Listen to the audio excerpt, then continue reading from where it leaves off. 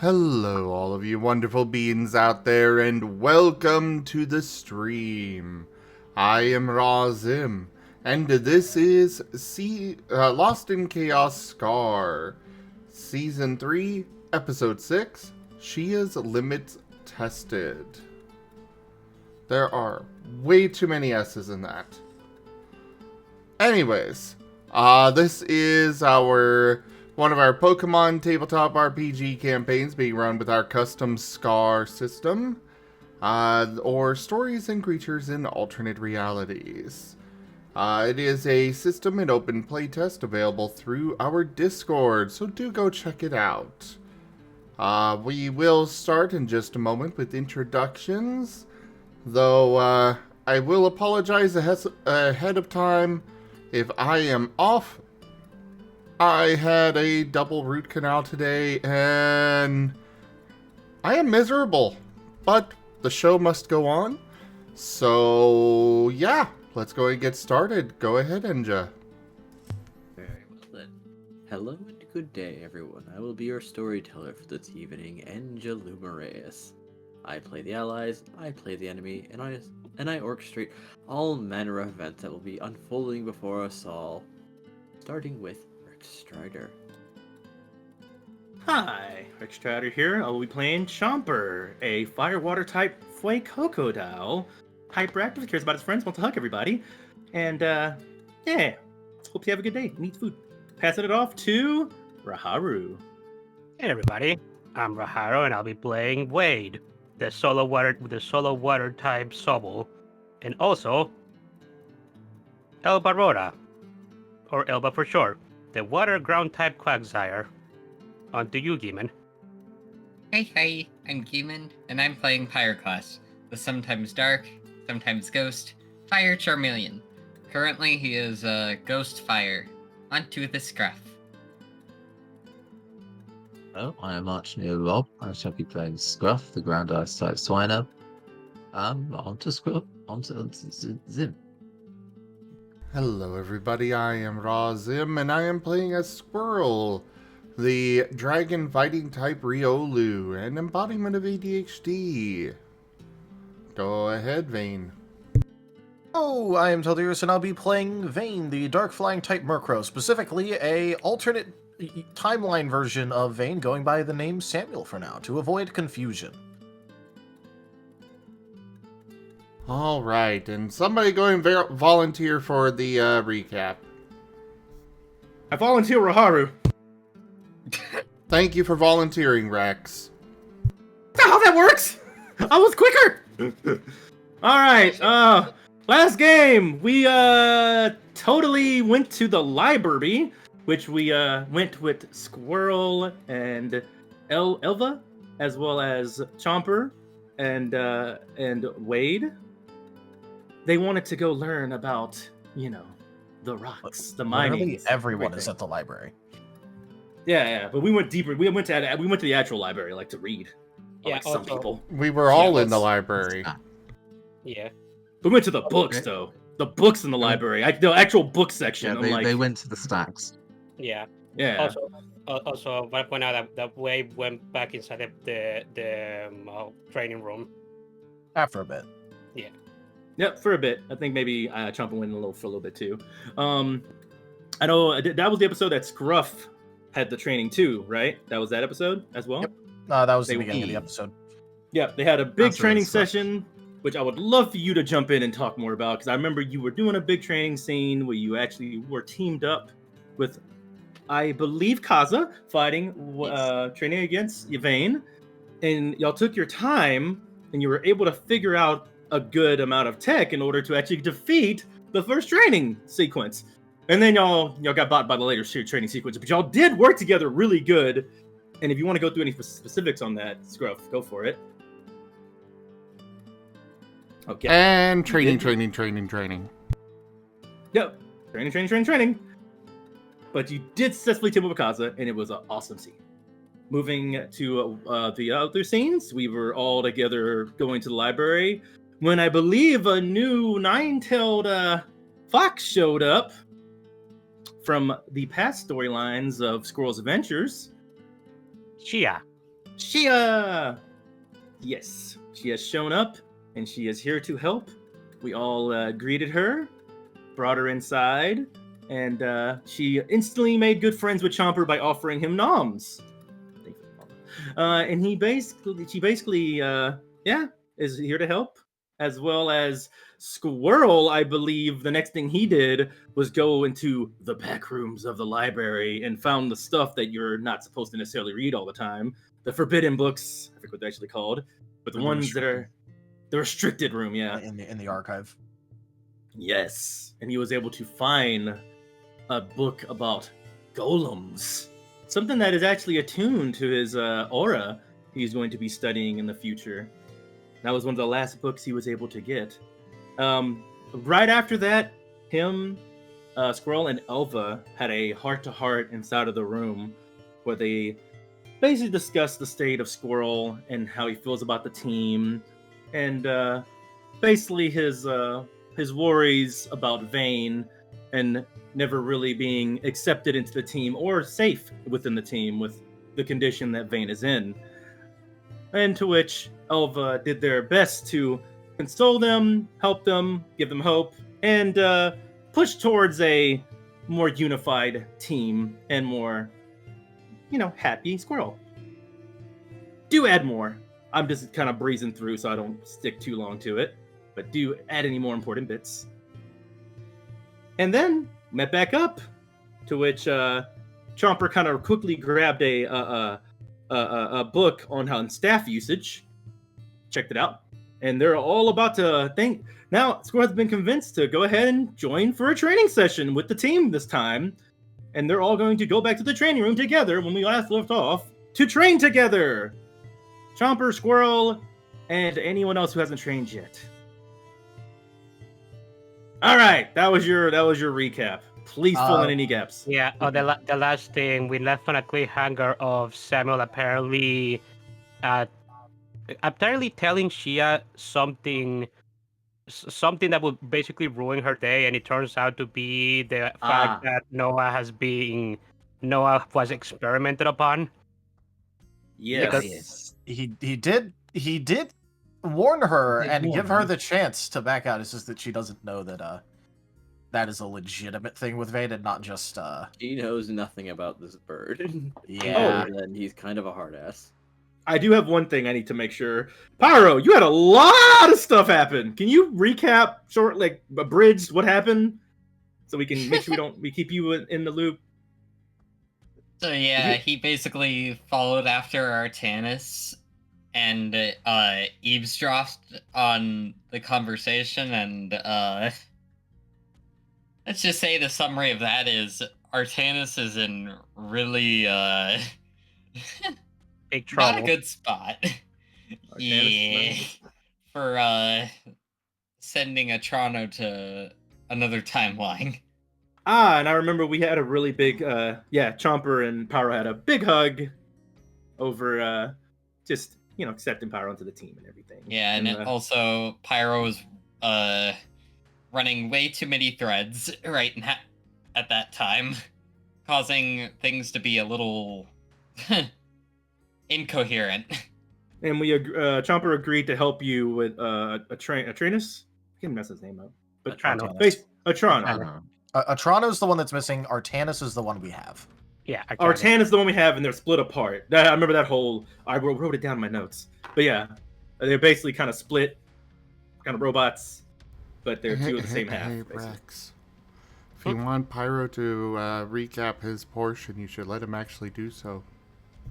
But Chomper. But Chomper. He's got his time in the light. He's got his time. Also, You told me to do the recap. You fool. Also, I don't think Artano or Artanis are androids. If anybody's an android, it's Pyroclast because he has augments inside of him. Fair. Also, the androids were being, and seemingly, theoretically, 2 other components. Yes, that. Yeah. Yep. Anything else, Pyro? There was also a small bit where he learned the shard configuration for the portal and how he got here, but there's still something missing to that. Ah. I see. Yeah, Razor, it's fair. You missed one episode. A lot happened last episode. It was a very forward progressing episode, if I could. It's on YouTube though. Exclamation mark YouTube. You can go back and recap yourself anytime. All right. Unless there's anything else, I think that is the recap. Oh, I believe it's suspected that one of the Apollo components is the person who runs the Porygon Bank. Yep. Oh. Also, Biang is The observation module. Yeah, the observation model specifically. The other two are the storage and the auto recovery feature, right? Auto repair, Yeah. yeah. The auto repair is the one we really need. Well, Because if tho- Bean's integrity is at 29%. well, if those things also turn into Pokemon, we should probably look for Pokemons that are good, that are like primarily healers, because that would make sense. So perhaps we should be looking for Chances Rodinos. Well, we're still doing the whole mechanical Pokemon. Fair.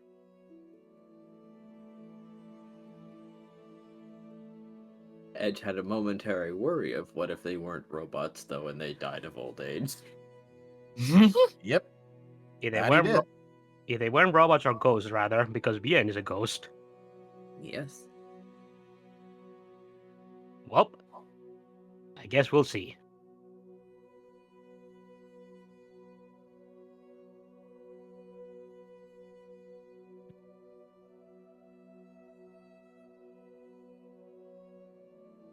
But yeah, the last scene was Samuel about to explain the whole Noah was experimented upon to Shia.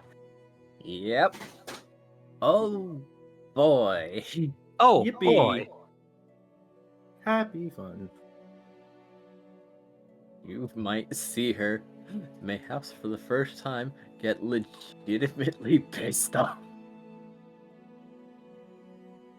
And I just met her. Wonderful.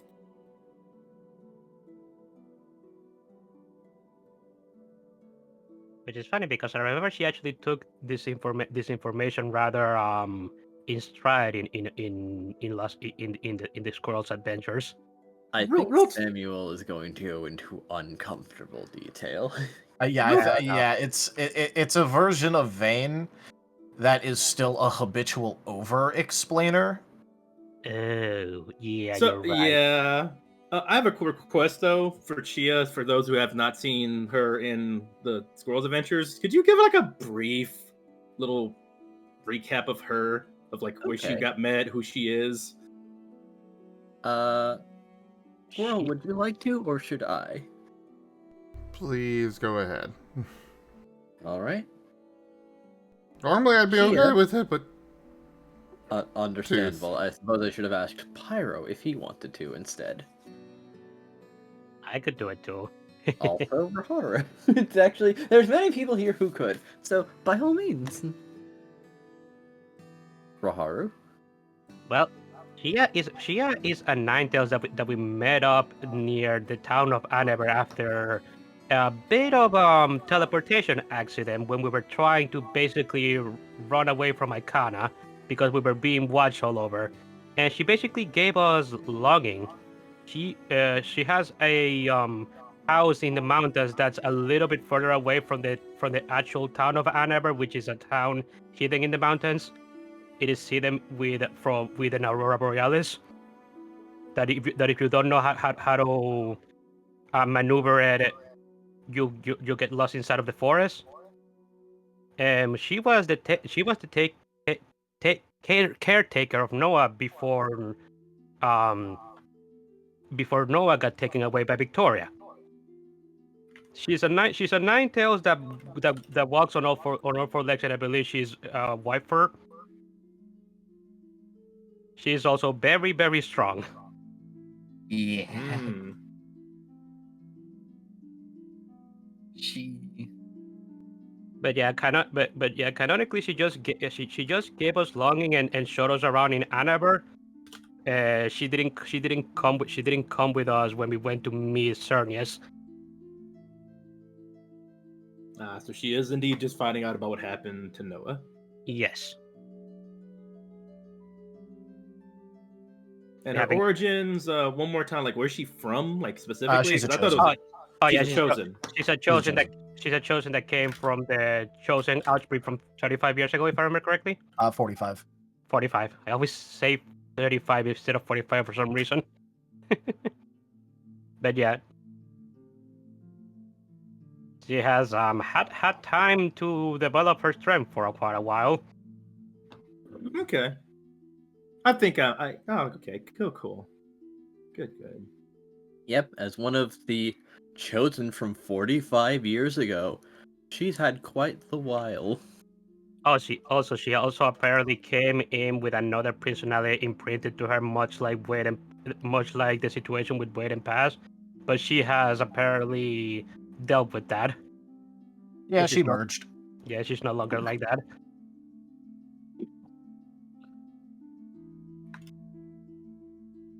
This is the person that Sigmund was referencing as only having seen one case like it before to Paz, like in season 1.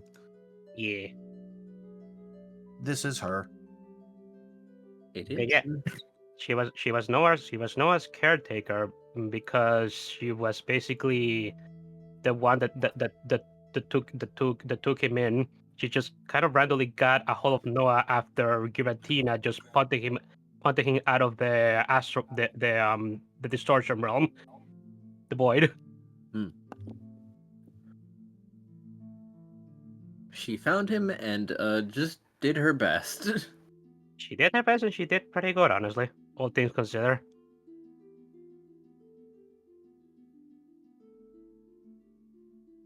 She's also the one that taught Elba the ritual on how to break the dimensional barrier to summon Giratina.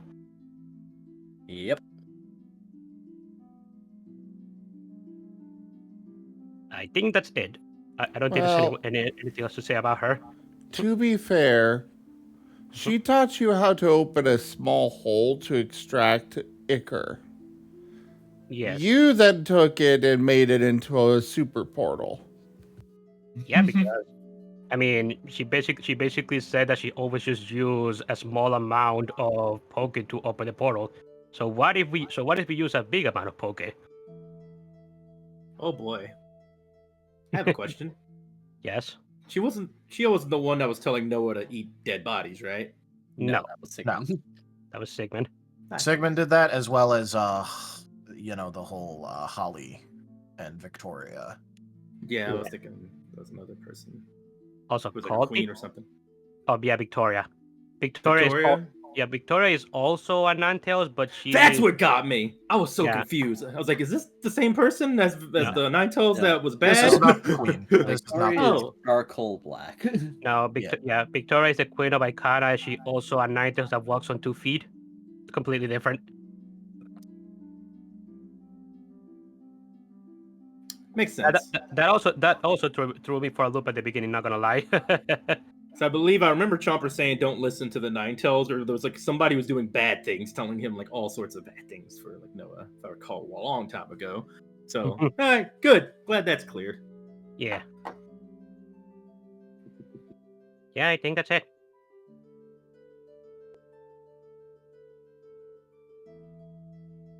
All right, is it time for Samuel to ruin her day then? I think you're going to be ruining quite a few people's day because Elba, Pyroclast, and Squirrel are there. Yeah.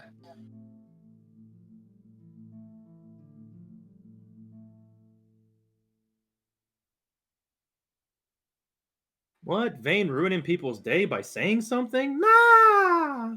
That's Hey, crazy. he warned her and gave her the option. Yeah, It's just that she doesn't really know him, so didn't know that this was that is a very important thing to be offered at all. Indeed. Because most people, if that kind of thing got offered, it'd be like, okay, you're gonna say something mildly upsetting, I guess. For Vayne, yeah.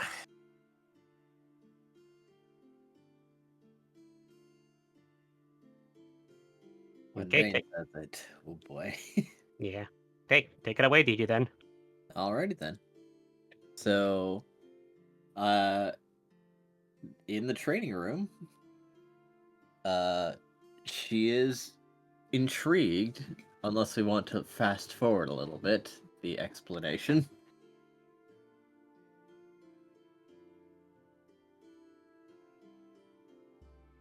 We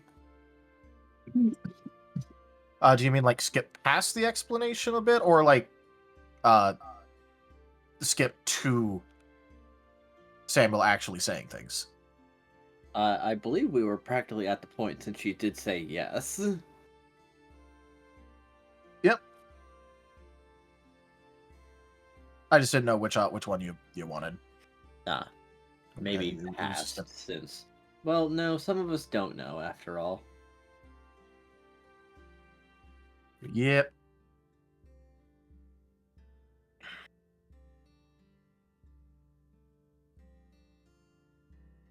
So in that case, he'll probably just start out by going, obviously after the opener of that he already did, just go, and it wasn't exactly the light prodding kind.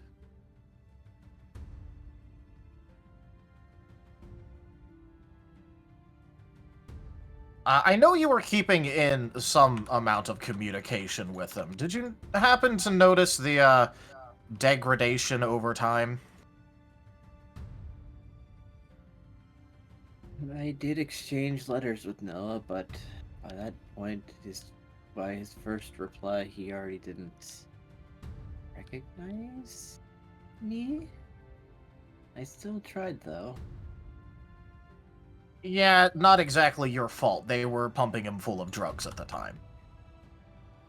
And even afterwards, he hasn't exactly recovered from what I saw. We weren't able to get a full picture of things, because I was only able to see it in the time instance thing, and that only went to a certain point. So, for his more modern state, I can't exactly tell you how much of the damage has lasted, but yes, they were experimenting on him purposefully with various different drugs, mostly just to see what would happen. Oh.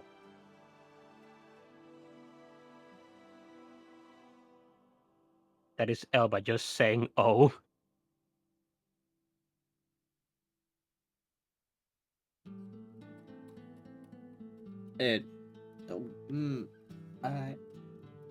Well, I don't approve of feeding him things of that sort. I'm having a difficult time imagining that it would actually affect him. Please describe Noah for me.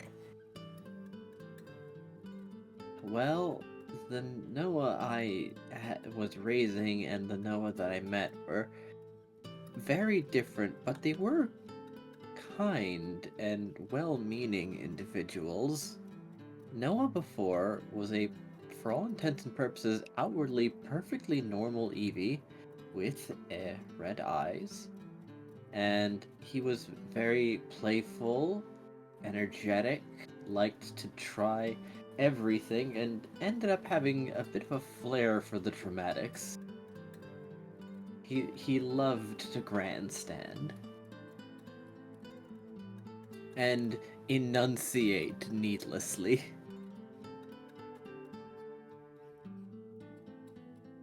And would you mind explaining how that was different to what you met later? Well...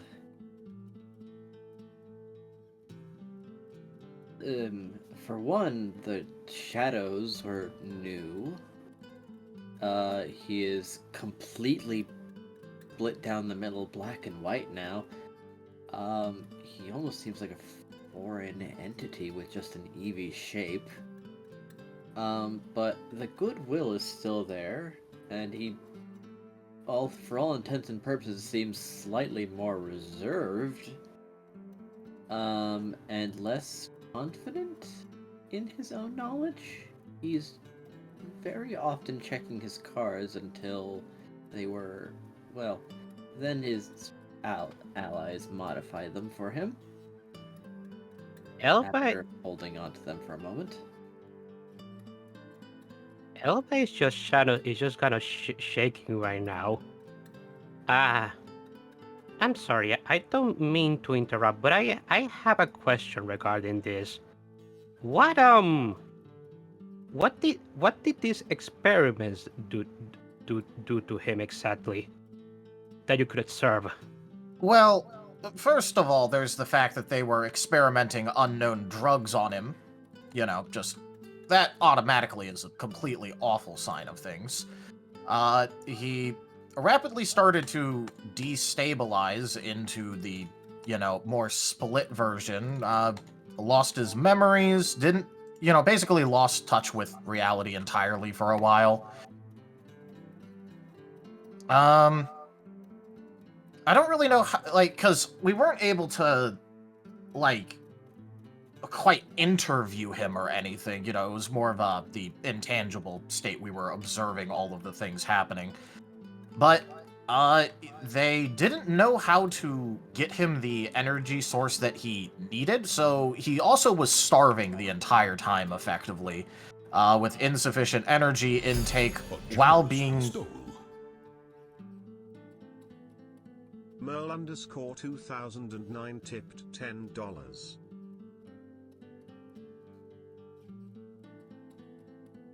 Merle, thank you so much for that tip.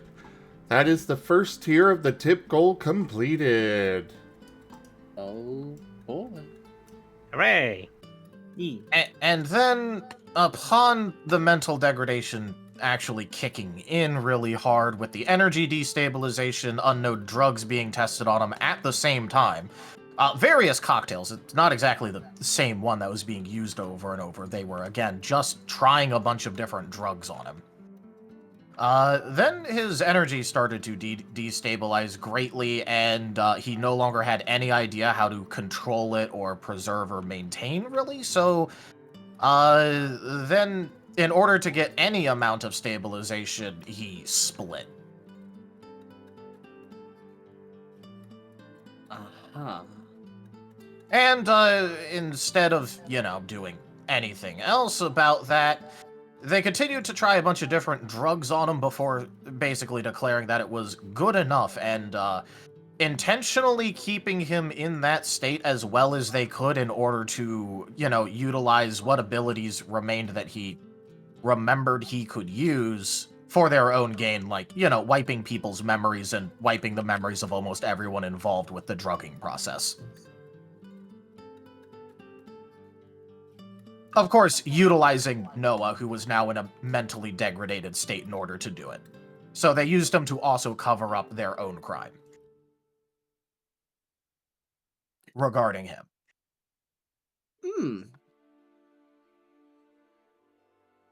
You could, if anybody's taking a look at Elva, you could probably notice that his aura is emanating from him at the moment. His spooky aura that he uses to paralyze people.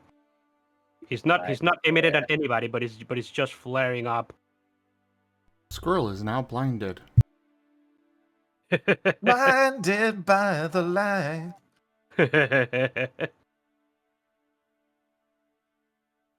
I really want to get going as fast as we can to go help Noah. We don't know where Noah is. I know, it doesn't help that. I'm just saying, I just really want to help him as fast as we can. Yeah, well, if you want to blame anyone for this, blame Kalti. Excuse me? Kalti's the one who told Icona where Noah was and to grab him and basically do what they wanted with him. The former guild master? Yep.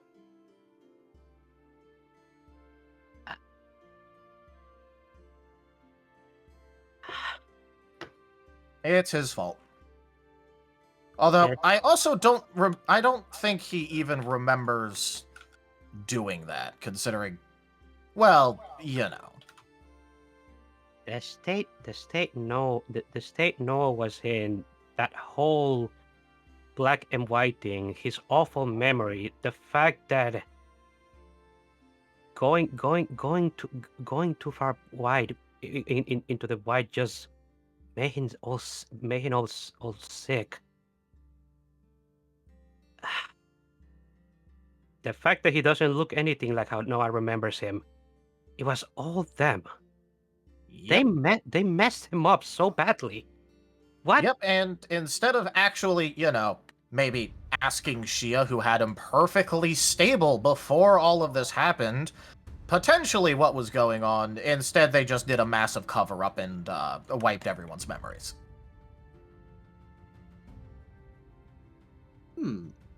What?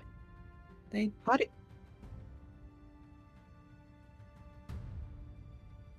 they did that, did they?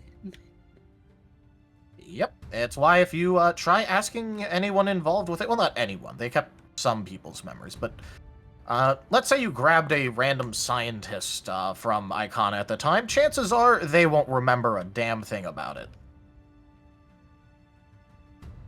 You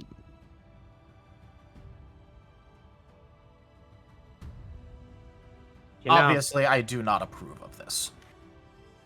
you know. At the time, I was wondering whether we made the right choice running away with Noah when we were being observed by a bunch of ghost eyes back in Icona.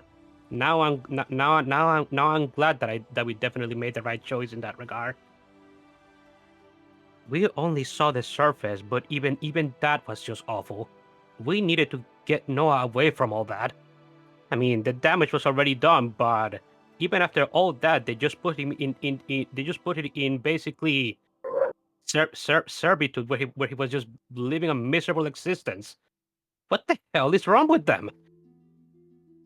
Yeah, it was not exactly the best decision at any level on any of their parts for this entire thing. Now, there is some amount of there could be a certain amount of leeway given if it wasn't so, you know, objectively awful in every single way, considering usually Culty doesn't go around giving such malicious advice. And so they probably took Culty's word for it when they first showed up. The damning actions were more the whole, you know, not asking Shia things, and then doing a bunch of cover-ups, and then when they actually had him even remotely stable, proceeding to, you know, continue to experiment on him.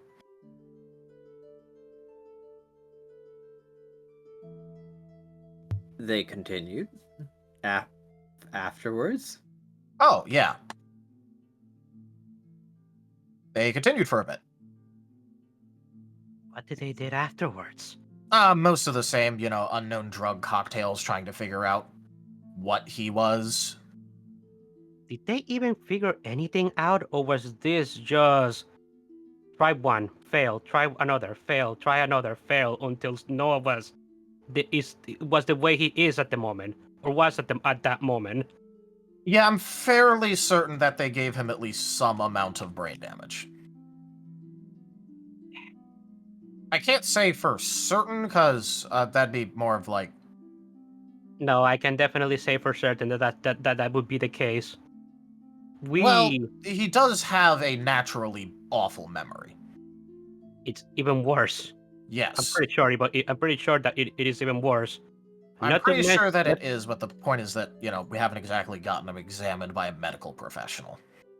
Not to mention his whole fragmented half his body and his fragmented personality whenever it went one way or the other. That is. Oh. Yep. Oh, by the way, this is something we tested out in the time instance, you know, just to see what would happen mostly. If he goes full white, he gets sick for a bit, but is perfectly fine afterwards, actually. So... Chomper's eyes were glowing a bit red, and then he kind of dims down after hearing that. They didn't even actually have to keep purposefully treating him awfully so they didn't get to full white. They just... Elva, he did go black first, and then, basically, completely freaked out, so they probably didn't want to see what the other end was, but also... Well... Elva is just taking a very deep breath and then letting it out. I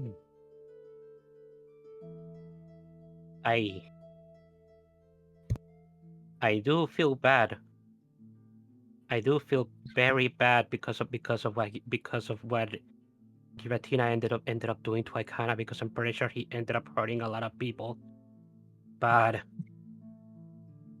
I'm not gonna lie, part of me is hoping that he actually get to part of that godforsaken castle. I am so... I don't even know what the word is at the moment. I'm just angry.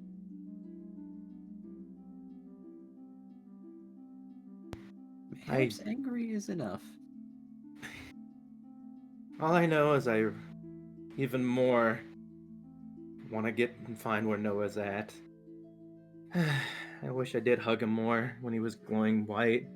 I was scared I was gonna do something that was gonna be bad or something was off, but Oh, I it will felt make like him he was horrendously sick for a bit.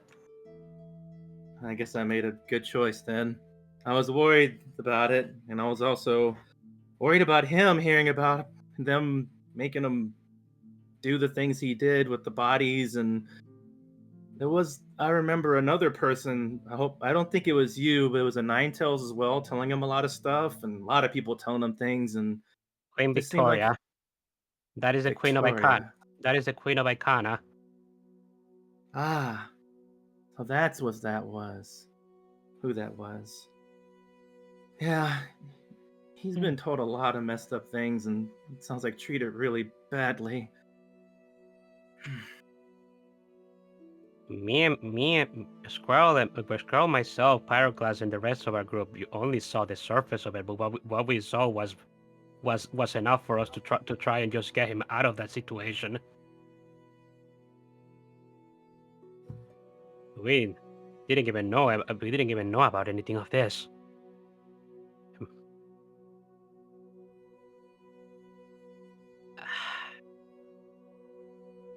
Noah, please forgive me. I don't think, of all the people that have done things, that you have anything to apologize for. She is going to say this, but her tails are fanning out slightly. It's just like a tense smile. Now, obviously, I would recommend attempting to verify this as best as you can, considering there is still minor differences between our timelines, so while the broad strokes of treatment might be correct, the actual details of anything might be slightly different. I don't personally think that minor details would make the situation any better. No, but I feel the need to make sure to specify this, so that way you guys know to not actually just take everything I'm saying as 100% true for your timeline. That is actually fair. Fair enough.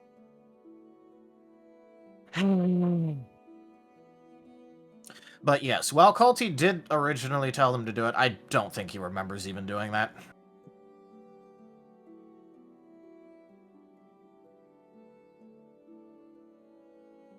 Elvis is just rubbing his own forehead. Oh, how I wish Culty was here right now, because now I have so many questions for him. Yeah, I would love to try and make him remember. That'd be fun. You do know his memory is just awful, not actually selective, right? I I am aware of that. After all, half of him is Noah, so... Alright, well, since you already mentioned that, Shia, just so you know, Culti is a mix of the original timelines, Kaza and Noah. I have many questions, but we'll get to that later, I suppose. It got brought up, so might as well actually clue you in on it. Oh, Timelines? I'm sorry.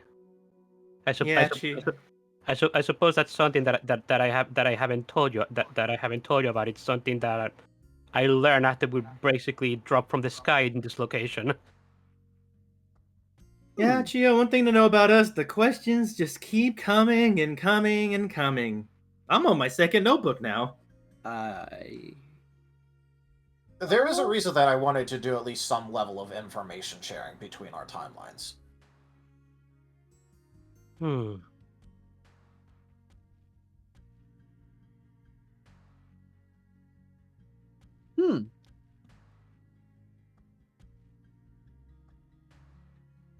Okay. Right. I feel like I need the rage room again. Real this time. What was that? Training rooms like that. We are in the training room. I said the rage room. Oh, the rage room. I could really use something to take my exertion on after hearing all that myself. With training damage. Well, we haven't actually trained yet in teams yet with Vane. Maybe that'll be a good idea. And then we can talk about moving forward to finding Noah or getting on with some more stuff. Jumper looks over at Squirrel.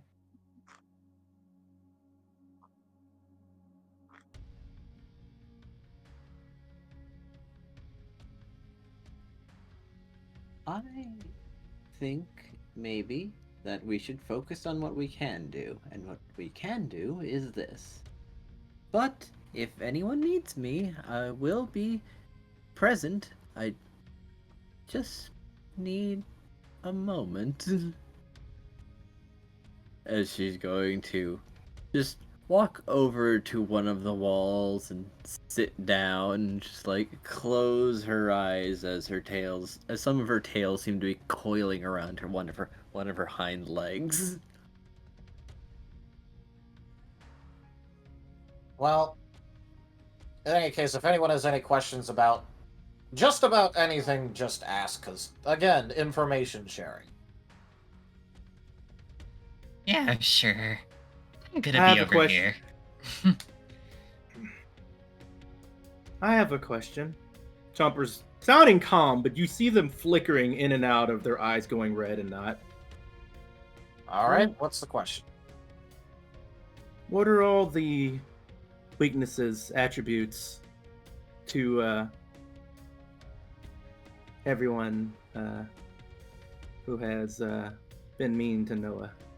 You want me to detail out the attributes and weaknesses of multiple rotations of the entire castle staff as well as outlying areas? Yes. Yeah, I can't do that for you. I have a good memory, but that is not exactly something that I could do, especially because, again, the details are probably different. Okay, can we focus on the toughest ones then? The biggest threats? Well, at least for that, maybe we didn't exactly try fighting them because there wasn't exactly much of a point. I mean, yeah, sure, me and my team are strong, but we're just silver ranks. We're not exactly about to go after, an entire kingdom, despite one of my teammates' complaints to the contrary. I barely even let him fight a couple guards. If we were to fight someone specific, who would it be?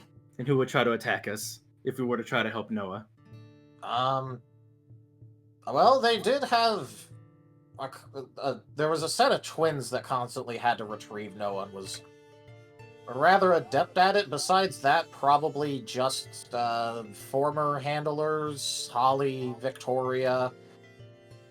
Basically the upper echelons of the government. Holly, Victoria. What types are they? Holly is a puzzle, so she'd be electric, and Victoria is a Ninetale, so she'd be fire. Although I can't say for certain if they are regular Pokemon of their species. Victoria isn't exactly a regular Ninetales. That's good. I can use that. Thank you. And Jumper is taking notes. Jumper is fully intending to study and learn how to fight. And everybody you've told me so far. Oh boy, Jumper is ready to kill. Not kill. Harm. Name. Jumper is ready to harm. Moles. It's good to have goals, I guess, but again, you are so wildly far out of their league right now that keep it to plans for now. Yeah. You can't get close unless you know what you're dealing with and can strategize and learn and get tech, right? Don't worry. I'm just taking notes. Just taking notes. Eyes flicker. Loading shotgun. I just want to talk. I just want Want to talk to him? I'm a talk. Yeah. I would just talk. All right. And also, when I say any questions, I do mean in general towards just about anything. Elba's gonna give a bit of a sigh and just rub the sides of his head for a moment. He does that for a while until his aura diminishes and his face goes back to normal. I am still angry, but being angry isn't going to do anything for me. So, I actually do have a question for you, Samuel. Correct? Yes. Well, I did observe you doing something with that notebook of yours that ended up making some sort of silent feeling in the room at the guild hall for people couldn't pick in on us. Was that magic? That was indeed magic, yes. Rather versatile. Pretty useful. Do you think you could tell me? You could tell me about that? How adept of a magic user you are. Those aren't exactly common. Well, I'm the second best magic user on my team. My teammate Antil still has me beat out on that for... Well, his world actually had it and he used it quite extensively. My world, surprisingly, actually had a little bit of it, but I didn't really know, so... only really started using it when I got here. It's actually rather interesting in terms of the mechanics of it, but... Could you show me? Yeah, so generally speaking, in order to do it safely, you're going to need a couple of things. One is a vessel and the other is a catalyst. The vessel, that matters a lot towards the different, types that it is suitable for. For me, I have this, and he's gonna pull out like a necklace pendant thing out of his bag and go, it doesn't actually need to be on you. It can just be in your Wonder Bag and it still maintains connection. So that's one thing to keep in mind. This is something that is small, easily hidden. So that means that it is suitable for dark type, as well as being light and something that could very easily get blown away, meaning that it's also suitable for flying type. Technically speaking, due to the material composition, it's also suitable for other types, but that's not, that's not important to this right now. Then what you're going to need is a catalyst as well, and he's going to pull out a book.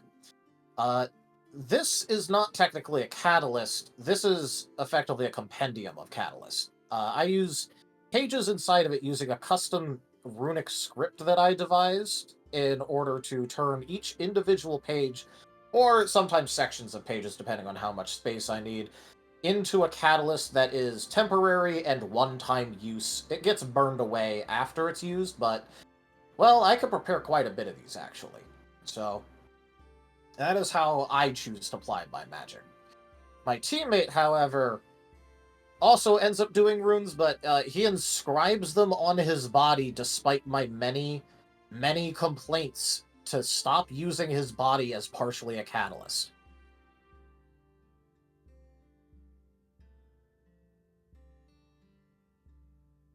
Order of Ecclesia.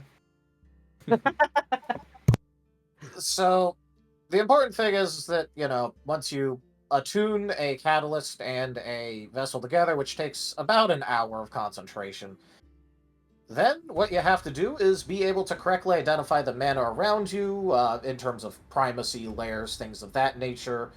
You can ask Bean to help you with that, actually. He's capable of detonating a small amount of Pokey in a room in order to make it bring a certain type into prominence. Technically speaking, magic is the same everywhere, and there is no greater or lesser concentration of it. It only matters as to what is in primacy. Technically speaking, every single type is equally present in every single area. You just sometimes have to dig through other types in order to get to it. Like, for example, if I wanted Dark type right now, I would have a moderately easy time getting to it, as it's a couple layers down and it's not near the bottom, but it isn't at the top, so I couldn't gather it without thinking much of it. So all types are always everywhere, but in certain locations or in certain circumstances, the density of it changes. Not the density, the layer. It is the same density everywhere. Imagine you're drilling down and you have to get to the correct layer. Ah, I see. Layer. I get it. Yes, so that's how that works. It's, you're, from what I can tell, you're just, a normal denizen of the world, correct? Not a chosen or anything? Elba rubs the back of his head. Yes, correct. In that case, your proficiency with magic may vary. I would recommend talking with Bian about, some of the basics of it. Another thing to look into learning is to make sure that you actually learn how to utilize a different type of magic that is not a part of your natural types. I'm still working on that myself, but it's very important for dispersion. Now, magic users are detectable by people also in the know about magic and moderately adept. As you use magic, a small amount of the energy will actually build up and stick inside of you, and if you don't disperse it properly, it will sit there and grow and make you more and more powerful in magic, which is a good thing. But it also starts to shine like a beacon. So, it's very hard to detect if you only use magic the same as your types. So, having at least some amount of magic you're able to use that's not your type is important for locating that and dispersing it through your body and releasing some of the energy and replacing it with uninitiated, unactive, passive mana that has not been used in a spell. This makes it undetectable but still grows your magical capacity. You do have to be careful not to accidentally use your own life forces or energy or anything like that, though. That is very unrecommended to disperse. You can see Elba rubbing his chin as he's digesting the information. Then he takes out a notepad from his bag and begins noting all this stuff down. You know what? Here, even if I'll let you borrow the notes that I took when I was learning how to use magic and devising my system. However, if I disappear from this timeline before you're able to give it back to me, you're paying the dungeon merchants to get it back to me. Elba nods. That is fair. And he'll hand over a notebook filled with magical notes. Elba takes the notebook and he begins to Hooray, magical notes. read it for a moment. This will take some time to digest, but this will have to come later. At the moment, there's more pertinent stuff to talk about. We're just gonna put it in his bag for a moment.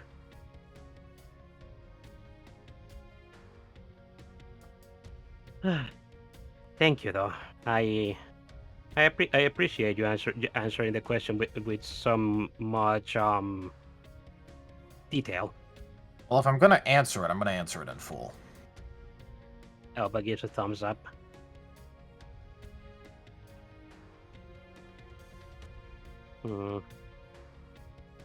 I am curious, though. It seems that you and your team went into the time instance, but you guys, well, we kind of rushed it off, and we didn't really have time to deviate from the script. We pretty much were just observing, and we basically just follow wherever Simon went. But you guys seem to have gone in many other locations. What other places did you guys went to? Well, we traveled around a lot, actually. We basically did one full run-through of the timeline where, we just let everything be as normal. We changed as little things as possible. We probably had some amount of butterfly effect, but not a major amount. And then we did a second run-through where we just went around changing about as much as we possibly could, messed around with things, started talking with a lot of different people, actually, in order to get just as much information about anything useful that we could. So, in terms of places we went to, we were pretty all over the place, but if you ask me for directions, I couldn't tell you because we just teleported there. That is fair enough. It's actually unfortunate that we really didn't think of doing that ourselves. We just wanted to get out of there, pretty much.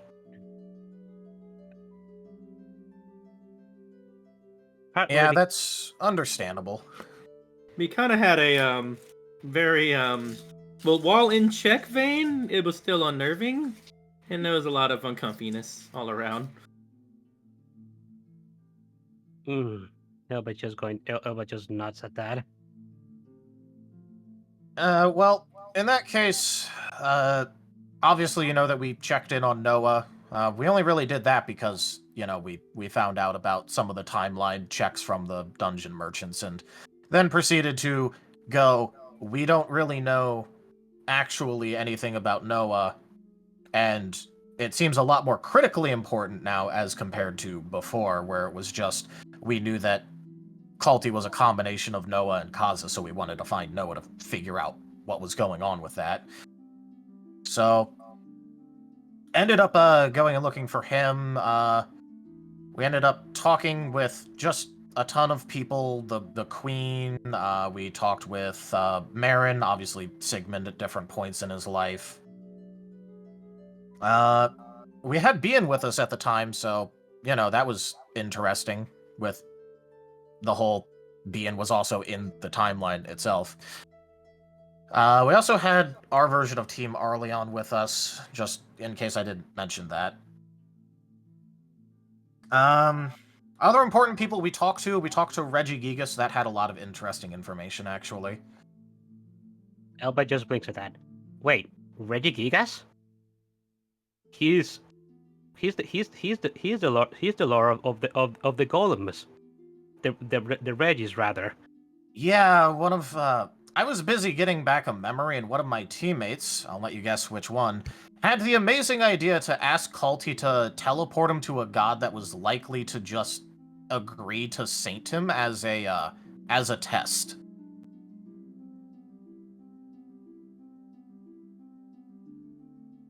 I did not appreciate this when I came to and found out what he was trying to do. Wait a sec. What was that again? Say that again? This is Wade speaking, by the way. One of my teammates had the bright idea to try and get sainted in a timeline instance.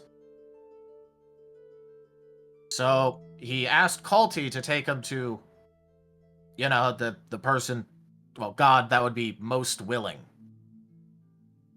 And so, inside of the timeline instance, he told that Reggie Gigas that it was a timeline instance about all of the gods' various rule breakings, And so Regigigas sainted him for a little bit. How exactly did that go? Well, it went interestingly. I mean, he only became a contracted saint, so it wasn't like it permeated his very soul. Ah, It just sort of, stuck on the outside. It was for the duration of the conversation. It was more interesting afterwards, actually, because afterwards, he's very rules focused, so we actually got along fairly well, and he offered to give me a blessing and possibly even sainthood, but I didn't want any of that, so I just turned him down. We're gonna have to actually reconnect with him and reinform him when I get back to my timeline, so we can actually do that. Well, not that, just inform him of all the rule breaking, because he cares greatly about that. So perhaps Regigigas might be a god that we might be able to actually talk to. He is, and he's not one that even needs to die, so. Yeah, he's only at the assuming for timeline progression, he's probably at most like 50 to 60 years into his 150-year lifespan, because it doesn't count while he's hibernating. So, yeah, he won't even be like targeted at all automatically, because again, we're hoping that when we recreate Hell with Belf's help, it should automatically kill all of the gods that are past their timers and reincarnate them forcefully. Artan is gonna lean over. Oh, you got Belf too? Yeah.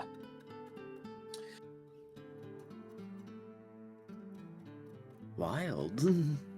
Well, you Oh, see, I the guess thing it's is, not it's an near entirely parallel timeline, which means he was technically getting reached out to by both of our worlds because they're separate instances now. Oh.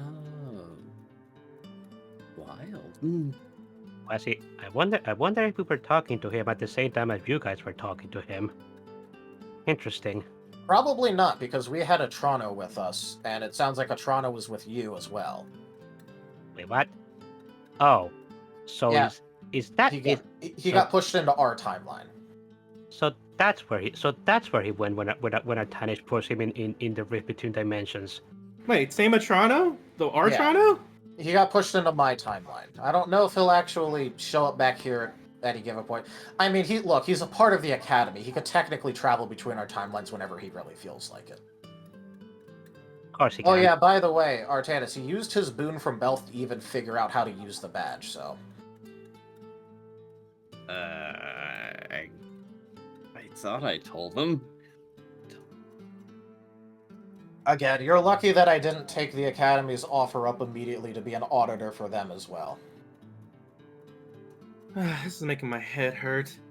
All I know is I want to get strong enough to be able to help Noah and help all of us work together. What can we do to actually do that now? Well, there's an entire room filled with people who, at least most of these people, are willing to attempt to train you, and we're in a training room, so pick someone that you want to learn from, pick someone you want to learn with, and do training. Well, we did come back so we could work on team training. When Chomper motions over to Squirrel and Elva.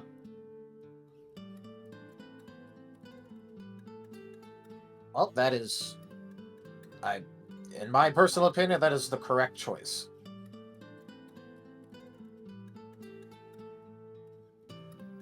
I am definitely willing to help you guys out when it comes to team training. Even if I'm not technically part of you guys' team. Well, you are now. Yeah. Chomper looks through his backpack. Here. And Chomper hands him a hamel. I don't have any more BFF badges. I have to ask Squirrel to make some more later, whenever we get done getting more stuff to help him make stuff. More rocks and metals and stuff. Which we should be doing very soon. Giving someone a gift doesn't make them a part of your team.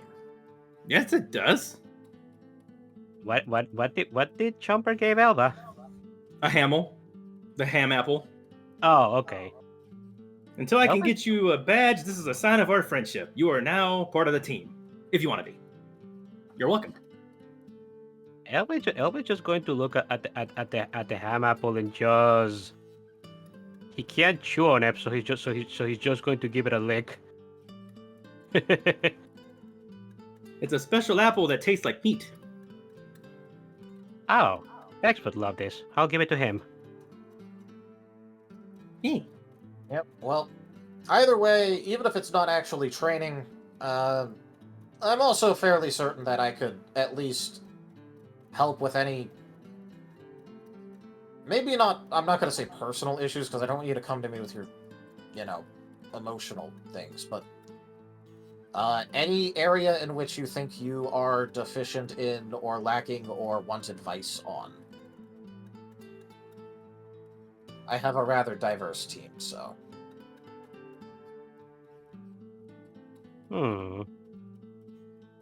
Well, Squirrel, are you there?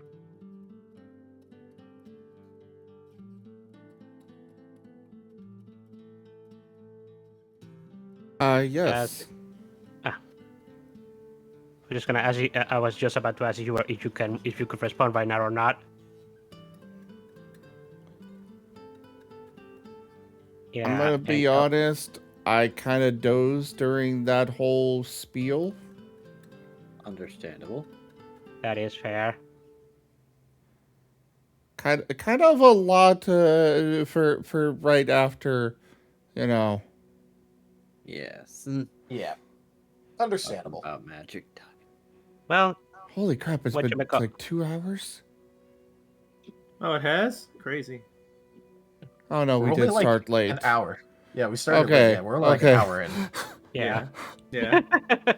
I looked at my OBS and it was like hour 19 minutes. Yeah, but Vane just explained magic to Elva and then just talked about Regigigas for a bit. Yep. Yeah. I'm gonna say that Squirrel was purposely not paying any attention to what Vane's saying, or Samuel. Convenient. Because it does actually, it fits him. He wants nothing to do with Samuel. Or Vane. You did catch the stuff about Noah, though, right? At the beginning. Yeah. That may be something you would want to know about. He listened to part of it. Yeah, it was the whole thing about Noah being experimented upon that we actually learned in the What If. Although in a bit more detail. He paid attention to part of that. Fair enough. And now both Chomper and Elva are asking Scroll if he wants to do some sort of team training with them. All right. He is going to look over at Shia.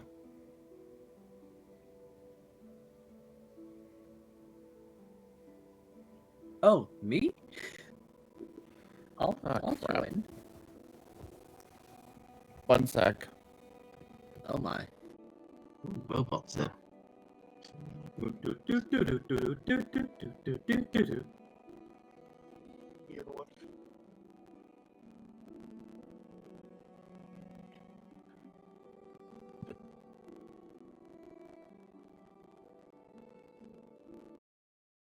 little bit of downtime. All right, that's been fixed. Good. Alrighty. So last session, Squirrel had asked Shia if she would lead that team training. Ah, yes. Okay. I'll give it a go, I suppose. Now, training. I don't have terribly many ideas. But, mayhaps, a light round of combat together? That sounds fun. Sure.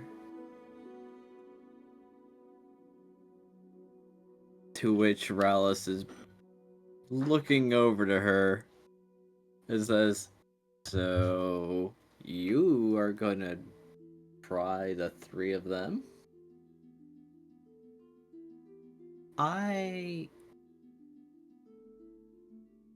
Well, obviously I'm not going to be trying. It's just that maybe that they could find some way to get one over on me if they tried a few different things. Elvis going to put his hands together. Okay, Shia, I do need to ask you, how capable are you of holding back? Because I have seen what you're capable of.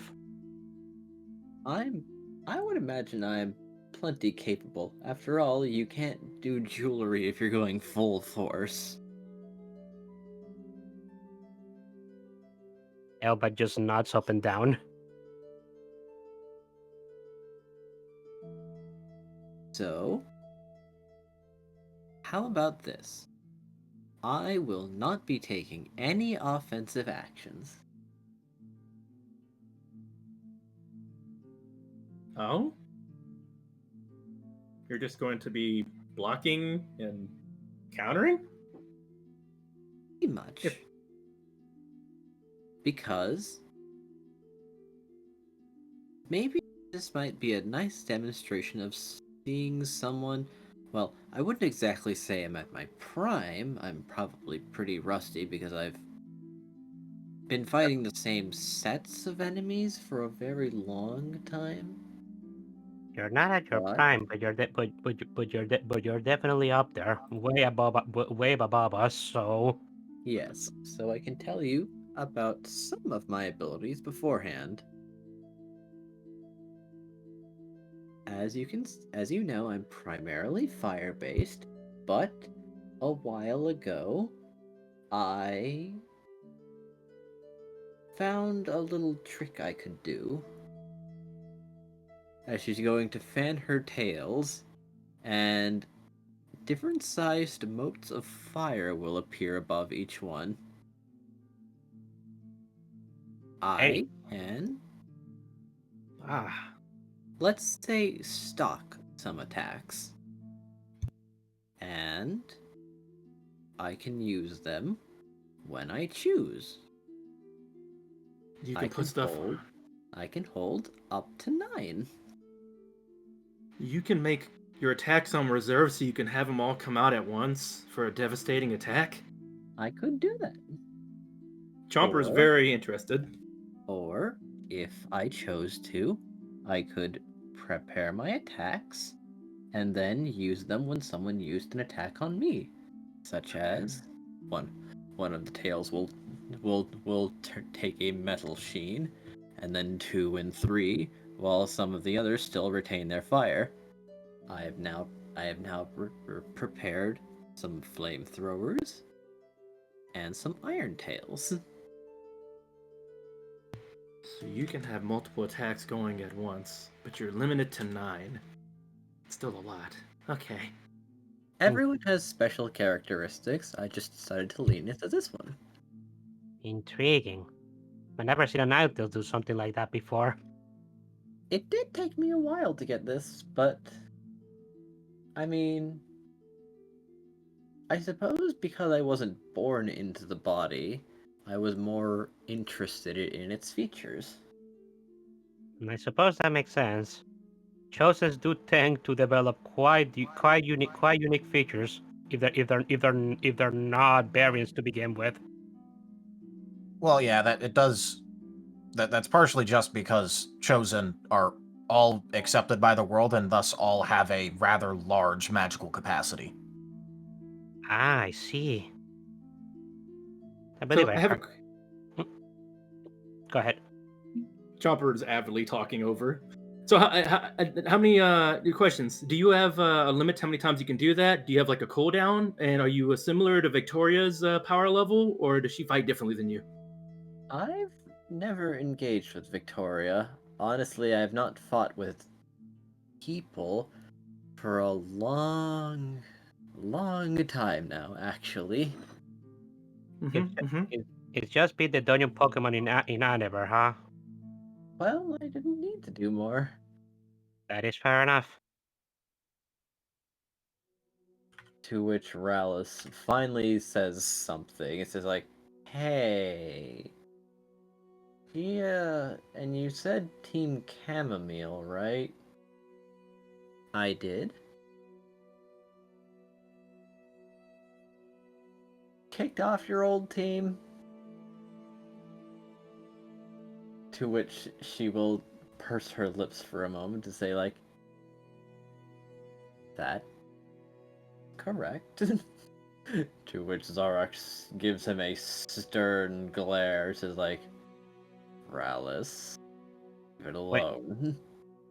Wait, what did Rallis said? "Didn't you get kicked off your team?" Oh.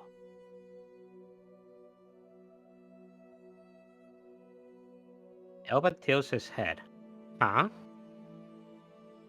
"Yeah, you had an awful reputation." Shia did? Really? Yeah, supposedly she was totally different.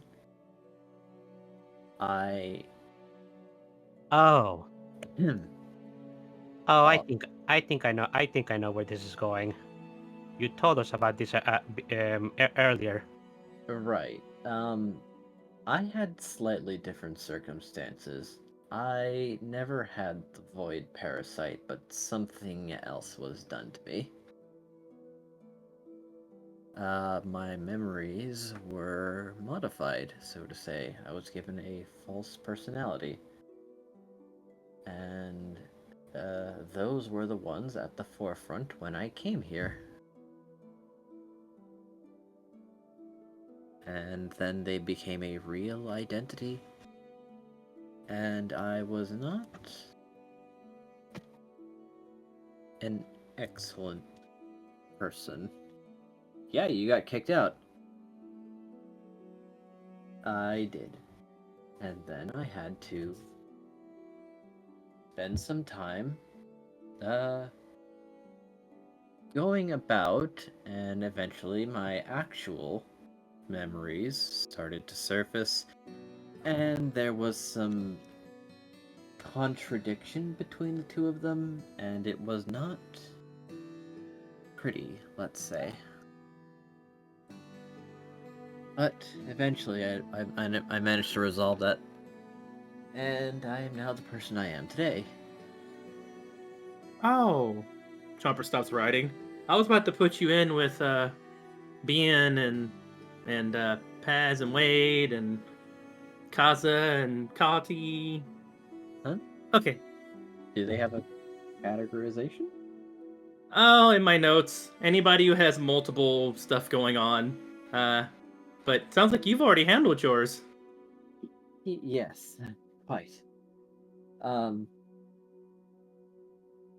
It's not a chapter of my life I'd care to revisit, but I shouldn't ignore that it happened.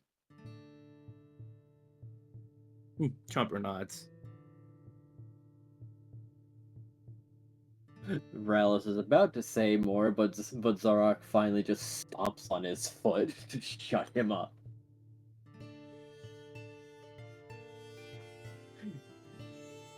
And takes him aside to begin scolding him. Can I do something before Sarog takes him away? Yes. Okay, one moment.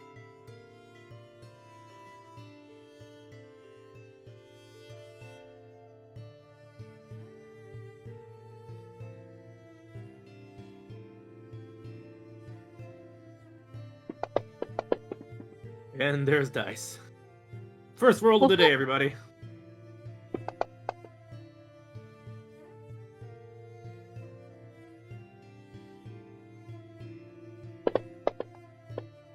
Oh boy. Nice. Okay, yeah, Elba is glaring at Rallis. Oh boy. Oi. I can see the doom symbols from here. The quag. It's like quag, but in Japanese, so it looks like the doom symbol. Quack, quack, quack, quack, quack, quack, quack. It's just the, Okay, let me just count this for a moment. 1, 3, 5, 6, 8, 9, 10, 11, 12. Alrighty then. Is Morales getting another restrained? Yes. Alright.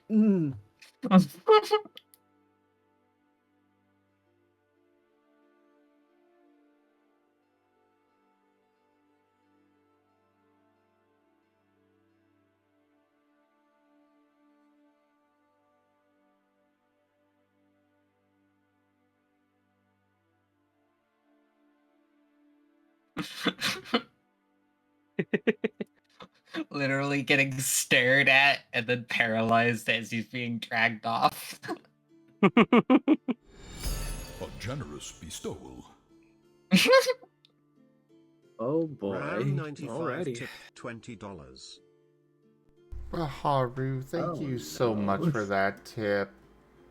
That is the second tier of the tip goal completed. You're welcome. Morales is upset. Says like, hey, hold on. People earn their bad reputations, and if I'm remembering correctly, she only got worse after she left. You don't know when to keep quiet, do you? Yeah, do you want me to start commenting on this, Rallis?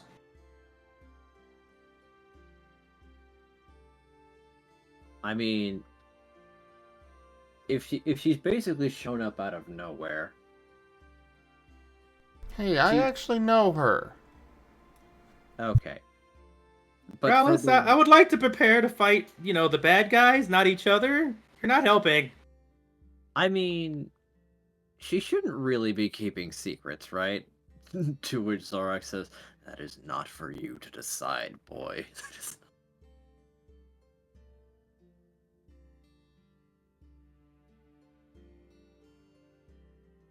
You just got Boyd. Straight up You got Kratos. Boyd. Again, do you want me to make a comment? Because I could just start making comments again. Elba's just going to put his hands together. Frelus, I don't want to point out, but you've been keeping secret. You have basically been keeping secrets to yourself, so I do not want to hear it.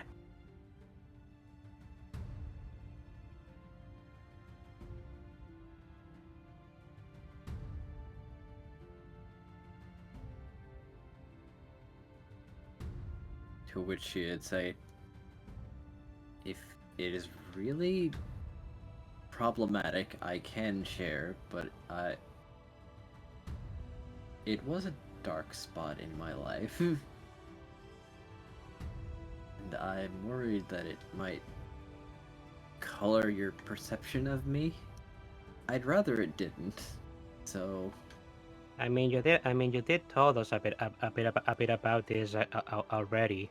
So at least I can at least connect some dots of how things may have been. You don't need to talk about it if you don't want to, but if you want to, I'm not going to stop you, Shia. Well, Right. I for one like you already as a friend. You've given me food. You've taken care of my friend Squirrel and everyone in his team. I think you're all right. You don't have to tell us everything. okay. I'd be ready to train with you. Yes. Let's do it, and anyone who would like to join may. Yay! We get to finally train. Let's go. Elba will join you guys. Vane is going to step aside, because he's not really.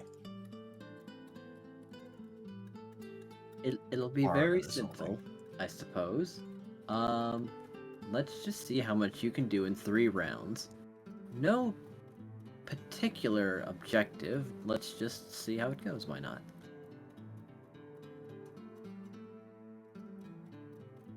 Yeah. Elba's gonna join in on this, while as Samuel is stepping away, Wade is going with him because he Yeah. has more questions he'd like to ask. Yeah, Samuel was gonna go like pretty much like over to where most of the available trainers are just kind of hanging out-ish. Like noticeably stepped away from them a little bit, but like in the same area. It doesn't make sense to like spread out all of the people to get possibly hit by moves, and instead it makes more sense to keep like the side people to one general area. Makes sense. Artanis is leading in closer, so anyone can join, right? That is correct. So, what do you do? I make jewelry? Neat. I accidentally burned down her forge. I'm still gonna pay for that. You can take your time with that. Trust me. It just pauses things for a moment, but it's not like it's putting me in any particular bind. I just need some new tools now. Also, Artanis, I would recommend focusing on how to fix things instead of teasing and or flirting, whatever you're trying to do. I can... He huffs a little bit. Because he has been distinctly called out. I mean, look, it's not the vein he knows, but it's still vain. He's like, I'm trying to do something here. Leave me alone, kid. Hey, if he wants to keep doing it, he already made his comment. Also, can Pyro hear them talking about this? You should be here, so yes. Yeah, Yeah, he went over to the training dummies because he wanted to it's, cool in off the for a little same, bit. it's in the same room still, so. Yeah. We're not exactly trying to whisper to each other, so anybody who is trying to hear would be able to hear us.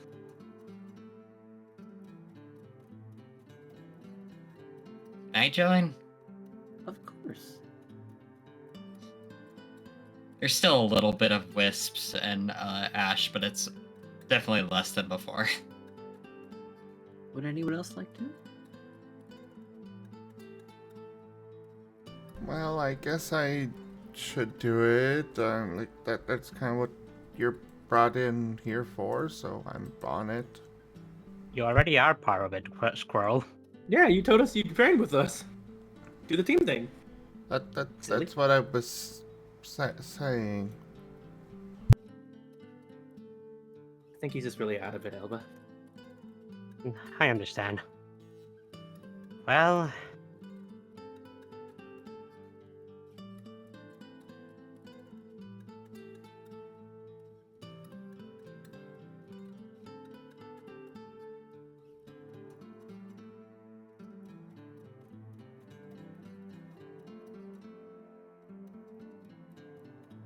Where this was going to exclaim, I'll be sitting this one out. Unfortunately I am not really in shape to spar anymore. Not today, at least. Well, if you insist. I don't believe I'll be going anywhere, so we can take our time with this. Well then. Shall we?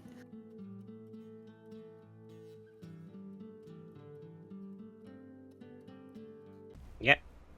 I guess it's time to roll initiative. Yes, it is.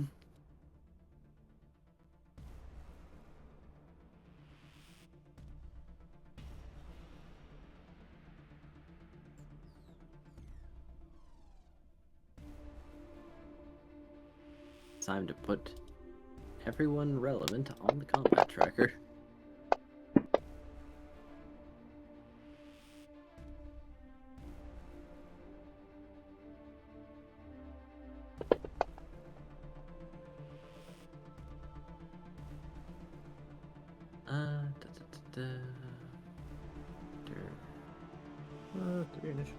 Jumper.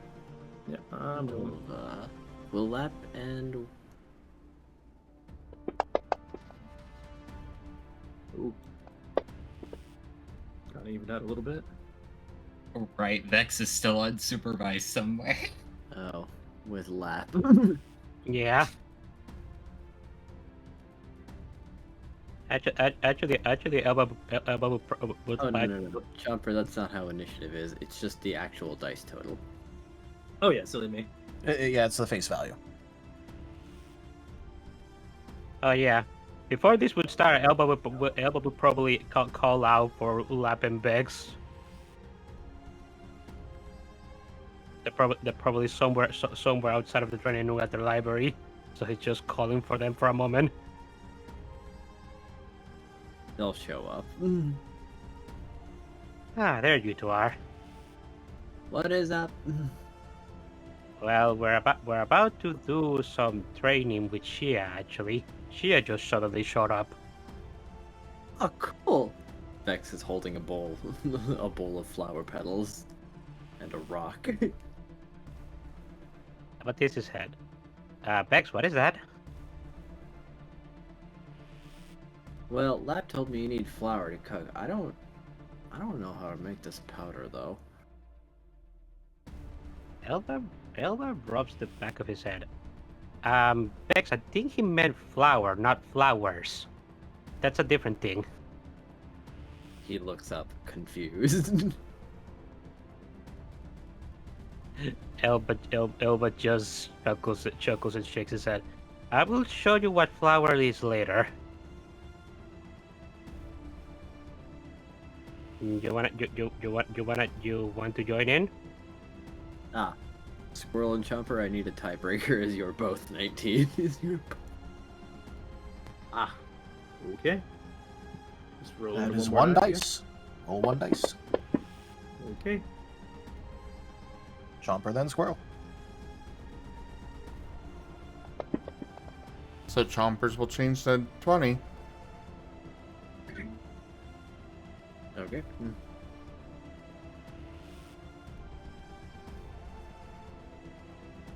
Oh, Or I sorry. could just add a decimal point.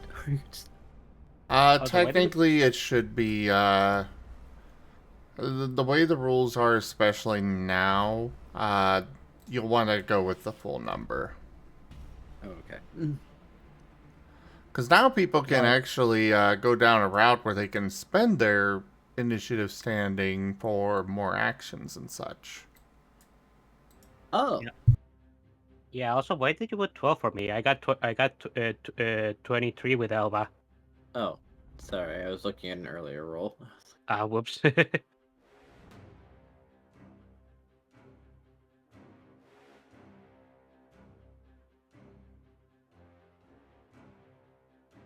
So will Lap and Vex be partaking?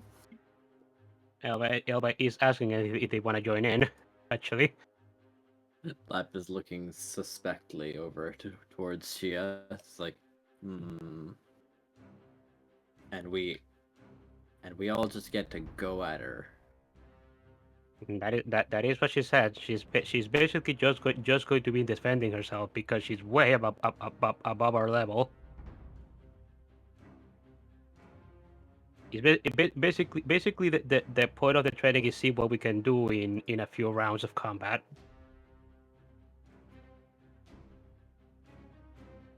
Oh.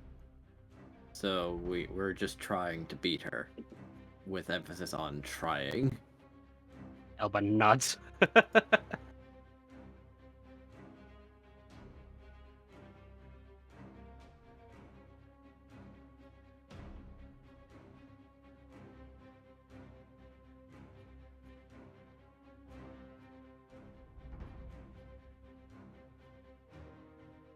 Okay, I'll roll initiative for Lap and Bex. Vex is all the way down, on,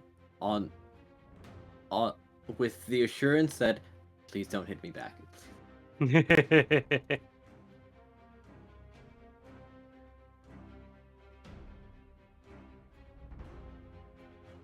Big nice lady, please do not hit me back.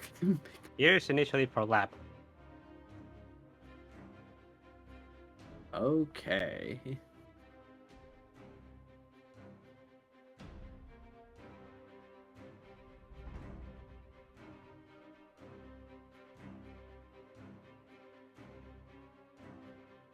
And Vex.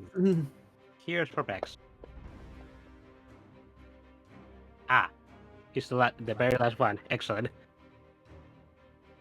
Funny how that works out. Now time for Shia.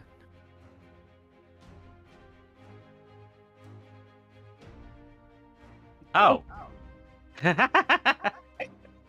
I will inform you, she rolled 9d10. I see.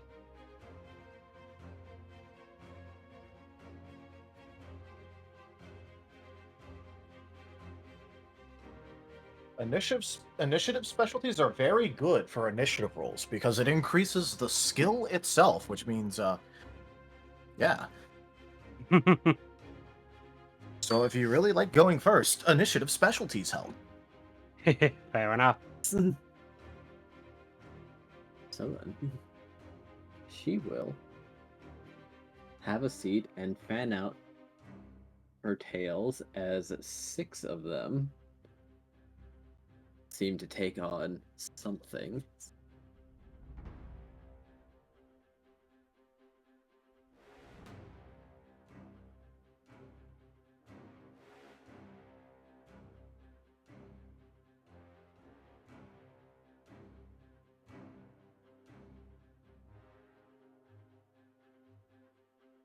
And with that, she waits.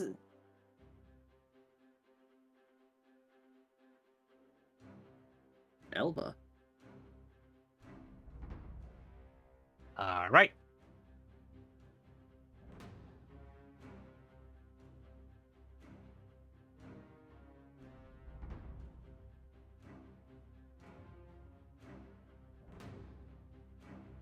Okay, Elba is starting his turn by using observation to increase his accuracy by 2. And then Quag Glare.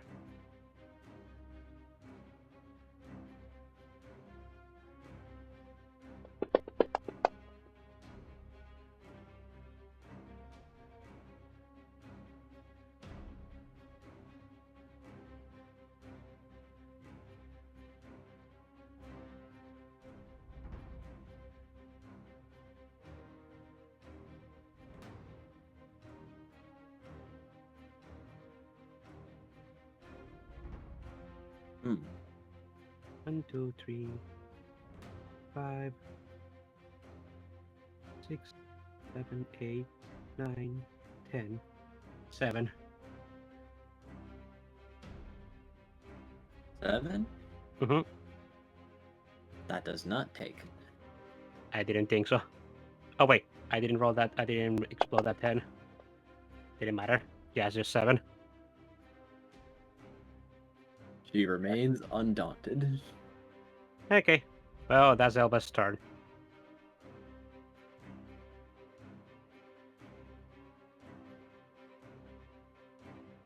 Alrighty. Shall I end turn, or do you? I already ended turn.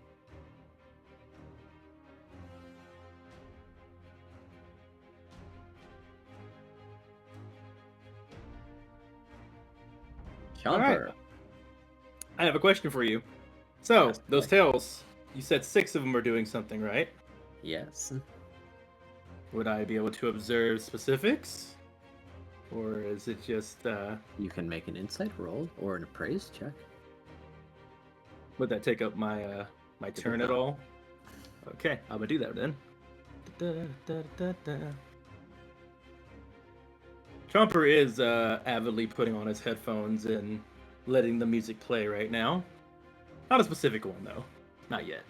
They are going to be doing the appraisal. Very combat appraisal, by the way. Let's Cool. see.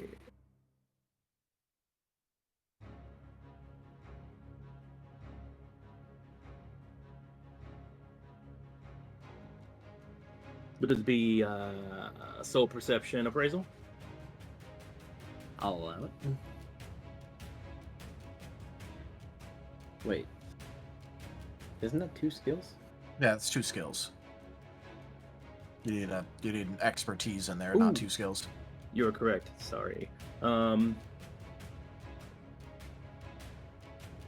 for a moment there. Which would you say this would be?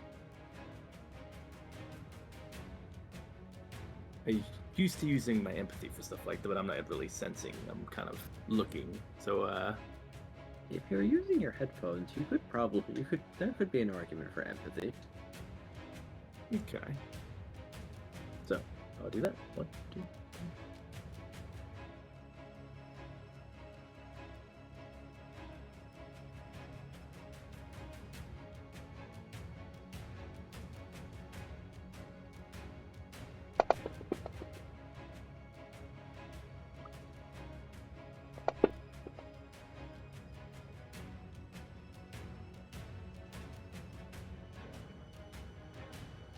I got 8.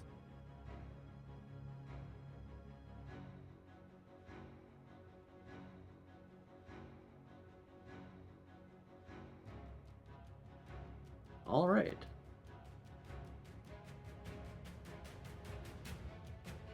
This looks just like what she's shown you before. However, 3 of the tails have a sphere of fire above them, and the other 3 have that same metallic sheen.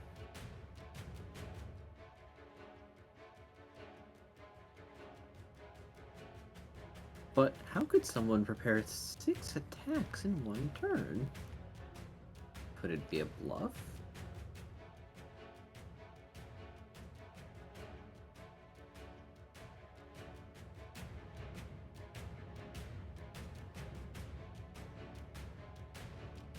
Chopper is gonna take a moment to kind of bit of a whisper behind them at their team. That squirrel's nearby. Just saying, I count 3 fire tells and 3 metal tells for physical striking. Be careful. And Chomper's going to then. I have a question, by the way. May I use the disarm on this? This does not count for tails if I try to disarm the ability of a tail. Or is it more for just knocking out a weapon in someone's hand? Disarm? Yep, the disarm. I'm going Okay. for mainly a disarm to stop them from being able to use their tails. Or whichever ones I'm focusing on.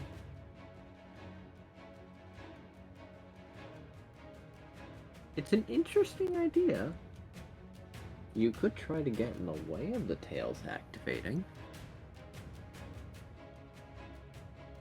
Okay. Unfortunately, I don't think disarm disarm would. is for actually. It is for held items. Yeah. Okay. I had a feeling. I just wanted to clarify Yeah. that. Good for the future, anybody who's listening. Well, then in that case, I'm going to actually hold off on my action by. I am waiting for a specific action to happen from who we're fighting, and if they were to use any of their metal tails on anyone, I will be activating my my brace and getting in front of it. So you're prepping an interception then. Yes.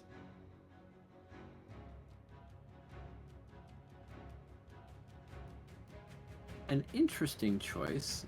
Combo attacks are also available, but this is also a valid choice. Yep. And that is going to be my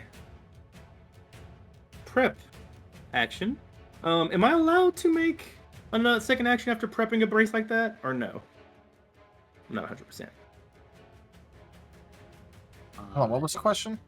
Am I allowed to make another action after prepping a brace for that specific thing, or is that it? So a brace is a defensive maneuver, so long as it's not a defensive maneuver, you would still have both a standard action and a quick action. So long as you have And- only used a brace.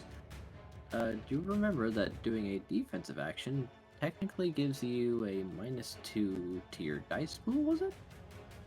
Yeah, to your natural dice pool, -2 on your next offensive action. That's fine.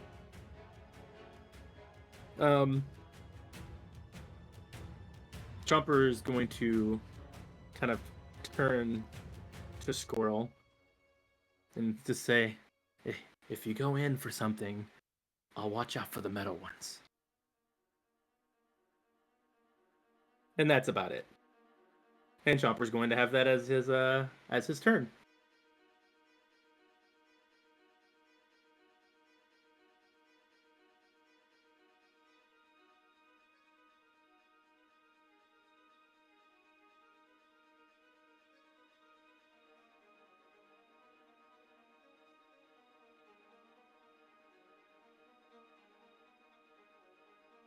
So pass your turn, Rex.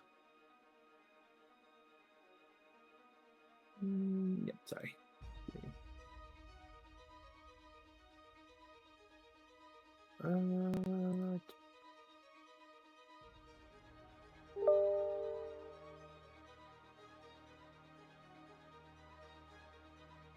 Oh boy, oh boy, oh boy.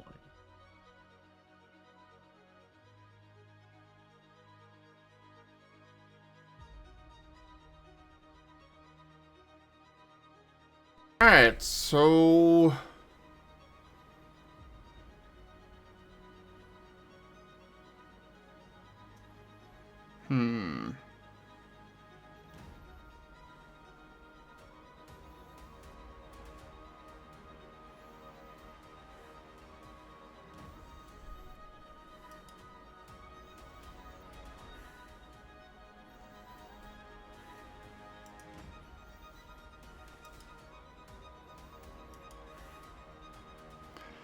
Right now I'm just trying to figure out what kind of combo Squirrel's even capable of.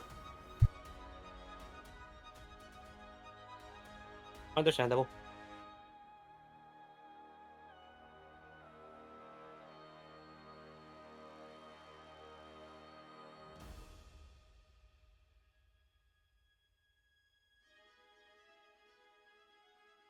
I don't think he really has anything, So for now, he's going to go try and use his aura stuff to make an attack with his, weapons.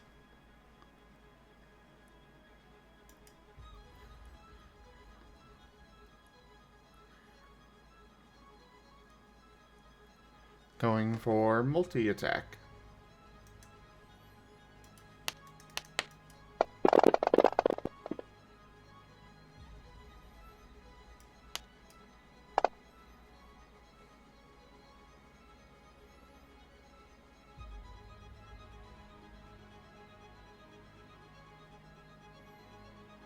Oof.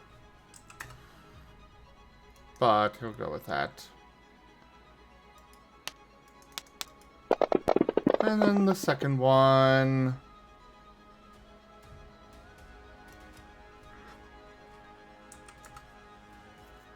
There's his attacks.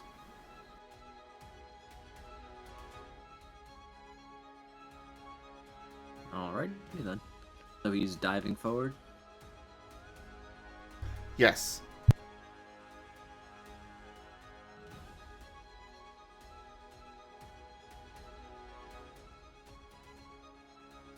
So he's running forward and swinging twice. So he's...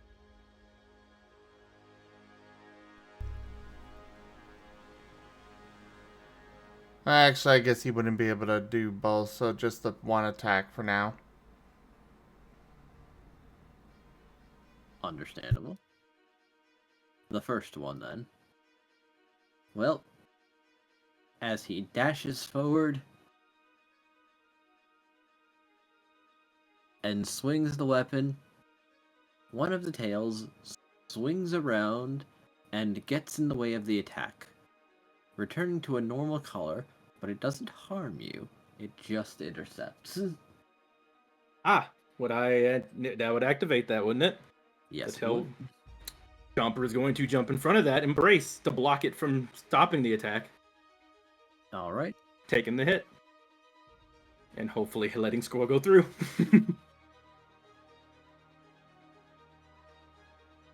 As she was not expecting for this to be the case.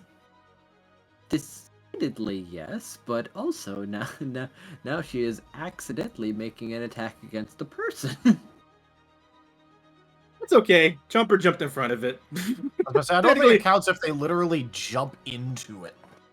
Jumping, embracing with both their hands kind of in a cross shape, and ready to just tank the hit, so that way it won't block the attack going through. I will roll just because thankfully with you taking the brace action, this maneuver cannot crit. However, I'm just going, oh my god.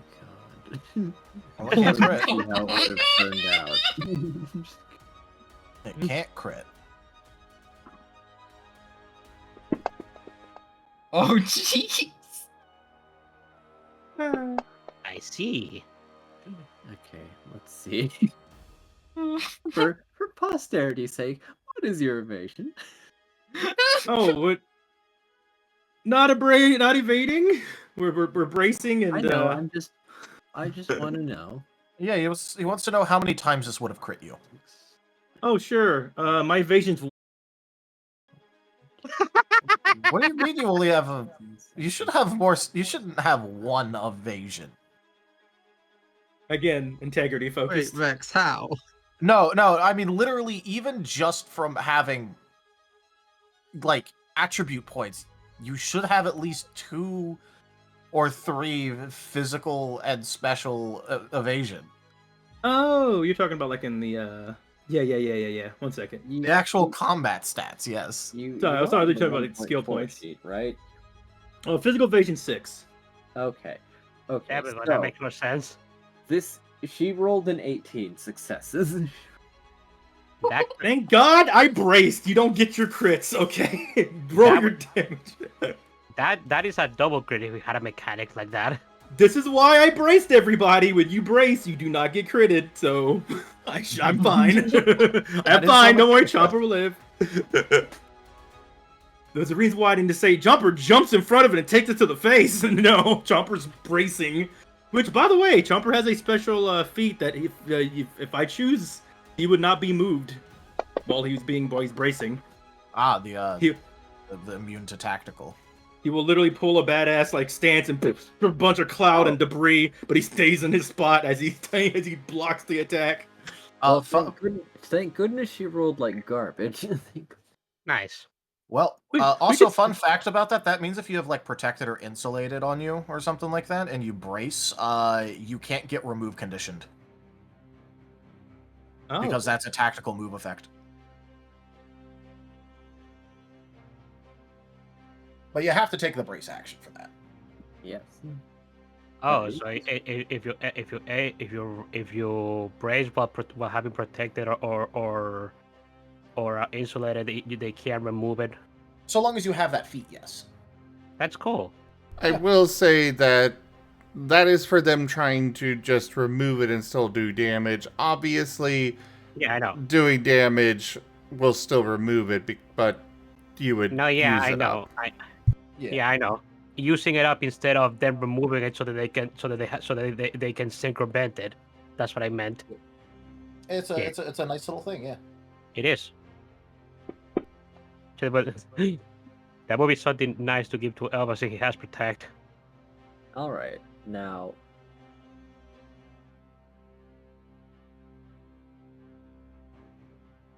Now onto the soul roll. As thankfully, she rolled super bad, so the total successes are only 4 when it comes to damage. I'm sure that Chomper's integrity can just soak. I do have a +1 to my integrity because of brace. So I roll the integrity roll now? Nope. You don't need passive. It's a passive stat. Look at your integrity right next to your evasion. You are on the 1.4 sheet, right? I'm on the new one. Okay, just making sure because it's automatic. It tells you. My integrity is physical integrity is 6. +1. Yes, you take 1 damage as you dive in the way of the tail and kind of get like smacked on the forehead a little bit. Bap.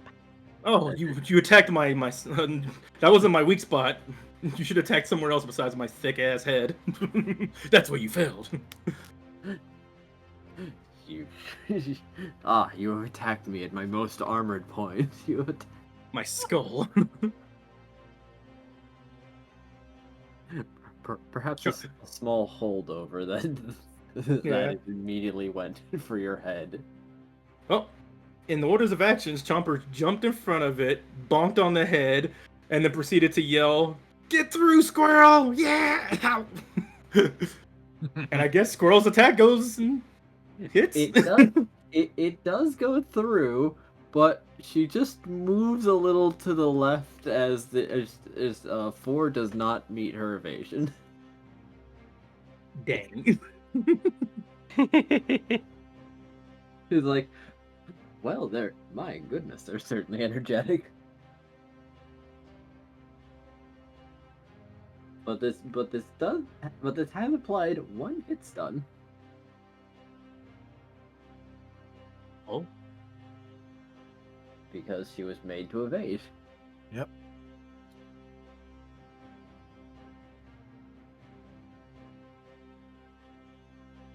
Will that be Squirrel's turn? We're gonna say yes.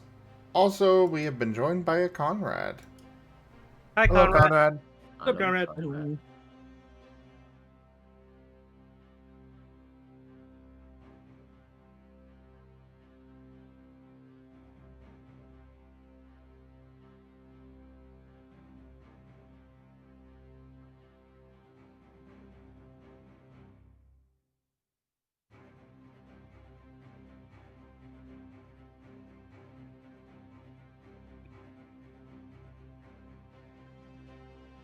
Okay, it's Laps's turn. Yep. Okay, so Lap is whatchamacallit. First he is getting up from Elba and doing belly drum.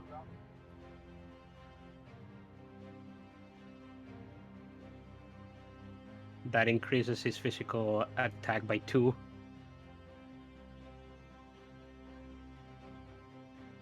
Physical damage gained. E.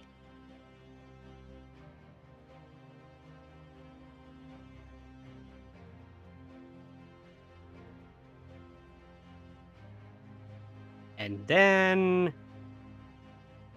he's moving near Shia very, very fast. And then he's holding his action. His final action. Oh, Yes. very well. You have to pass Laps's turn. Ah, yes, that is a me thing, isn't it?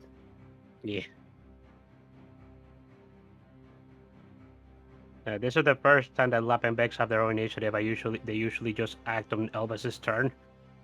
I can change. I can set that back since she is decidedly not going to be attacking them. She's decidedly not going to be attacking. I mean, that is fair, but this is fine. This is fine too.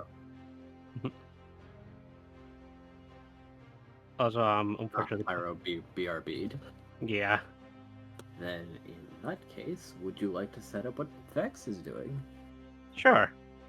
I mean, unfortunately, Bex is not going to be doing much. I'll still do rolls, but yeah, not Vex entirely. is doing his best. Yeah. Okay. Bex is going to growl at Shia. Rar. It's intimidating.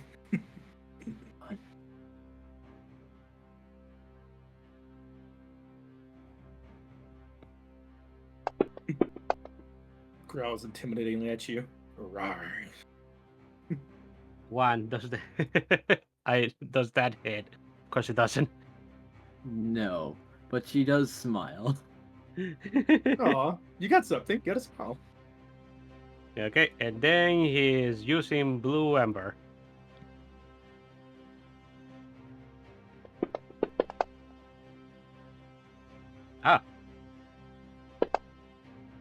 Ah. True combo. Unfortunate. Nice. Unfortunate about the true combo. Yeah. 1, 2, 4, 2. 2 to hit. Of course, it's not gonna hit, but at least it increases her hit stun. Yep. You are correct if she dodged, but Yeah. this will still be increasing her hit stun as she is electing to not. Wait, she's electing to actually take the damage? You will see as the flames slide across her ankles and seem to soak into her fur. Flash fire, baby. Oh. Bex just tilts his head, looking confused at what just happened. Right, I didn't inform you. One of the Ninetales' innate abilities is that if we are hit with a special fire attack, we can take it in and get a buff. We'll chalk that up to a learning experience. Bex doesn't look happy. Remind me later. I don't have my notebook on me. I will. Thank you.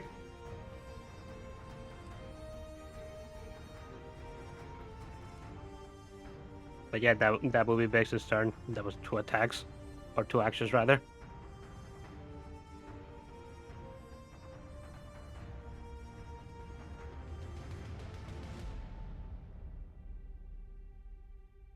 I guess we just have to wait for Gimund now. I'm back. Oh, welcome back. Hey, welcome back.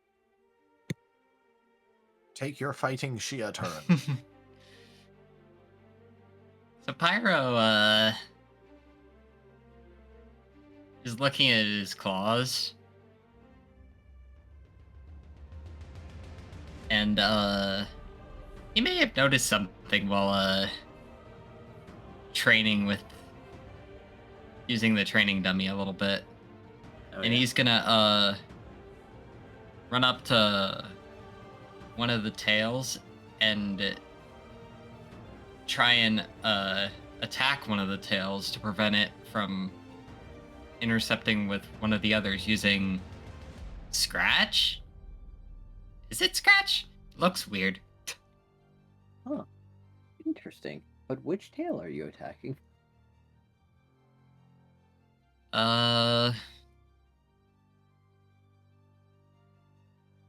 One of the ones that has fire atop it. Aha.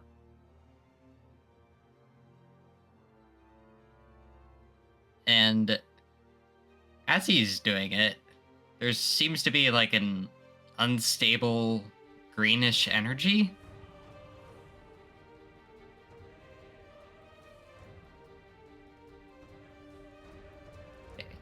I don't use melee moves very often.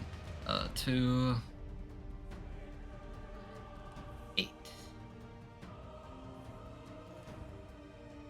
Well then.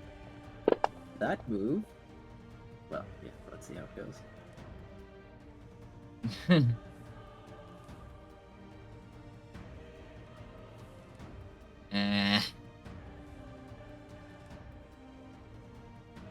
I'll sell the one. 3 to hit a tail. Is this stab or no? No. Alright.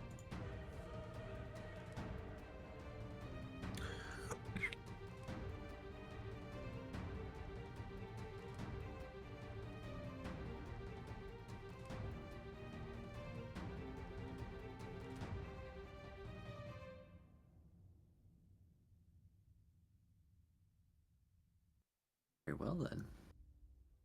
So, here's what happens. You leap and it cannot clash with you as it is the wrong type. And so, your claws rake across the tail and the fireball goes away.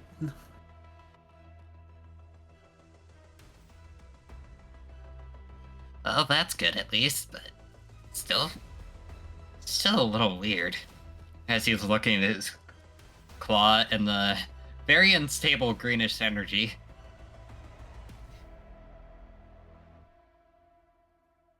What is that? I don't believe I've seen you use it before.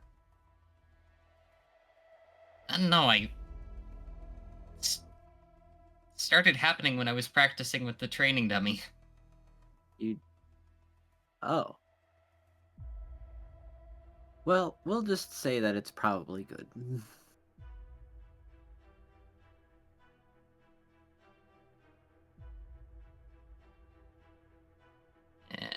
Pass.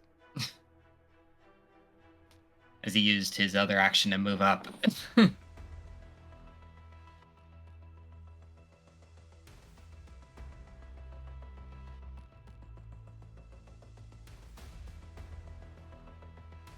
Alright. And then it was Vex's turn, and back up to Shia, whom has 4 tails left with moves prepped.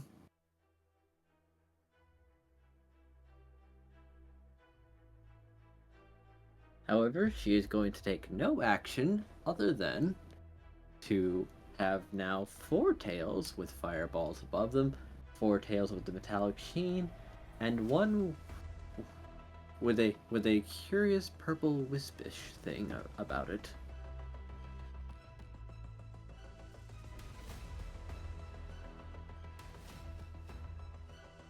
And take her turn. Round 2.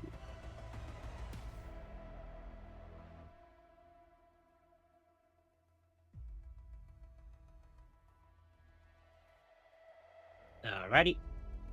Elva is observing. That is +2 more to accuracy. And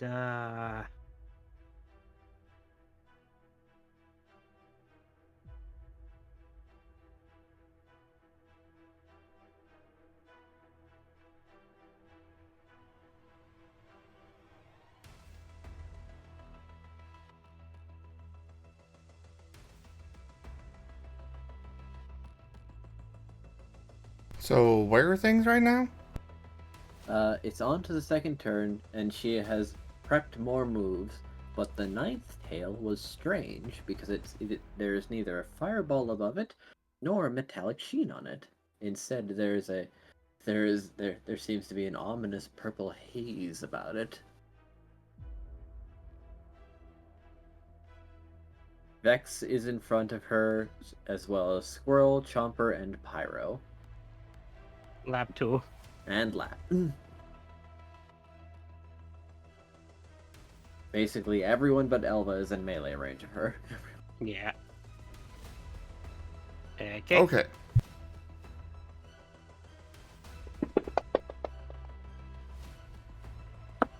Jeez. The quag. That one might go through. We'll see. Might. Okay. She probably has a really good soul save. Yeah. 1, 3, 4, 6, 8, 9, 11, 12, 13. And I'm just gonna solve that one. Okay, at least it doesn't make it worse. I'm going to bigger that so that 6s count. I have a lot of 6s there. Okay, let me count one more time. 1, 2, 4, 5, 6, 7, 9, 11, 12, 13, 15, 16, 17. 17. Alright. Allow me to finish. 1, 2, 3, 4, 5, 6, 7, 8, 9,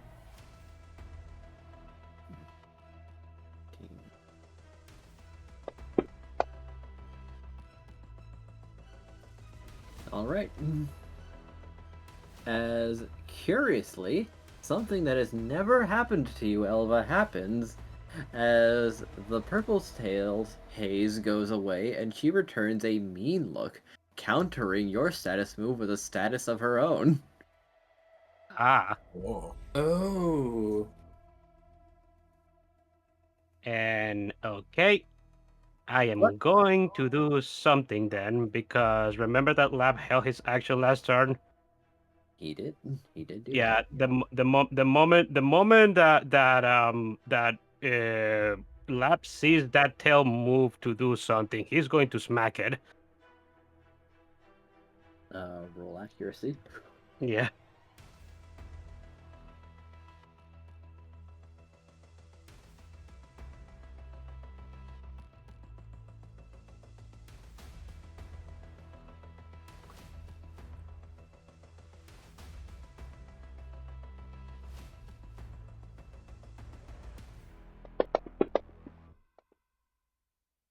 Ooh. Let me solve those ones. Oh, Okay. Nice. that turned out rather well for him. Mm-hmm. And that is 1, 2, 3, 4, 5, 7.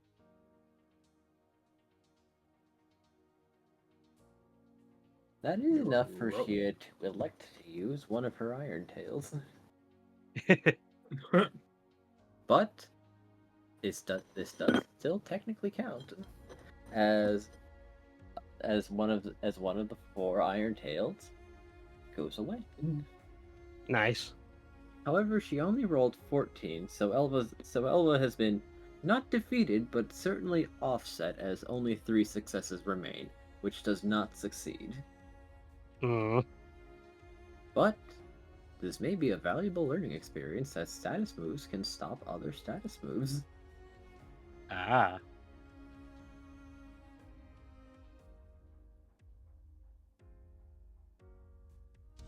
Things can clash.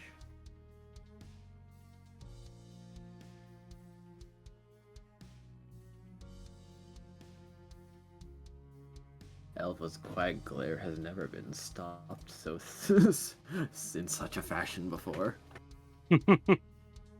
And okay, Elva. The last thing Elva is going to do is he does a motion with his hands, and he's casting Protect on Chomper.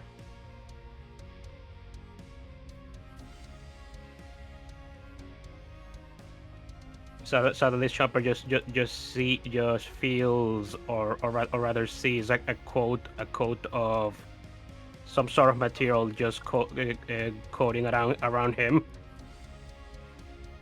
Ah. Thank you, Elva.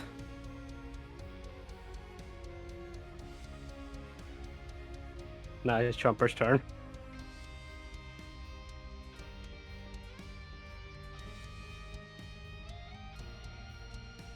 All right.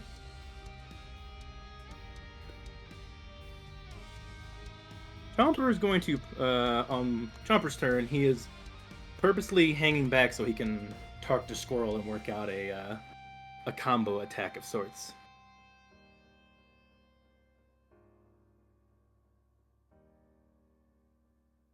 I guess because their turns are right by each other, this could technically happen right now, but...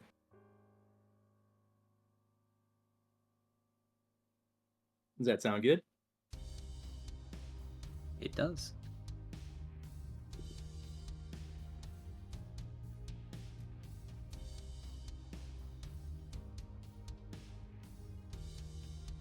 All right. We'll go for it. Hey, Squirrel. I Yeah? have an idea. Okay, so we have to get through all these tails, right? How about I try to do what I've learned from my trainer, and I'm going to whisper, whisper, whisper, whisper, whisper. But he's basically telling Squirrel, I might be able to parry them if I use the same kind of typage as they have, or at least what I've been taught when it comes to fire and fire.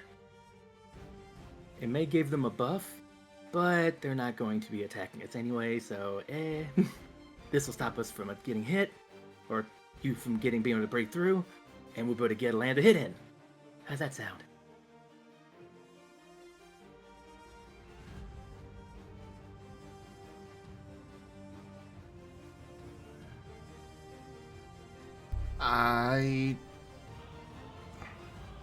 I'm confused how that's a combo.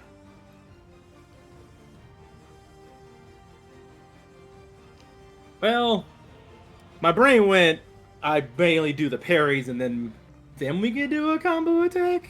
But I was thinking maybe it'd just be me parrying and Scroll goes in for the attacks. So I believe what he is intending to do is intercept the attack and then grab the tail to hopefully reduce her evasion. Basically parry them using the parry system.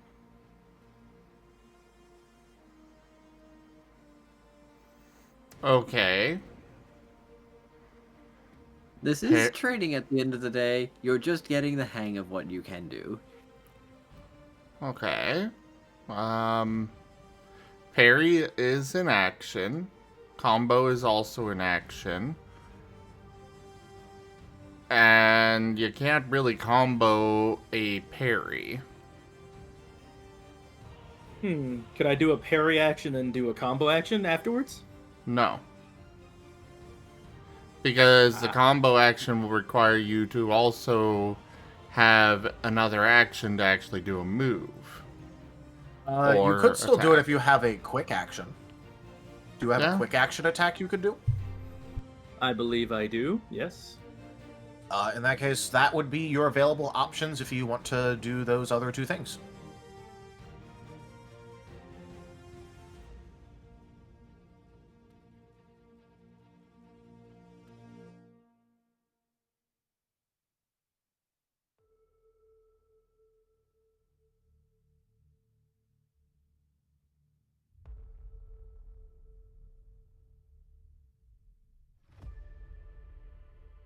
I believe we made my basic fire into a quick action or like a hybrid action that could be quick or not quick.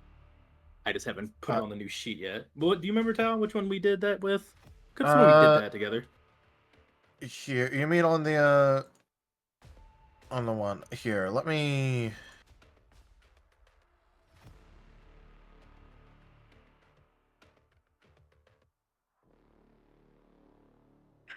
The other one. Yeah. Another one. Yeah. So if I go to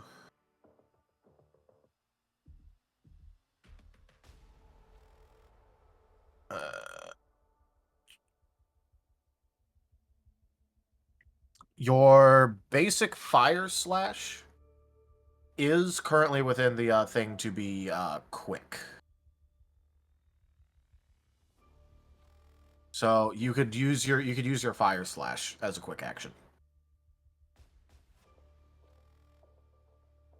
On the other sheet is what it is. Okay. Yeah. Both your fire hug and your fire slash right now are quick actions. You could use a quick action as a standard, by the way. That's just the current cost. Your howl is a standard. Got it.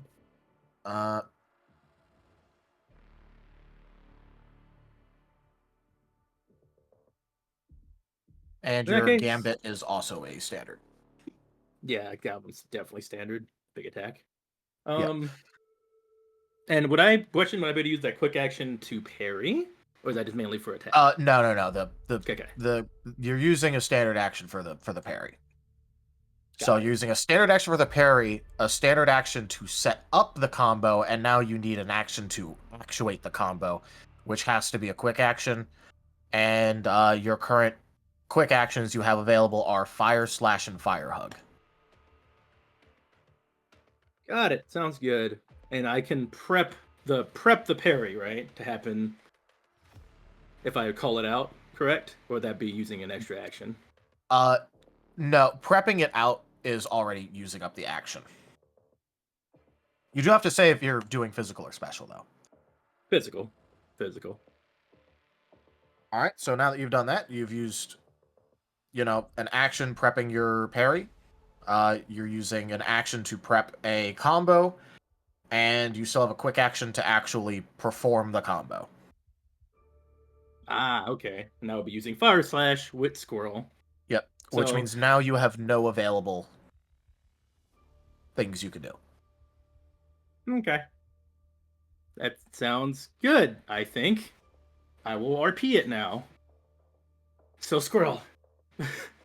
My plan is I'm going to watch out for her attacks and try to stop it with what I've learned from my trainer. We can go in and attack together afterwards. Even if I don't get my hit in, at least I'll be able to parry, and I'll try to join you for an attack.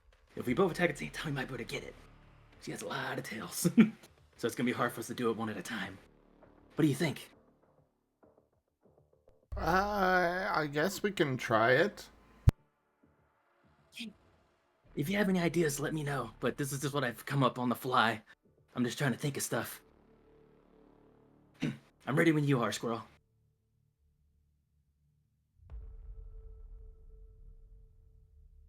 Okay, so which one did you settle on?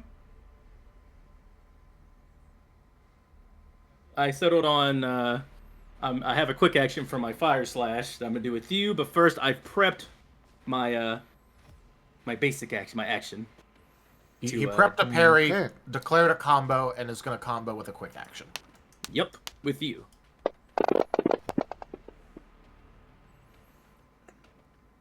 Well, then here's Squirrel's part of the combo.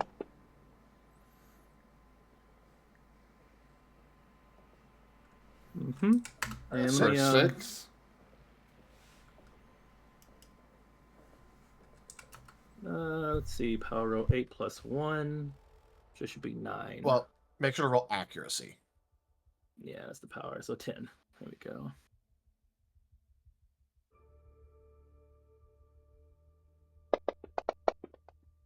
Come on with this.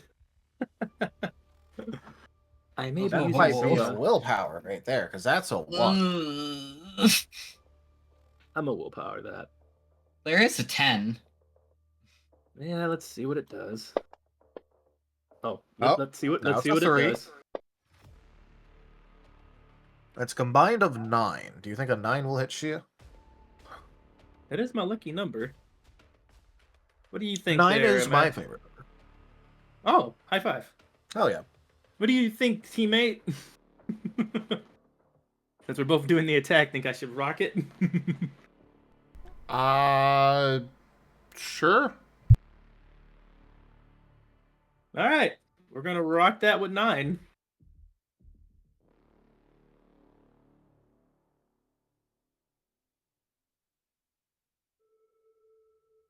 Alrighty.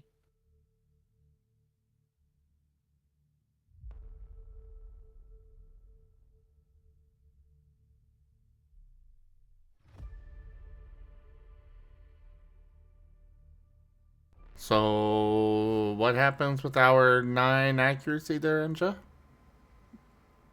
Alright. So, you attack, and predictably, a metal tail comes forward to intercept the attack. But Chomper is going to try to intercept that tail with a second move, yes? Yep. The prepped parry. Alright. Learned from a certain feline. Hee. Woohoo. What move are you using to parry the Iron Tail? Well, I don't have scratch anymore or anything. I was gonna say, I was saying Fire Slash, right, Tal? Yep. Because it was a basic action. Roll accuracy for that move at 1 reduced difficulty. Sweet. Oh, nice. So that's going to be 5s you're looking for, then. Nice. Whoa, really? Yeah, because stab. It's fire type. All right, so same accuracy, 10. right? Oops. Yep, 10 accuracy, and you're looking for 5s for your successes. 5 and up. That's crazy how many ones want to show up nowadays. Well, you still got 2 10s, so. Well, they come with their dance partners sometimes. Dang. There are a lot of ones That on is today. currently a 4.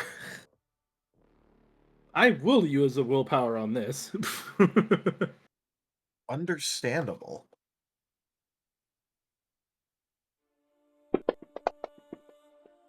Get Go out of here. away, ones. Go away. Why? Hold on, you have soul. You have soul, and if you have vigor, you can make those 9s explode. You know what? I may just do that because I really want this. Jumper's like, first time being in a team attack with Scroll in so long. I want this to work so bad. So yeah, where's the vigor at? Let me see. I have 1 vigor. I have 1. Have 1 It's vigor. there. You can vigor overcharge and have those 9s explode and count as 10s. I'm sure we'll go to sleep eventually. Yeah, sure. Doing that. Alright, so that means I get 3 10s to pop. So roll 3 more dice. No, you have 4 more. There's 4 4 9s. dice. Oh shoot, dang. I swear if any more ones pop up. Holy smokes, there we go.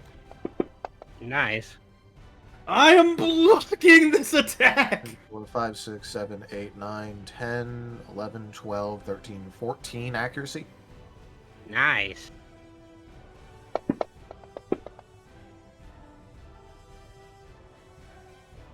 Ten. Oh, what? Oh.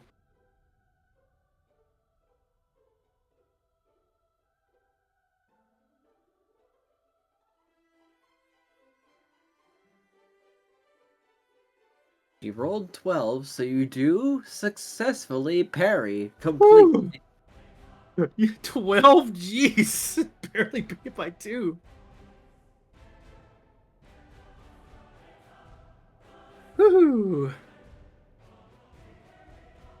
Congratulations, Chomper, you have succeeded. And thus, your combined attack does go through.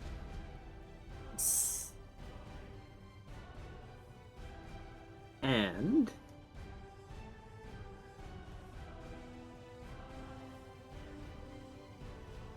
the remaining does detract as well. So you connected. Huzzah, they hit.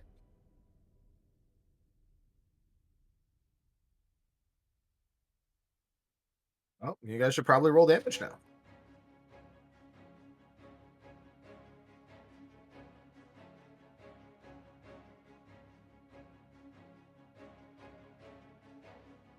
Alrighty.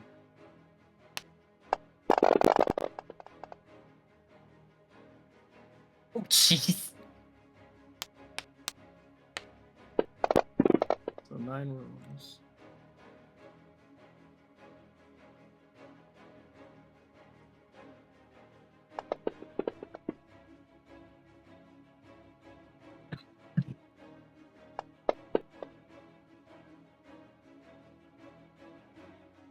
Oh, 9 damage for Spooky. Squirrel's part.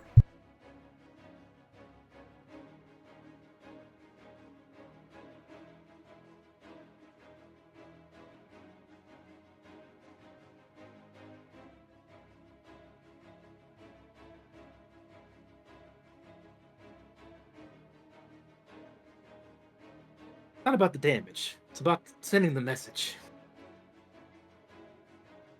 Man, it's not about the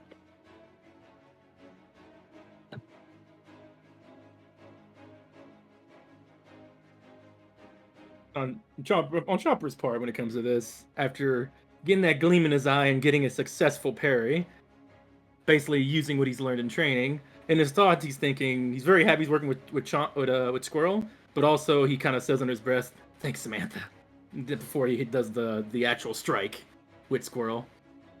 All right, strike away. And it's non-lethal, of course.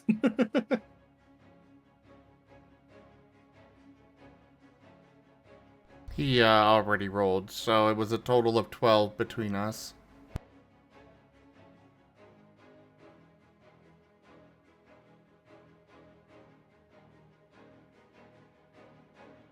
I'd say my own headcanon, he used most of his power to get that parry right. So his attack wasn't as strong, but I feel Scroll made up for that with their damage.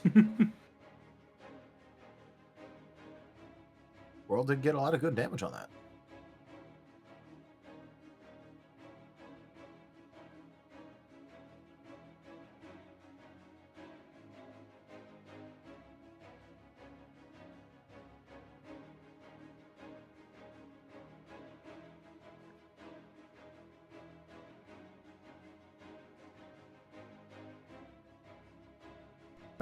Enja? Yes. Count for rolled. Yeah, it's a combined Yeah. 12. Yes. Yeah. Apologies. Somehow I missed that. Yes. So then.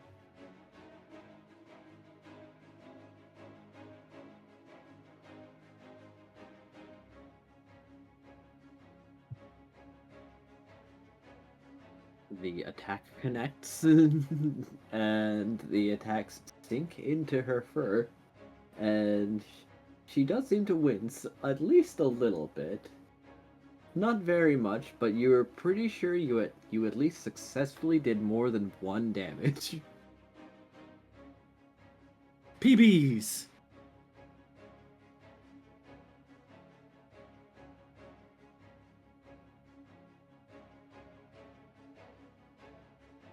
So yes, congratulations. What will you do from here? Victory That'll fanfare. be it for our turn. All right. We still got a ahead whole even round to though go. we're alone. We hit you by surprise, yeah. Parry So- worked, we got 2 hits on you, and now we will probably die. Da, da, da. And Choppers is singing, or just dancing to himself. Shia will decidedly not be counter-murdering you. Okay, Lap is just flat on the flat on the ground because he's truant. Oh no! Well, I will say Truant no longer exists. I think they're keeping it for the character. Yes, it's integral to it is integral to Laps's character sim. So yeah, I'm still keeping that. So just go ahead and skip his turn. Okay. Pyro. What does Vex look like he's about to do? Actually, I was deciding on whether I was wondering and deciding whether Bex would try to do another Ember or would he try to go and scratch her, because Bex saw that he was ineffective, but I'm not entirely sure if he understands that the thing got absorbed, so he may just try it again. Maybe I should do a roll for that. It totally hit her. It totally hit her. Not even a little bit. I saw my fire go into her fur. I totally hit. What would a roll for comprehension be, do you think? Insight or appraisal?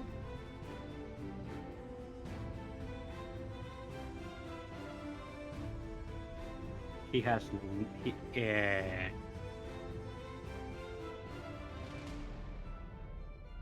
he has 0 in both of them, and he has also 0 in logic, so 2 dice.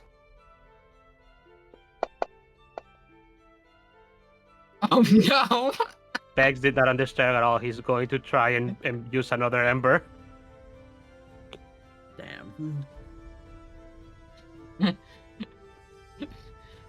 Pyro's just gonna get like the flat expression.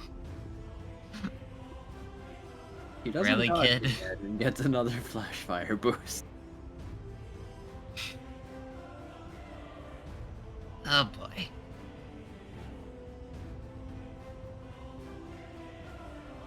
Hey Vex, fire doesn't work on her. But it totally hit her. No, she absorbed it. Zarb? It had no effect. Use something else. Oh. Ah. Ah. Well, he can't. I guess, with his remaining actions, he would just move near her.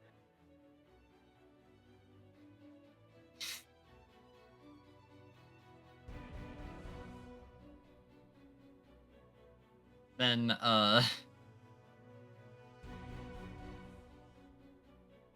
Pyro is gonna,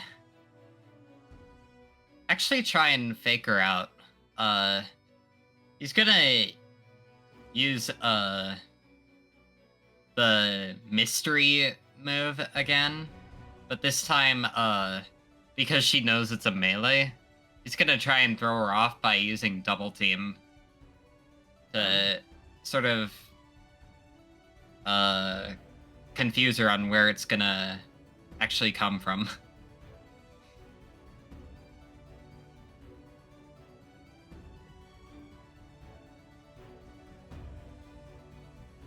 Interesting maneuver. Interesting maneuver.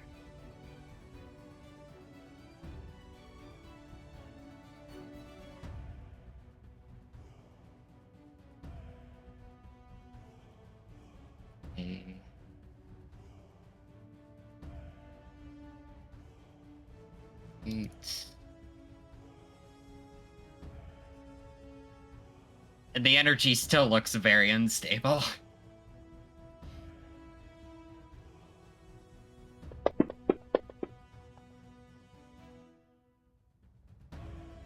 Yeah, definitely unstable. 2.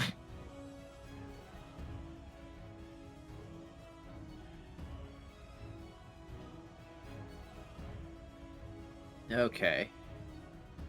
It is decidedly not the most of solid things.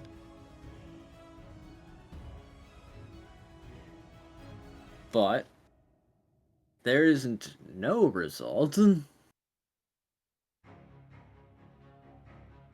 As the tail does flick forward, only to meet with nothing as it was an inbound clash. What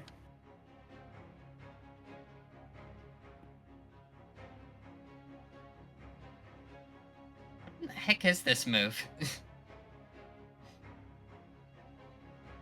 No, it's melee.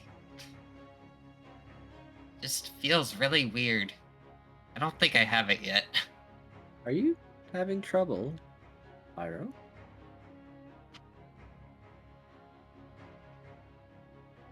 Well,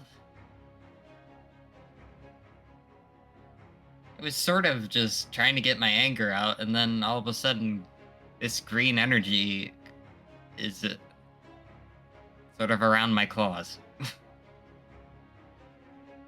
Would you like to experiment afterwards to identify this, mayhaps? Yeah.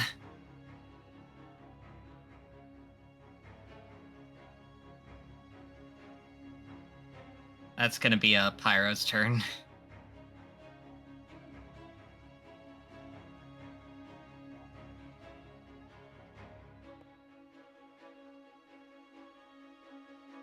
Alrighty then. And lastly, Vex. He already did his turn. Alright. Yeah. Did another Ember and then move closer to Shia. Dawn of the final day. Third and last round.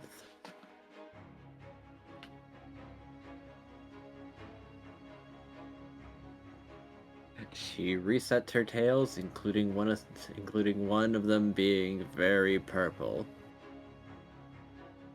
But then one of the the fire tails shifts to also be purple. As mayhaps she's going to try changing things up just a little bit now. Elva.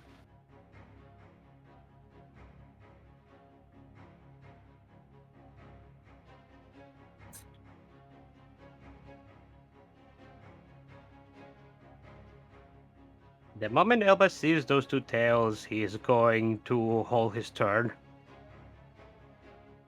Oh.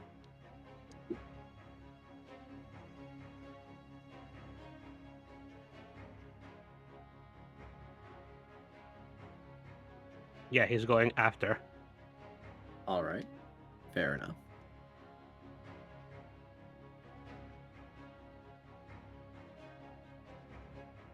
Interesting maneuver. So what is Elva holding? I'm basically just delaying my turn. Ah, okay. Fair enough then.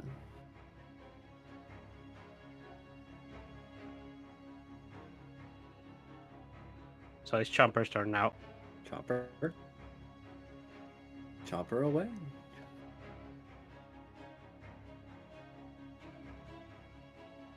All right.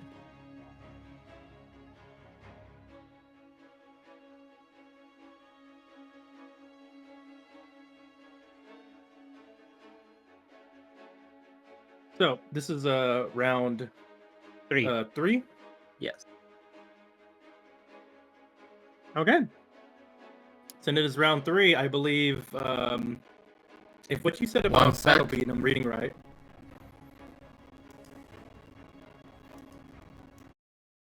What was that? Okay, Say? go ahead. He was having the audio issue. Ah. What you said about Battle Beat is after 3 rounds, I accumulate a rhythm point every round, correct? Ah, If I yes. remember right. We may need to look over that again just to make sure, because I think you get more. Well, I did not use my heart sense at all, so I didn't get any extra points. Yes. Then yes. Go ahead. But I believe using 3, I can change the track. Correct? Yes. You can get to a tier 1. If you so Alright. desire.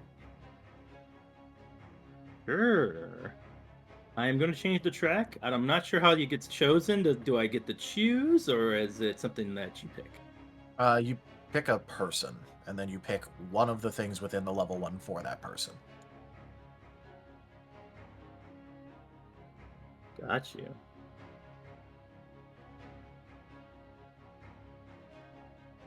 I had to learn think how it worked when I designed one. I think it'd be fitting to go with Samantha. I'm not even sure what hers are. So just to be quicker about it, I'm going to pick Samantha. So her Okay. song starts playing. The Ironclast OST Jet Black. Oh boy. And what I'm going to do...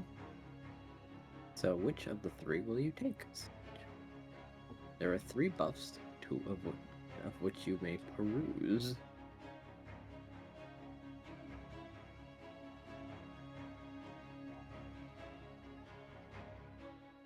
I'm going to go with Prey. Mark 1 opponent. When attacking them, mark the target. Gain 1 to 3 dice to accuracy and damage. The wolf's death is the one who's the only thing I can love in my life. Fix your gaze upon your target and run at it. After, have the resolve to kill it, whatever it takes. Oh no, this is very, very aggro. And then again, it's a Samantha track, so what did you really expect? True. To be fair, I'm it's gonna- also... Yeah, it's Samantha, so, like, you know. I'm going to say Chomper's feeling the heat of the battle. Eyes are actually kind of getting that shade of red. And mainly the thing that's in their head, they're thinking about Victoria. Not so much Shia. They're kind of envisioning, what if when I need to fight, possibly Victoria, how would I be able to do this? And all the things she's done to Noah. Can't lose. I have to be able to be strong enough to help Noah. Okay. Well, this Let's is go. certainly getting you in the right mindset for that shit. I did say that Chomper needed to exert some emotion in training. Oh, yes.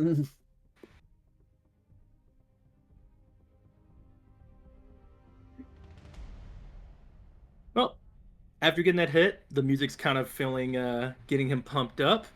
He's going to go ahead and, that's actually taken an action, I believe. So I should only have one action left. But just to make sure. Since I did change the track just now. And that takes an action, I believe, right?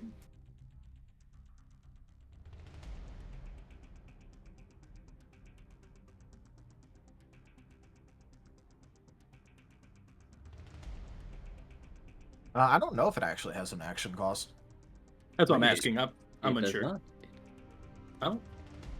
Neato burrito. I did have to wait 3 turns to use it. So... This is a passive ability for you. Yeah, it's basically like having a feat, pretty much, for me. All right, that is currently my new feat. I have marked Shia with the prey move. I'm gonna go ahead and go for an attack. You know what? I think now's a good time to actually practice this attack. I'm going to, for the first time, give Fire Gambit a try. Question: is that a physical move? It is indeed a physical move. Just checking. It would be very disheartening for your first activation to be absorbed. Oh yeah. I didn't consider that. I am gonna, in fact, I'm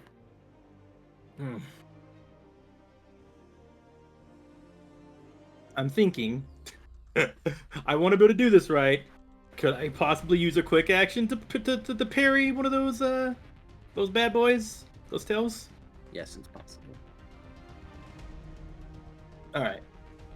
Chopper's going to, after seeing it done several times, not only get ready to parry one of those quick actions, and since they're filling themselves, they're going to attack by themselves this time with Fire Gambit.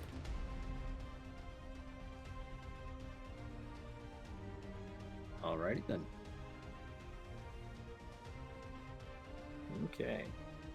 Now I'm looking at this, and honestly, I believe this should be the same amount of roll as Fire Slash. Didn't put it down, but I know it has more power.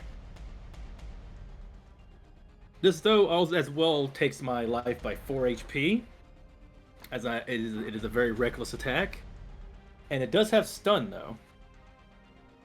If it hits. Ooh. I put points in it to have stun 2, I believe. 7 XP for stun 2, yeah. Alright. Let's see. Did you get the actual percent chance? Otherwise, it'll only be a 10% chance. He bought the actual cost of it. Yeah. Yeah. Although you didn't actually, I'm double checking. You didn't actually put down what your effect roll is. Ah, that's the problem. Yeah. So I should probably. What would that? Oh wait, hold on. This is Could I have to move this non-damaging. over? So did you put it in the power roll instead of the effect roll? I don't believe I did. I believe that power roll is how much power it had. Well, it says power Because- 0 on your sheet, and Oh yeah, can- that's not. Should be 0. Oh boy.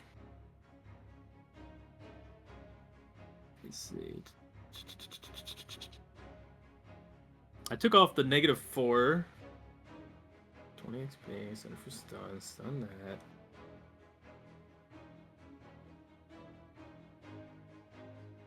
Dang, I could have sure we made this at the same time too. I thought it was good to go. Tell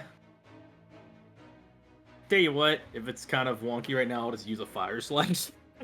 because if it is damaging, you also don't have an accuracy roll down.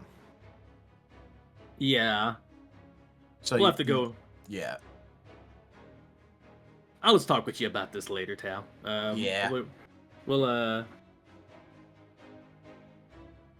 We can convene about it later.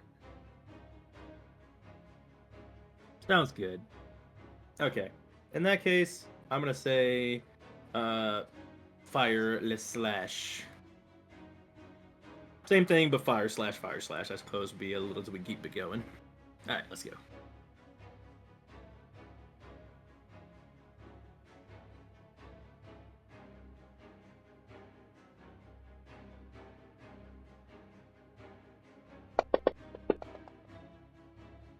Easier to see how the battle beat thing works out. Oh, jeez. Looking pretty good. Now my rolls are getting kind of crazy. And remember, your 6s are counting. My lord. I am okay with this. Also, did you remember to factor in the thing you got from Samantha? It says 1 to 3. Let me see. Well, because normally your accuracy is 10, so I know one of the things you selected gives an accuracy buff. Accuracy and damage, yeah. Yeah. It says 1 to 3 here, Digi. Is that like... How does that work? Let's see. I'm going to roll a d6. 1, 2. You get one dice. 3, 4. You get 2 dice. You can also just type in the thing like roll 1d3, Oh yeah. and it'll like that auto does translate. exist. So that was just to show you that it exists. Obviously, I'm not like rolling for you. Right, of course.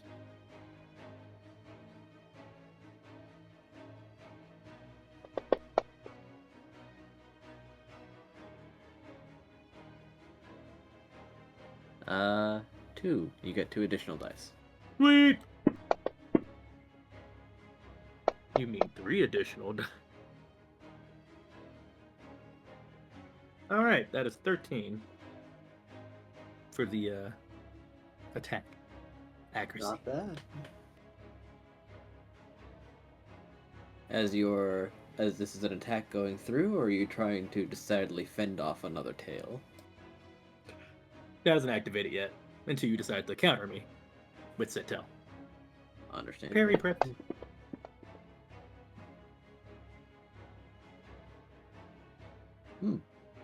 Well, that roll was hot garbage, so...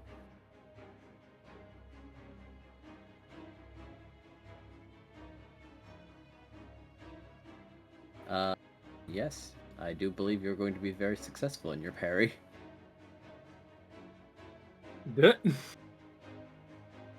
And your attack will go through on its own merit. Congratulations.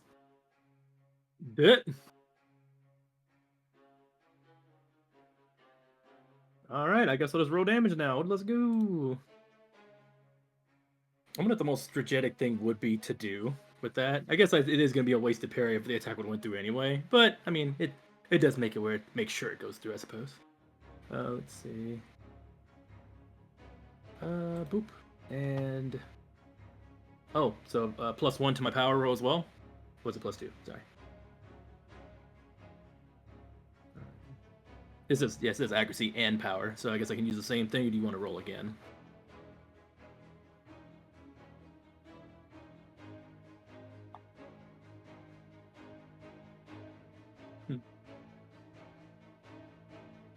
Do you understand what I'm saying? What was the question? Am I using the same power up from that accuracy roll that I had for prey as I am for the damage roll? Because it does work for accuracy and damage. Then apparently yes. It is. Okay. What was that? An extra 2 dice? Yeah. Okay. And don't forget that move has building power on it, and you used it last turn, so you also have +1 power. Oh no, not fire. I use fire slash. Does that have building power? Oh, does it have building power? Yeah, it has building power. You said it has building power on it. Extra effects. Effect, building power, +1. That's right. I forgot about that. Yeah. Oh my god. You also still forgot to roll your building power. Oh, wait, no. I did. Okay.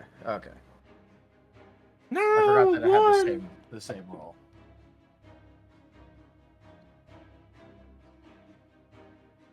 Hey, if you have any soul left. I used my willpower, but I didn't use all my soul, I'm sure. Also, make sure to actually mark off your spent. I need to mark off the, yeah. I should make a note about that. But is there a way to mark it on the sheet? Yeah, just click the box. Like here. And don't forget to, increase the amount of exhaustion you've used. Yep. But yeah, no, like you see on your sheet right here that I'm on, I could just like click the boxes and they check mark. Over here on the right. On the, oh, I'm trying to see. Oh, I see you. Yeah. Okay. Cool. Awesome. Yeah, so you can just. That's what that's Thank for. you. Alright, so use. I'm sure. Use the vigor. And where's my exhaustion at? Let me see. And Right of your extra max HP box, top right of your quick reference. Yeah, I'm just gonna have to put the exhaustion ticker thing back, even though it takes up so much space. People are getting so confused without it. I told you. I'm just confused in general. Hey, when I was doing this originally, we all agreed that it took up a lot of space. Yeah, but I never told you to get rid of it. What is my exhaustion at? Didn't I like use a lot? I parried. I did the brace move, and that was another exhaustion. No, exhaustion. Brace is not exhaustion. Brace is not exhaustion. It's when you use your secondary attributes or do other actions that have exhaustion built into the cost. Or Digi gives you extra exhaustion for, like, you know, let's say we're trekking across, like, an overly hot desert. Okay. So I should have, like, one exhaustion. You should have one exhaustion, yes. Because you used one vigor. Yeah. And you willpowered once earlier. So that's... So you've used one willpower, one vigor, and you should be at 2 exhaustion. That's a -2 to my rolls, right? Or is that... No.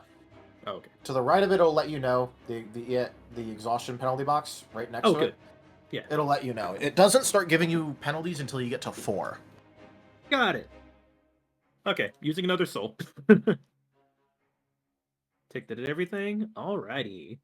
So let me roll one of those ones, and it's gonna be another 1. Or it could be a 10. You know, I'm cool with that. You know, I'm cool with another 10. You know, you can give me 10s all day if you want to. I'm fine with that. Okay, thank you. I think envisioning you as Victoria, Shia, is working a little too well.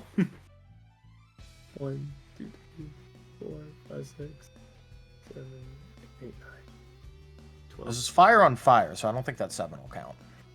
Nah. I believe that's 12. Oh, wait, I mean the negative the 1 still. So 11? Yeah, 11.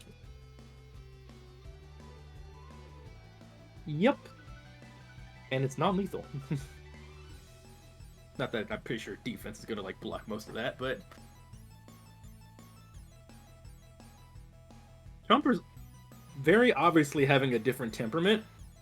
Almost in the same kind of temperament that a certain someone had when they punched Chomper in the face for a bit.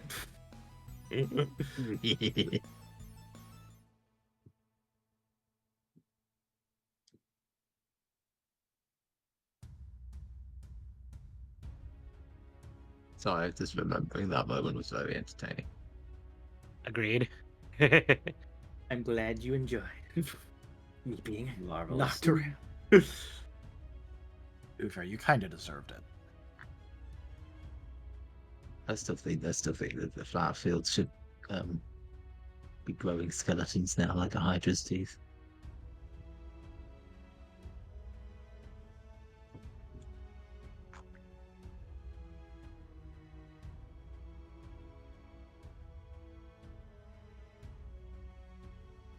And, yeah. I think that's going to conclude what my action is. Yep.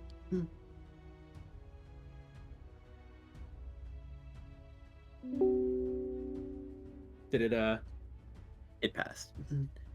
Q.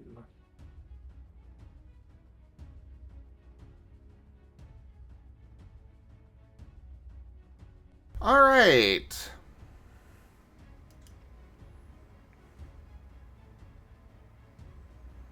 Well, Squirrel's gonna go for full attack this time. Since he's not comboing with anyone right now. Attack. I'm gonna use Soul now.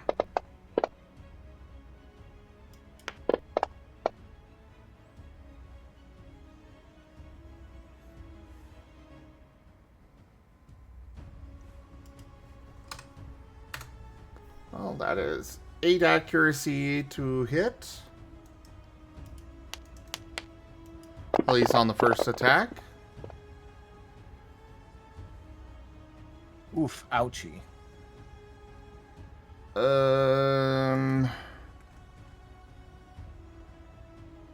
He does have 2 soul. So why? Well, no. I'm not gonna bother. Not with that. So 0 on the second.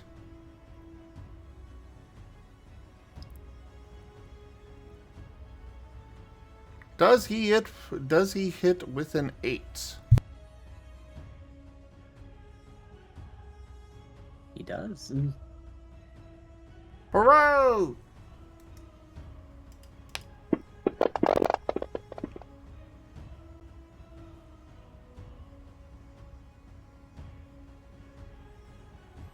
I'm gonna soul that one of those ones.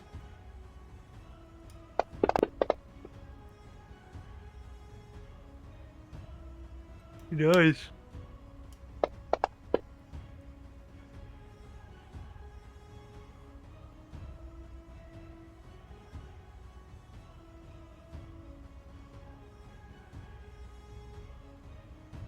For 10 points of damage.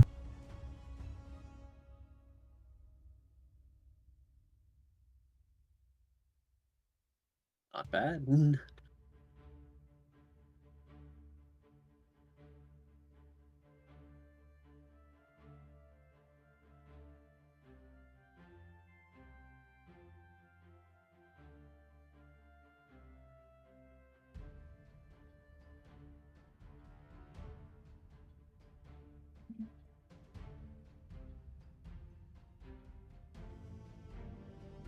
The attack connects, and it connects well. So, will you swing more? Well, yeah, I guess I do technically have one more swim. Oh, wait. Hmm. You kind of already did the extra swing. Oh yeah, that's right. Well, technically I've got Ember. Or Quick Attack. You want to do a quick action attack, yeah? Well, it's not a quick action. It's just part of the same multi-attack. Wasn't that what the 7 attack was up above? The one that rolled a total of 0? He's got 2 weapons.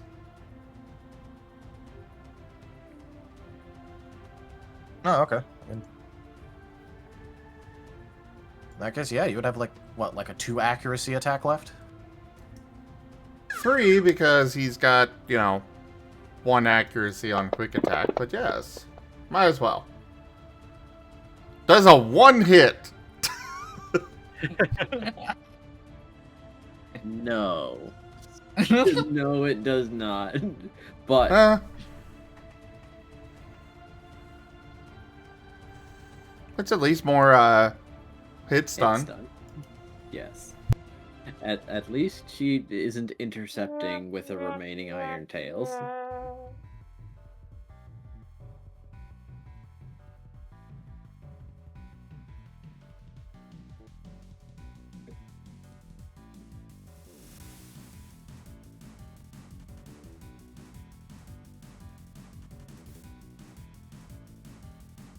Laps's turn. Okay, from flopping on the ground, Laps stands back up and he does belly drum again to increase his attack. His physical damage, rather.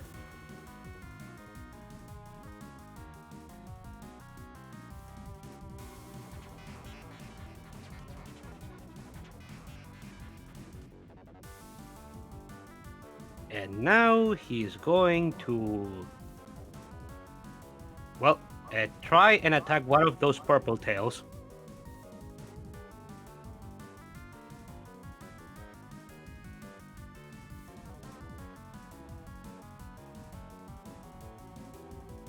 Oh.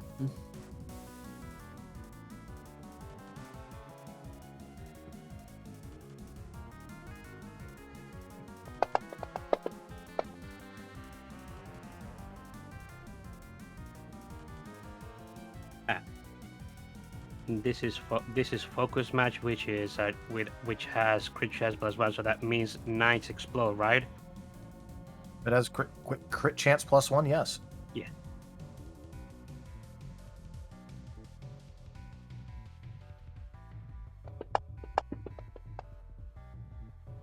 Oh, nice. And I'm going to bigger do because I have 4 6s. Oh, is it not stab? It's not stab. Unfortunate. It's a fighting move. Ah. Not a normal move. Understandable. Yeah.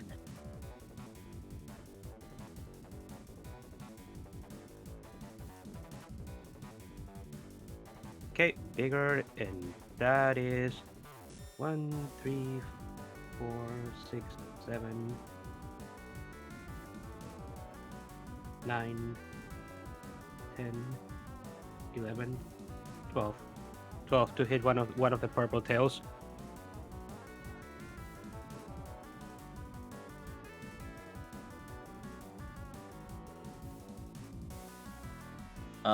It would connect as you dive towards the tail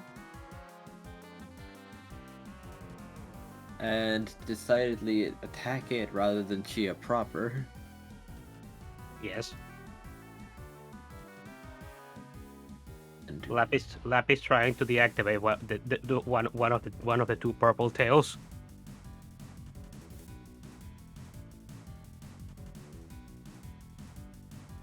understandable. Mm-hmm.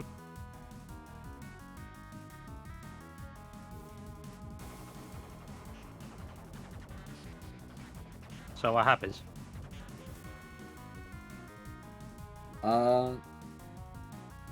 Breaking it, the stalked move goes away. Nice. Okay. And with his other action, he's going to do whatchamacallit.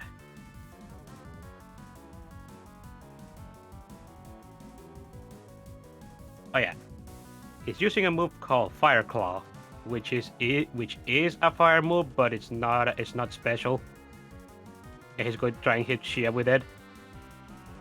Understandable. He may try. Yeah, and that's a multi-attack, so -5. Fortunately, it's not gonna be very accurate, but I'll try. Worth a go. Oh.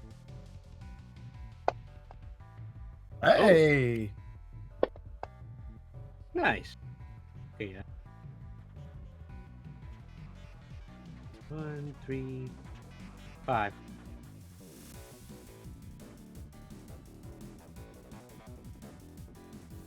I don't imagine 5 hits, but It does not. okay. And that's Laps's turn.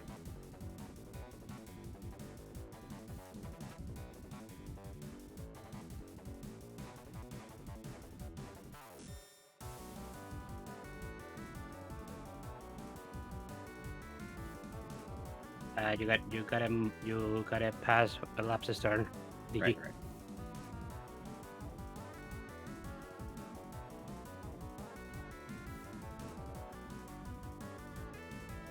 Pyro. I kind of forgot about the exhaustion thing. So he actually does have -1.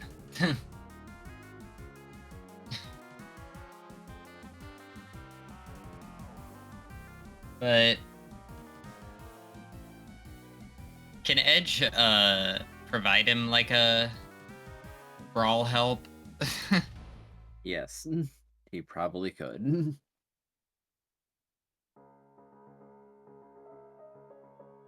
Right, that provides just a +1 then, because of the exhaustion.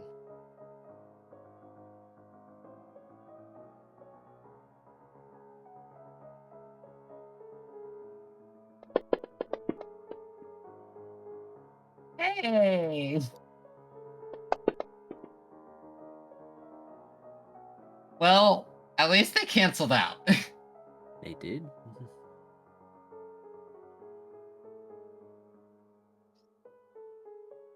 6 to hit.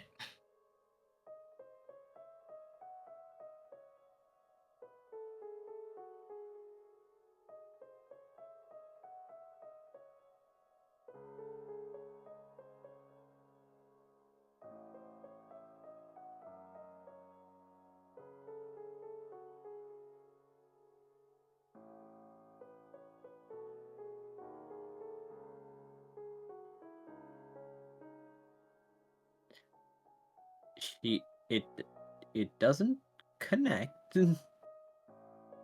because she intercepts with an iron tail. Okay.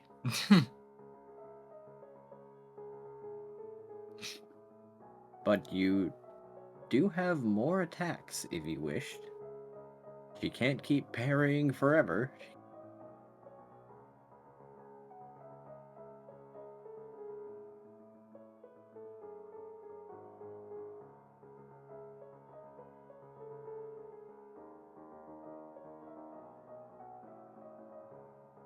And with Edge helping, he'd just have like 4 dice for that one. Understandable. But why the heck not?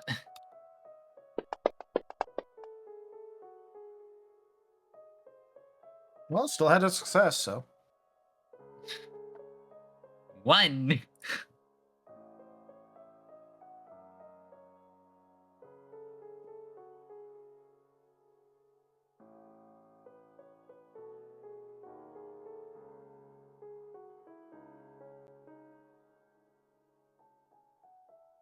Hit stun is hit stun. Maybe Vex will do something impressive.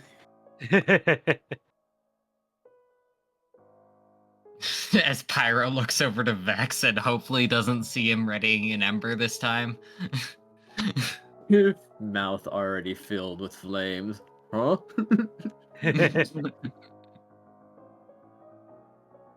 Okay, so Bex is growling at her.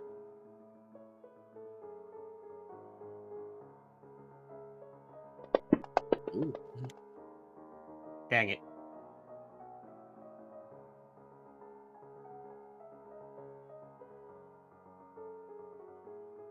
You know what? I'm gonna willpower that.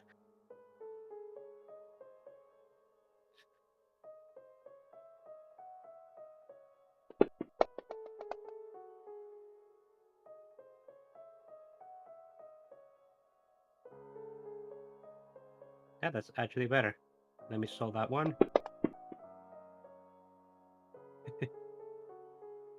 One, two, three, four. Those growl hit with that. That's supposed to be that's what you might call it, a status down move.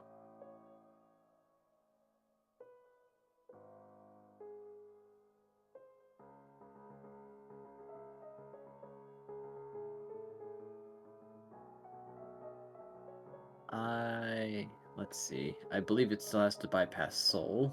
I think. Yeah, does negative stat changes have to bypass soul?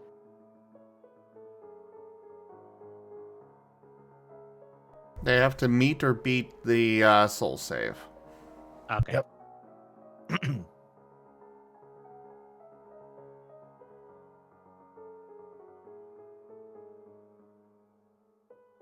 So that doesn't do anything. It does not, but it was a good attempt.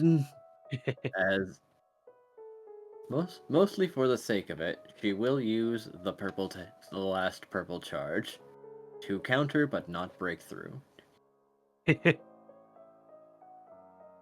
Aw.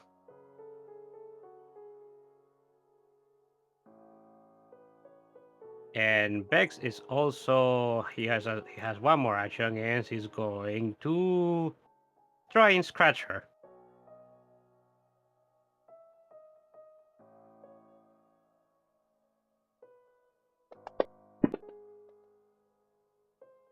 Aw. Oh.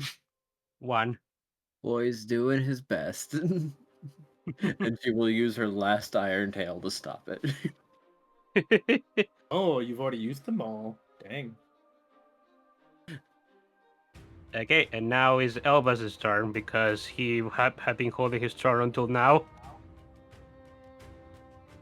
Finally. The quag is unleashed. On It's quagging time. Quag. Yep, Elba is doing observation one more time. He is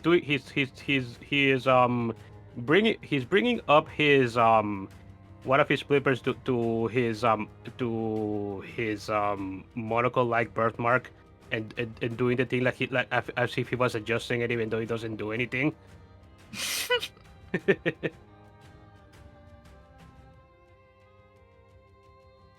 And now I'm glaring at her very, very hard.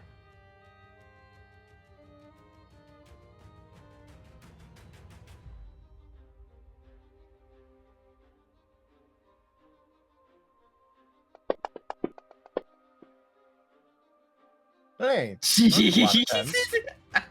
Whoa. The power of quag. Underestimate the power of quag. Dang. Aww. Well, I still have one more, so I can reroll one of those ones at least. Ah.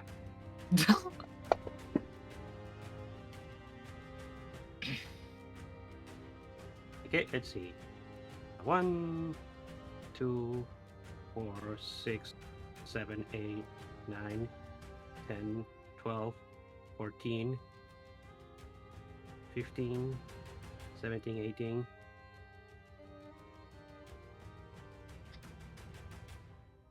20, 22, and then -2, so 20.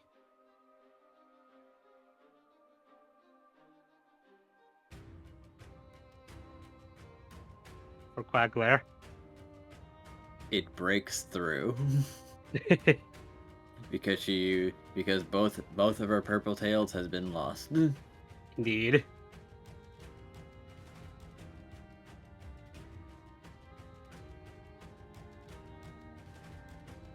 Okay, Shia is now restrained 1.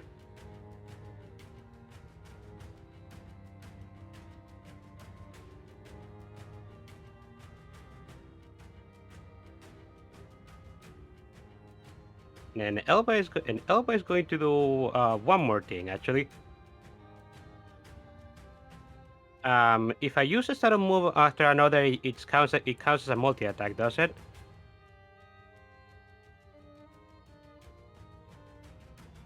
What was the question? If I use a status move one after another, it counts as a multi-attack, right? Yeah, you have to multi-attack. Yeah. Okay. And now I'm using another move that I haven't used in a while called Dissonance. I'm trying to apply confusion on her. Certainly, this attack is much less accurate than Quackler, but let's see if I'm lucky.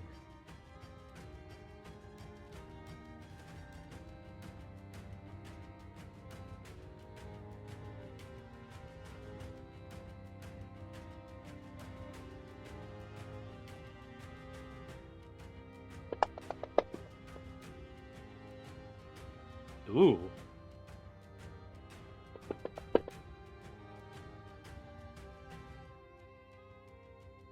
You know what? I'll use an. Yeah, I still have one more bigger. I'll use another bigger to make those 9s explode. Good luck. Dang it. Well, they still count as 2 each, so Yeah. that's still a net +3. Yeah. 2, 4, 6, 7, 2, 4, 6, 8, 9, 11, 12.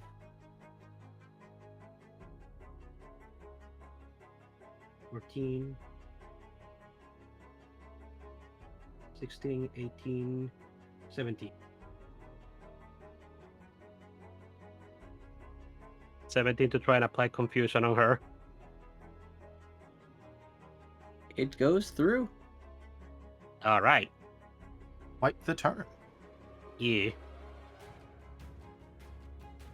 You gotta pass Bex's turn. Ah, yes. But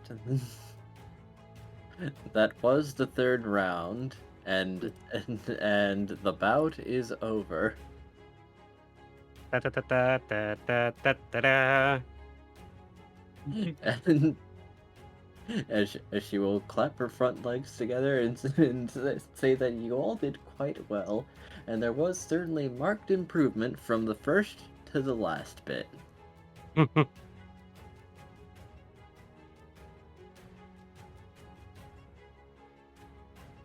And that she would love to do this again after you all take a moment to reflect on what you've learned and how it felt to fight together, and maybe you could make some strategies based on the strengths you learned from each other.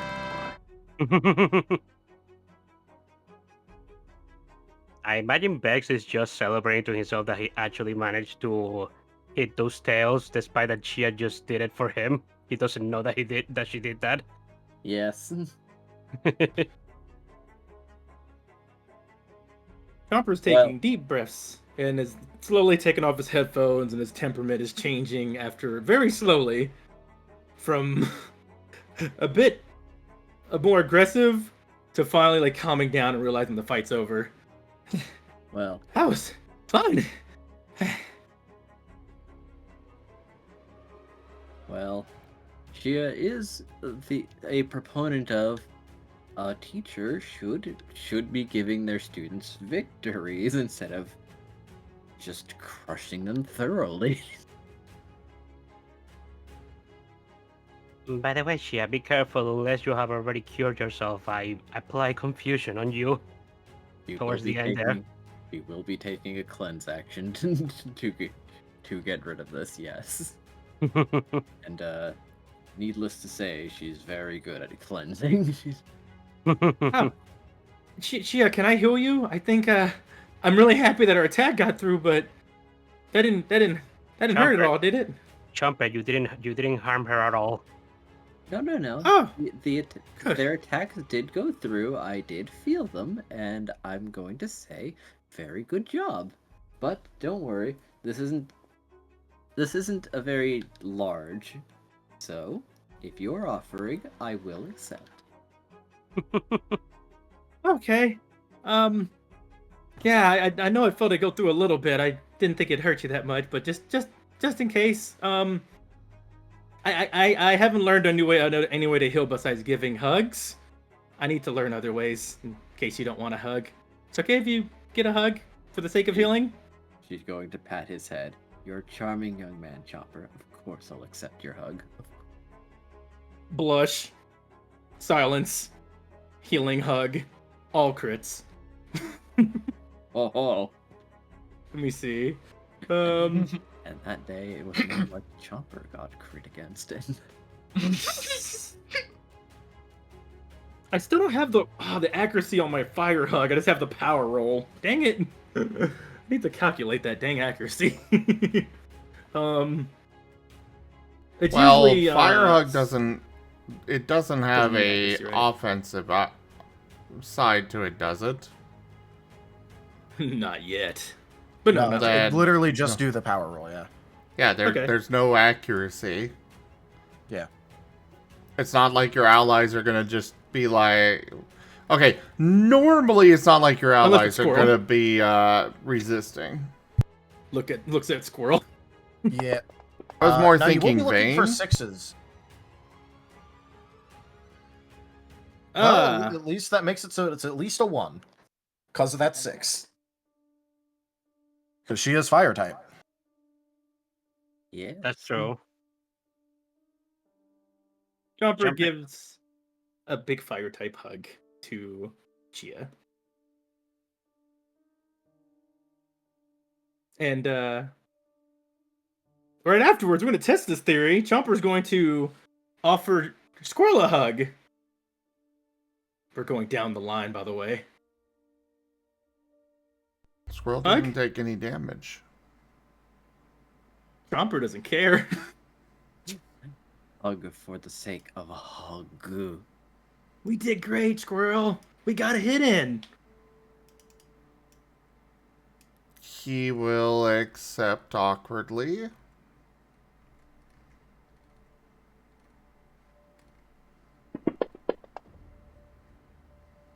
And then dies of burn damage. Unfortunately, as he is not fire type, you are not counting those 6s. We're not going to count 6s. Not like it's damaging me, Squirrel. Well, no, it's just that if you use a healing move that's the same type as the target, the Yes. difficulty is reduced by 1, so... I'm more meaning the comment that we just got from Zim. Dies from fire damage. That's not possible, you silly. Pulls back from the hug. Yeah, I think the parry worked and our attacks worked together.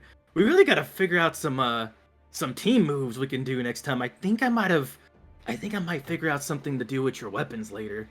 I just didn't really think of it in time for this fight. Did you have any ideas from that fight?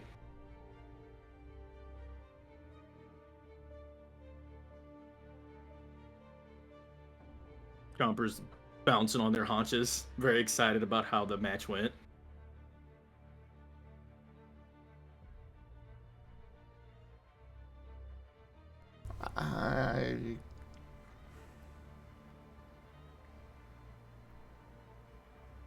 He just kind of gives an awkward shrug.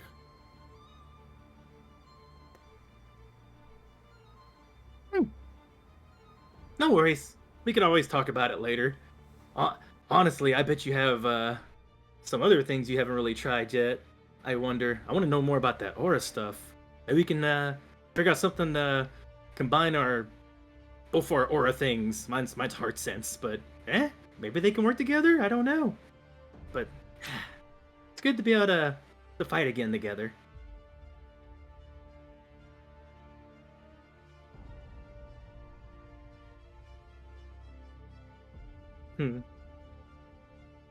Chomper just kind of starts going awkward for a bit. Yeah, well, I'll go check on everyone else, Squirrel. I'll talk to you later. Alright. Chomper shuffles off, goes down the line.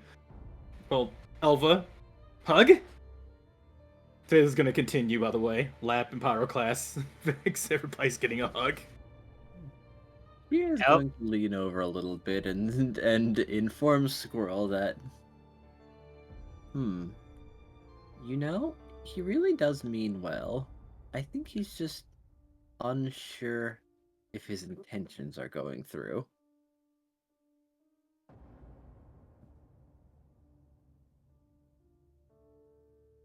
I know he does.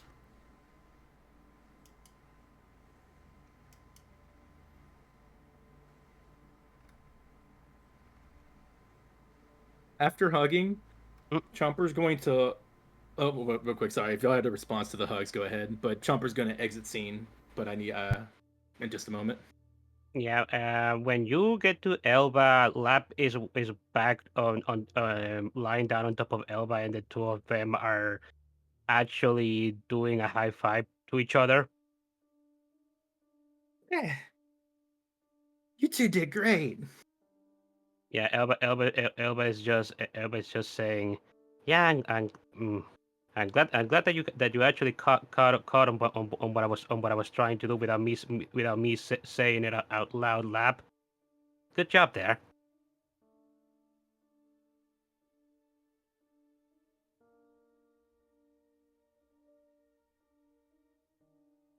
Did you? Oh, yeah, totally. What do you want, Chomper? Oh, just congratulations. Check if you needed a hug to get some heals. You know, big hug. Victory hug. Also, yeah, I'm glad you're catching on. I tried to whisper some tech to you, but I might have been too much in the front. But, Yeah, it was a really interesting fight. It was kind of good to learn how to use this parry technique Samantha taught me a long time ago. Elba just gives a smile and he opens his arms wide. I'm not hurt at all, but I never say no to a hug. Chomper goes right for it. And Elba returns the favor. You have gotten that much healing that doesn't matter because we didn't take damage, so don't even worry about it. And Elba returns the favor, giving Chomper a nice tight hug. I think it's tight hug. I think Squirrel enjoyed it. I think. You know, trying to think of what I could do to help them out and perk them up. I wonder. Actually, Chomper's like thinking to himself, you can literally hear a cog turning. You hear a little creaking sound. I think I might know something that might make Squirrel a little happy. Maybe. Elba tilts his head. Oh? Yeah, don't worry, I'll be right back. I need to go somewhere and get something. And Chomper's going to head off. Okay, good luck. Yeah. Feel free to go back to me and I'll explain when I come back with the thing. Or I can just come back with the thing and surprise you. Or just like continue on with your scenes. But it will only literally take a minute or like 4 minutes real time. So, yeah. Up to Digi on this one. But All right. continue. Well.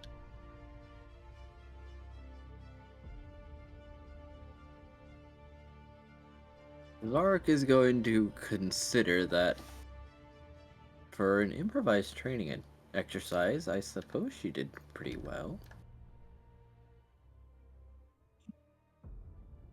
Well, it is one of the few decently available options, but yes.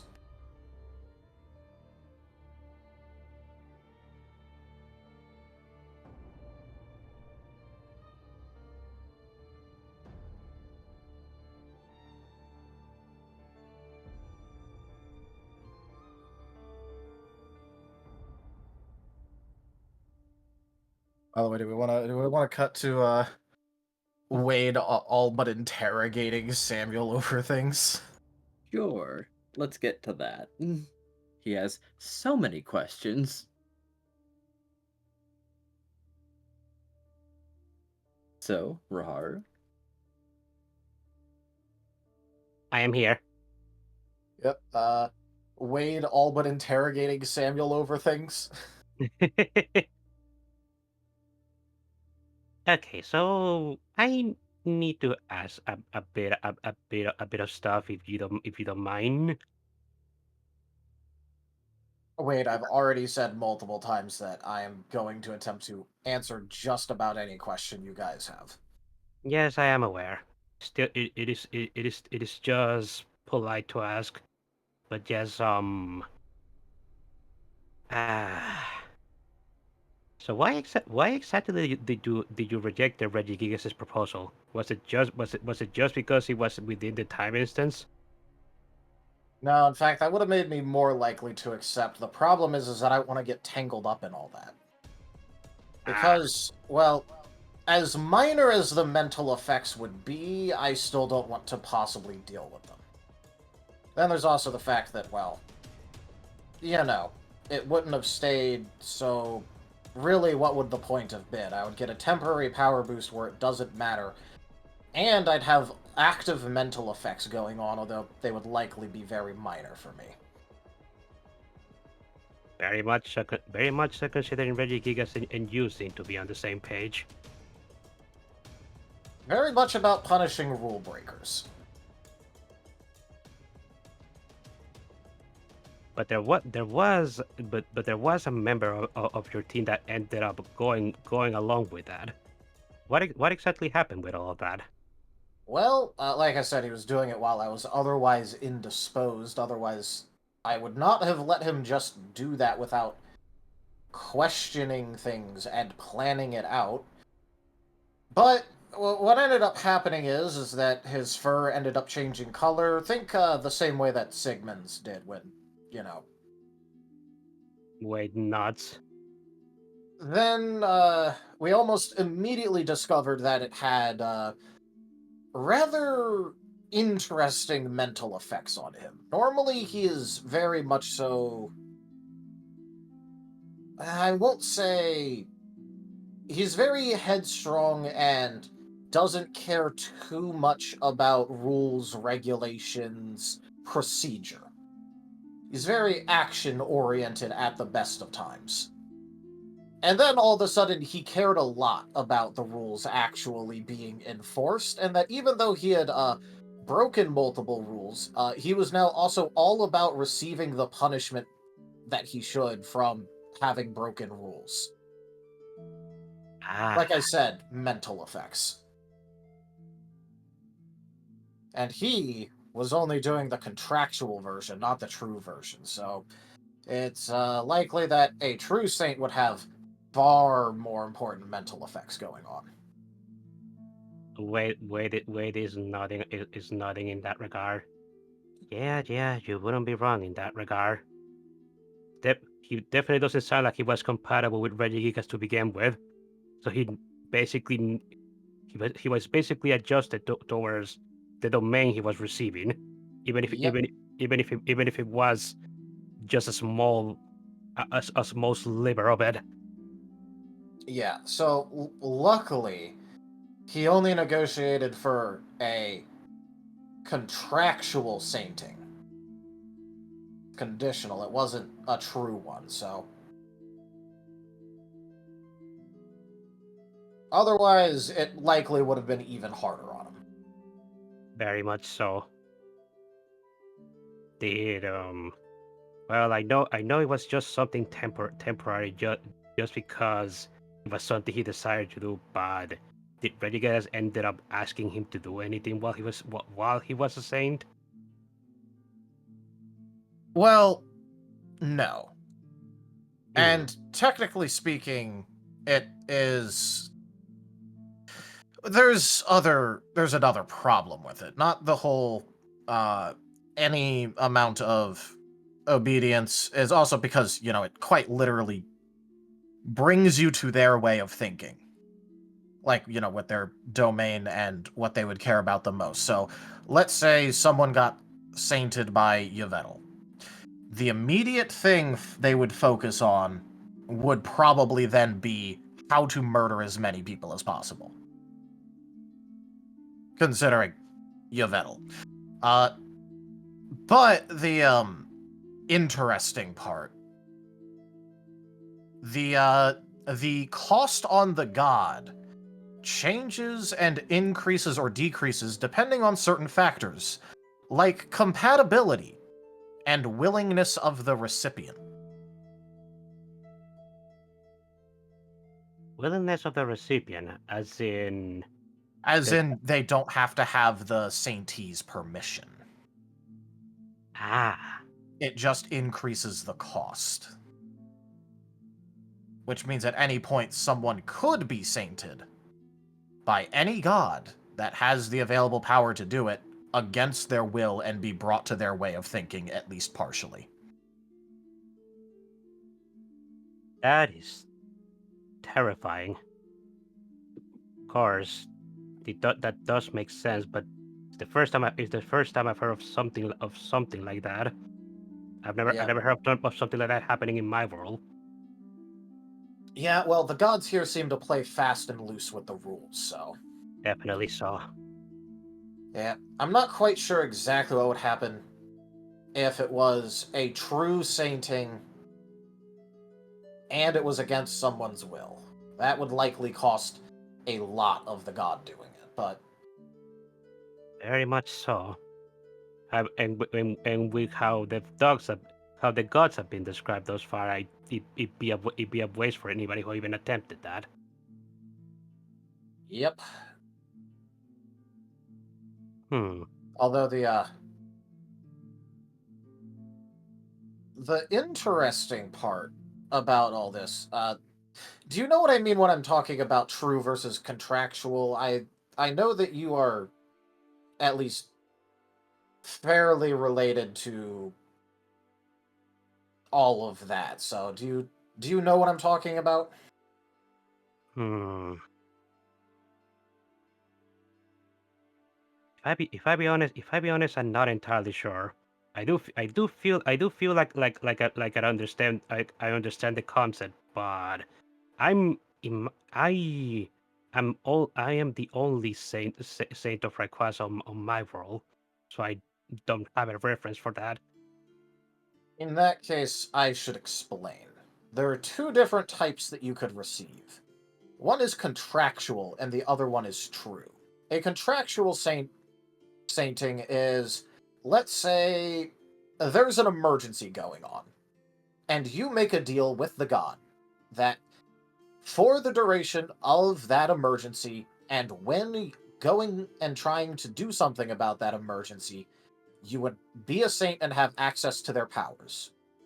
There are Ah, stipulations, there are rules, and their power will coat you. okay, And yes. then there is true sainting, where until cut off, the saint has access to the god's powers without having to ask, without any amount of real oversight, except by the god themselves. But on the other side, the power, all of that astral energy, permeates the individual. It suffuses them with power. Which also means that if, that power got ripped away, That would damage the individual incurably. yes. Now, take a guess which kind Sigmund got. Of course he got true sainted. He the way that he ended up after he was taken away from me proves as much. Yes, so you can see the problem with that. Of course. Now, there's other issues going on too, and it's not even related to sainthood. Oh, what is that? After all, sainthood is basically being the living champion of a god. Right? Wait, That's gods. effectively what that is. That is what What is meant about to the be. dead? Yes. What about the dead? Well, in this world, if a god likes you or desires your service, you go to heaven, and they make you an angel.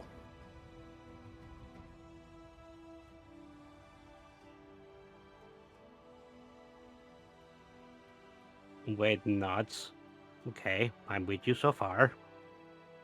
If there's more than one kind of saint, what do you think that means for angels? There's more than one kind of angel. Yep. You see, an angel is to do no harm and receive no harm. They aren't allowed to fight or attack. They're meant to tend to heaven. According to Regigigas. So they're servants, basically. Yep, neutral servants. Who, notably, for example, can't go marching off to hell to kill a bunch of demons. But Which that is means they're making artificial angels. Contractual angels. oh. Ones that can do harm and receive harm. Hmm. I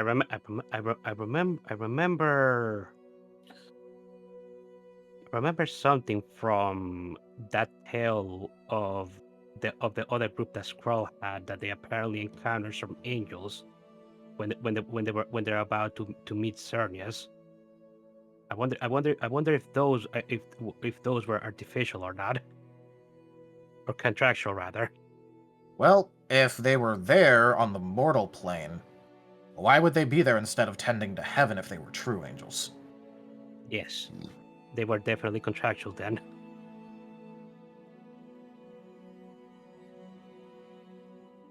And another thing, angels, even the contractual ones, survive the destruction of their god.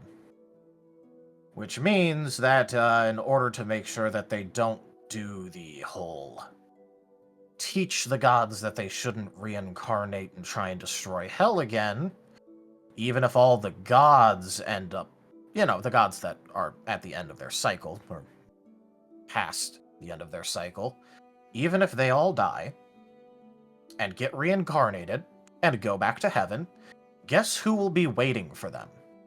They're angels. The true ones and the contractual ones. Either way. Yes.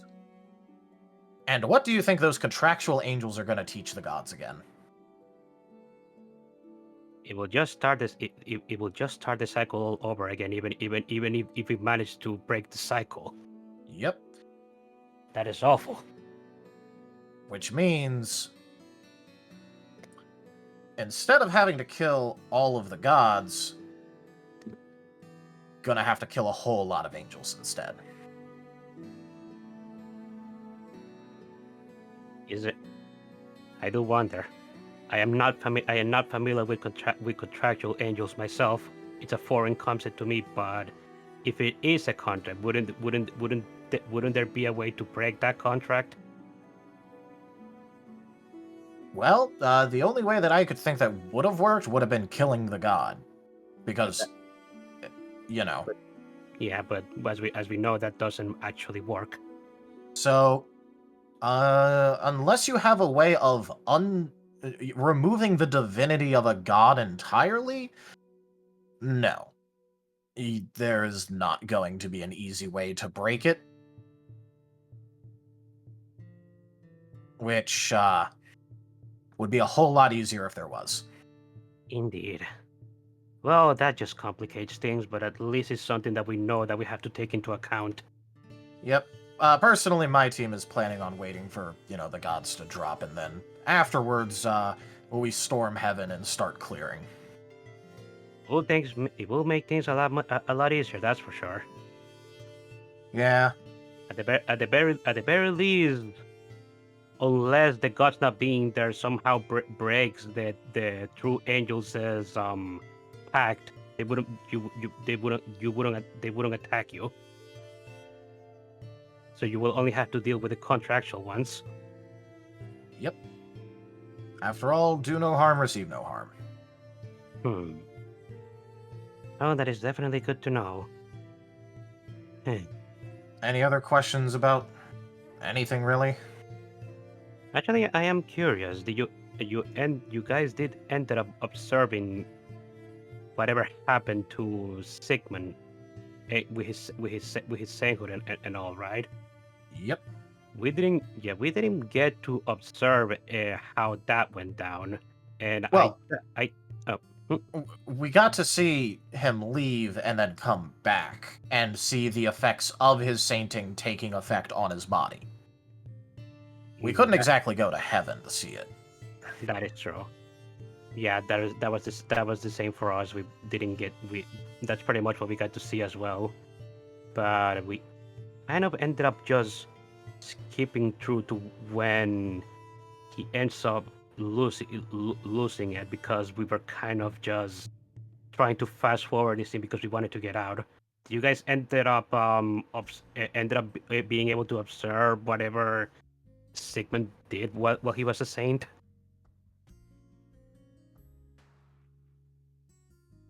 What was the end of the question? Sorry. Did you guys end up being able to observe anything at all of what Sigmund did when he was a saint? A little bit. It's really hard because, he spent a lot of his time just trying to go and find Ciel again. So, he did a little bit of stuff, but honestly, from what we could tell, because we kind of just fast forwarded and waited for him to come back after a bit, he would show up, quickly do a couple of a mission or two in order to keep the team status alive. Maybe go off and deal with a little bit of something to do with the divine stuff, like, enough to say that he was doing his job with that, and then immediately leave the world again. So, technically, we saw a little bit of stuff. It's he just spent a lot of time out looking for CL. He really did just attempted, well, not attempted, succeeded in obtaining sainthood just to look for that Mian Shao. That is quite a dedication, not going to lie. Yeah. And now he is honestly, I can't help. Honestly, I can't. Well, I can't really say, but I approve of his methods and what he tried to gain sainthood for what he's trying to achieve. I can't help but feel bad for how things ended up going down.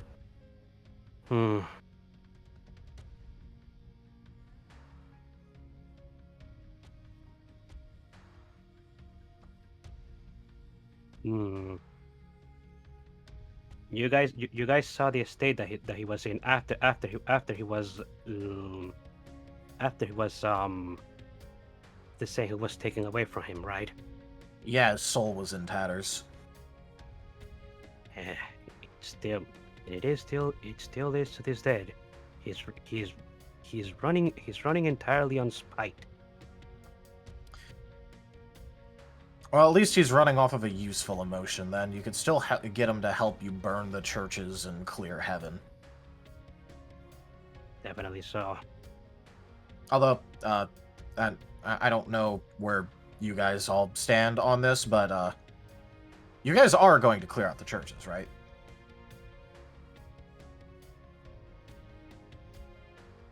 Wade just closes his eyes. I mean, as much as I'd like to say no, that is definitely something that we're likely going to have to do. Well, not likely. I mean, unless you want the gods being raised by fanatics. Of course. So it's not a likely. They're supposed to be raised by their mortal followers before then moving to heaven and then finishing it off with the angels and taking in all their duties. So there's not much point in, killing the gods, clearing out heaven, only to leave the churches down here for them to do it anyway. So. Oh, of course. If we're actually going to break this cycle, we're gonna have to do a thorough job. It's just, I just wish that there was another way, because there's going to be a lot of life being spilled.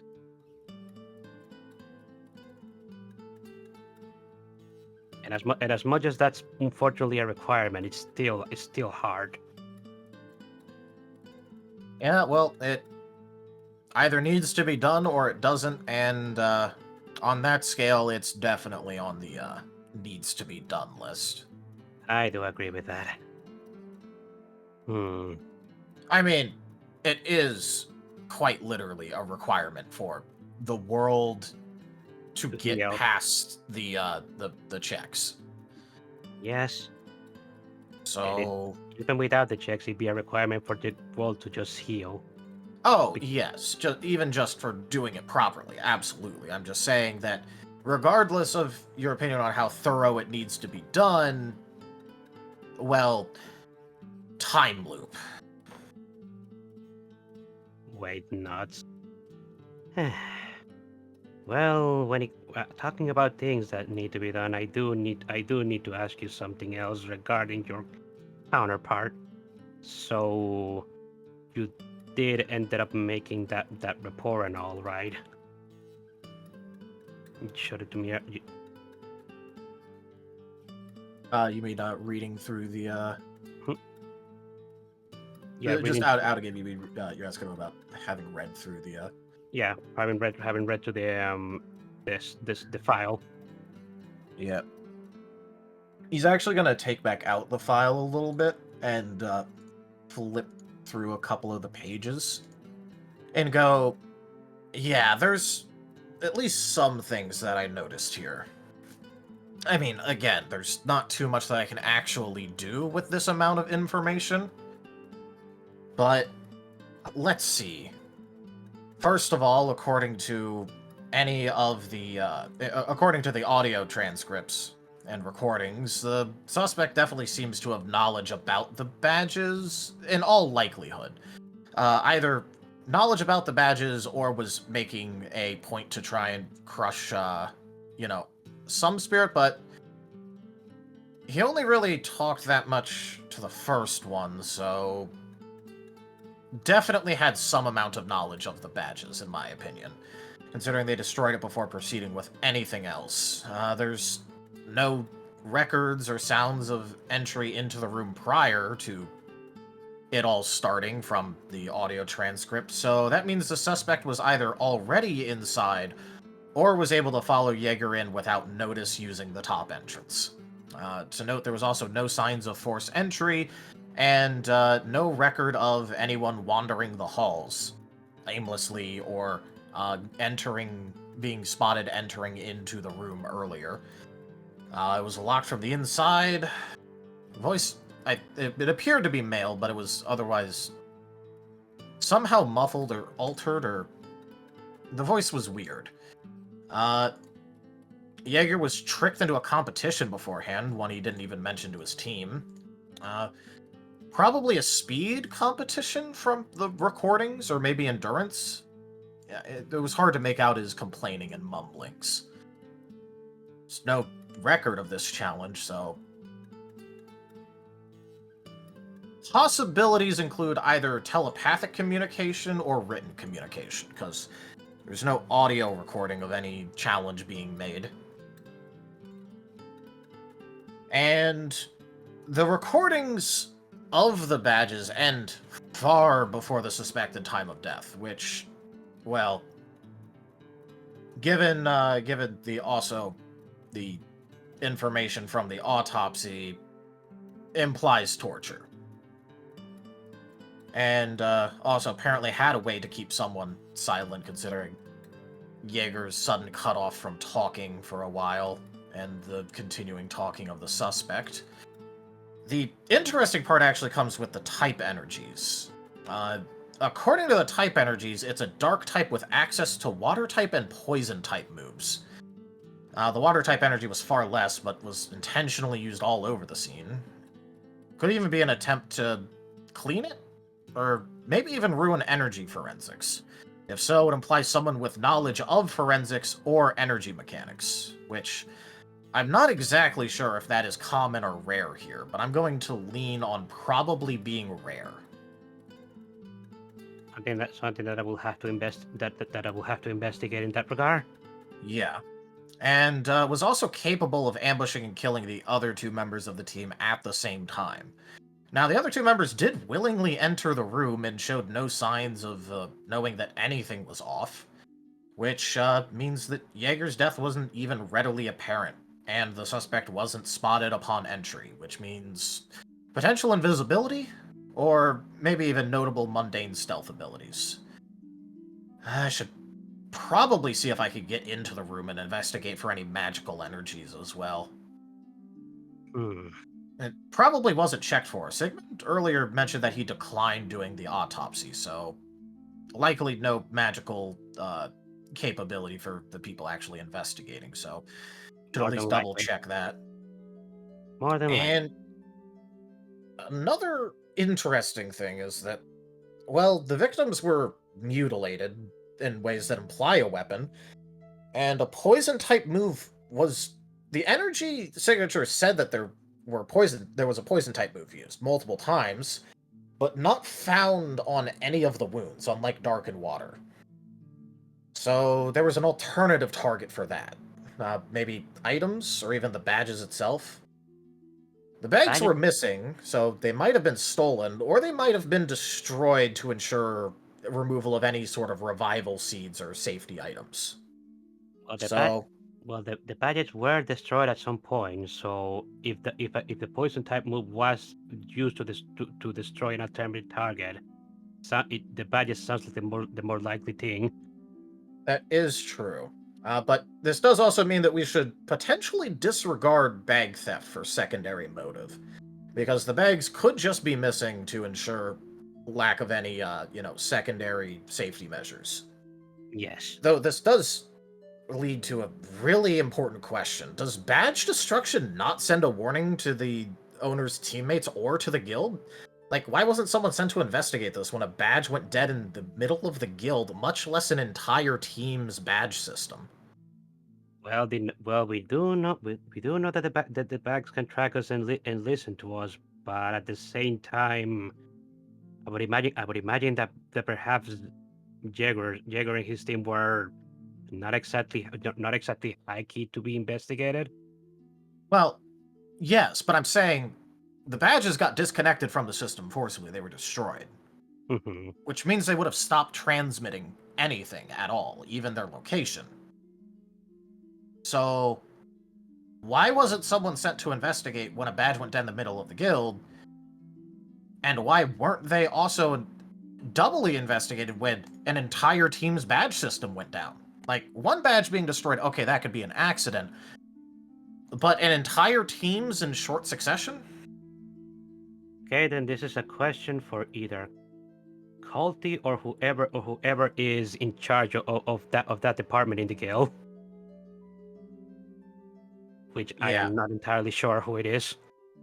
But from that's about all that I could possibly get out of this. There's just not much else. I mean, considering how little there is, what you were able to get to get out of this is actually quite incredible, and that also kind of scares me. Not going to lie. I used to be a criminal investigator. This was my job for years. I am. Yeah, you have told me this before. I am aware. The thing is that well, I am basically trying to catch you. So you see where I'm going with this, right? Yeah. This. Important question. Does this version of me know how to use water moves or poison type moves at all?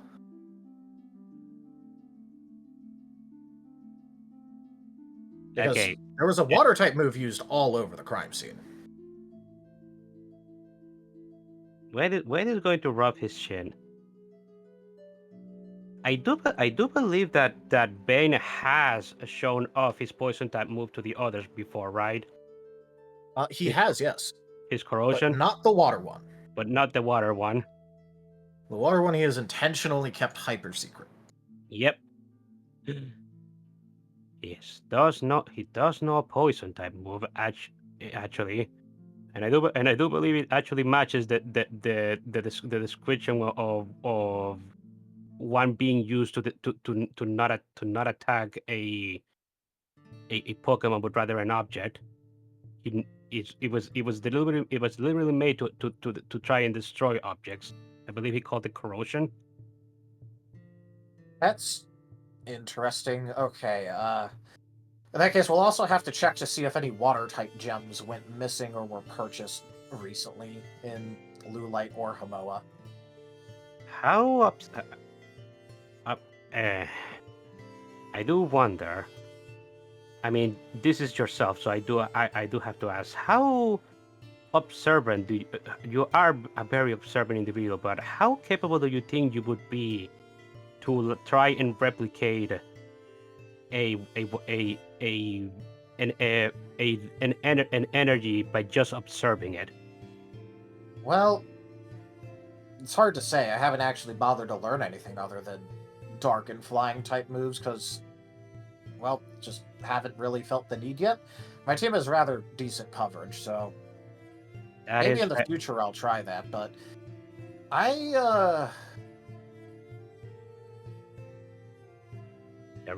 of the first things that did interest me when I was able to look into things was energy readers. I mean, given I originally started looking into that in order to try and help Kaza with some problems, but regardless of that, like on its own, it was very interesting. Yes, and yeah, and the reason I'm asking is, well, because there is two water types on this team. So if you were capable of just attempting to make try and attempting to create an energy you're not familiar with just by observing it from others, he could that could possibly lead to something. But like you said, you're not entirely sure. Yeah, it's a little bit tough because while I do have a fairly eidetic memory, it doesn't mean that I actually understand the process from the beginning in order to, like, even actualize that energy even just from seeing it. Mm-hmm. And of course, at the same time, it's not something that would come naturally to you because of the type of Pokemon you are. So, it'd be extra hard for somebody to attempt to even yeah. attempt to do it. So I won't discount the possibility, but likely not just from being able to see someone use a move. Mm. I mean, I'm good, but I don't think I'm that good. Wait, not understandable. Well, unless I can actually get our Bane to actually say show off some sort of water move. I wouldn't really be able to connect that. And I mean, and if you did say that water move was probably used as could have likely been used as a way to try and mess up with the energy signatures in the scene, which Well, means either energy signatures or the physical forensics. Yeah, which means if that is the only thing he's using water energy for, it's likely not something that he's going to be showing off if he actually knows about it, knows how to use it. Which means you're going to have to do other things in order to see if it is, in fact, this version of me.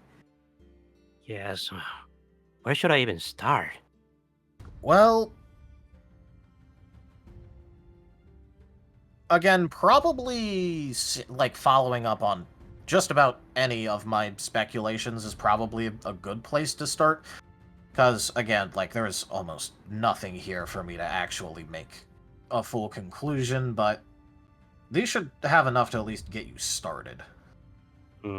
So, probably check on things like any energies at the place that are magical in nature. I don't know how adept you are with magic, but Wait, nuts.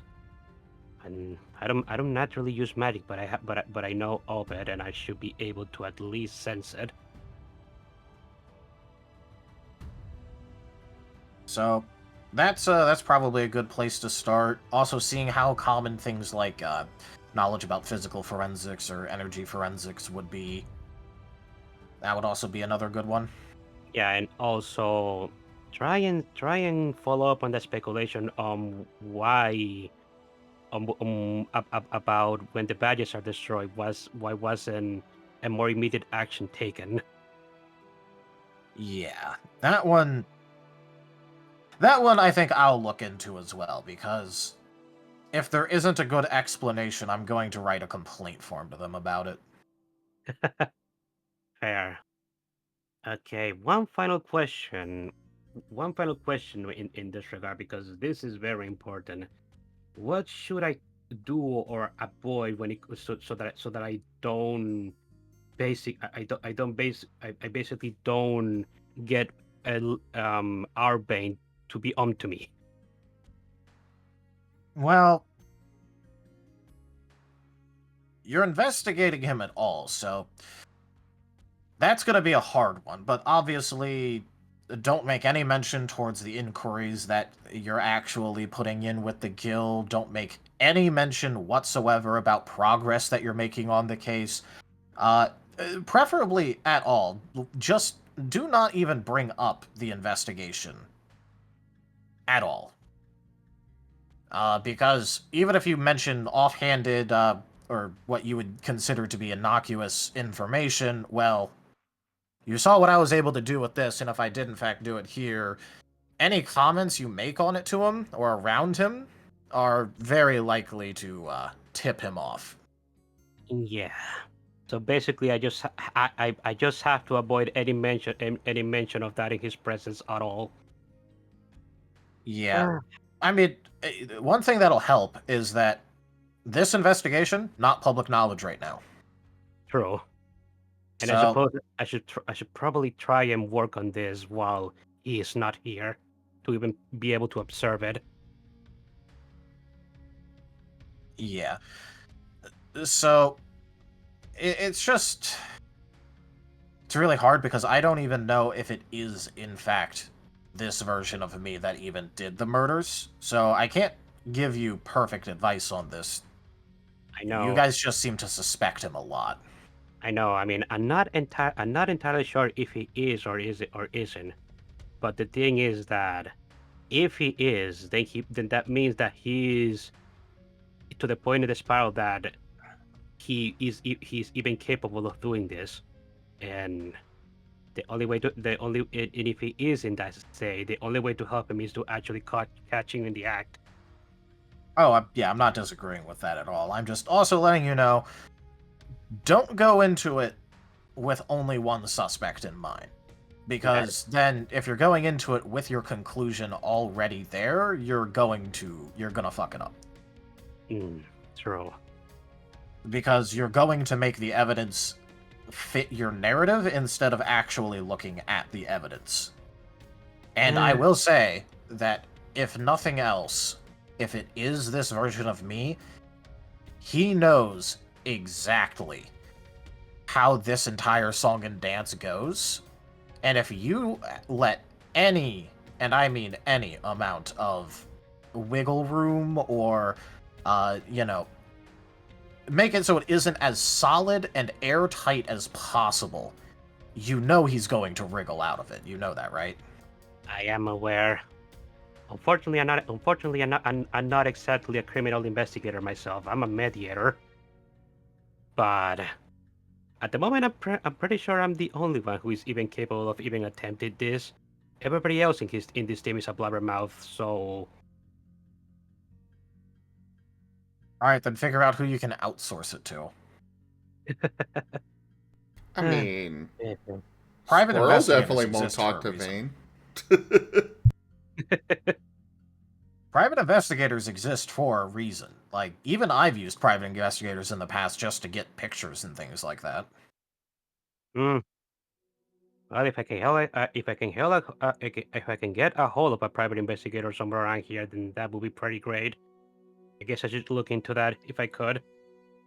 Poor Vane's chopped liver over there talking to you. I mean, I heard that, but I'm not entirely sure if the betrayal that scroll is showing towards Ben is going to, like, not make things suspicious.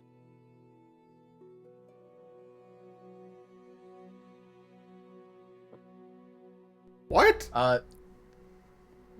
What? I did not understand what you just said.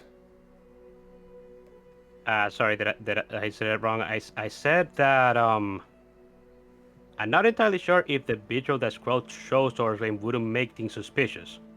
Vitriol. I mean, Squirrel being involved in the investigation,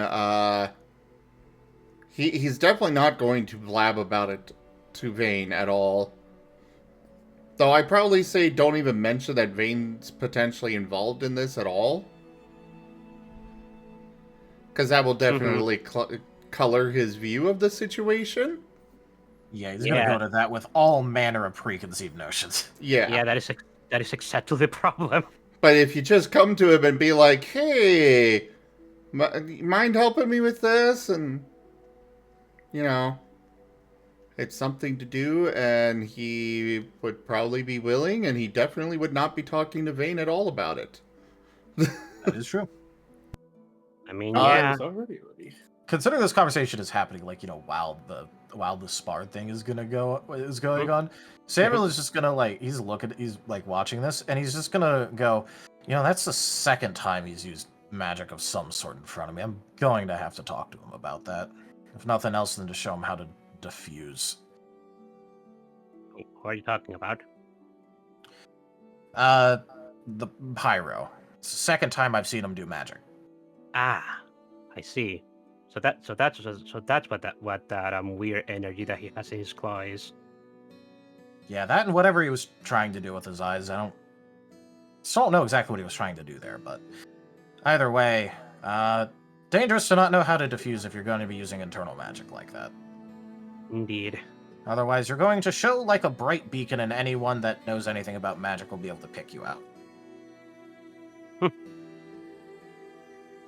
Well, it's definitely sounds something to say to him once we're done here. Also, by the way, I'm sorry about earlier.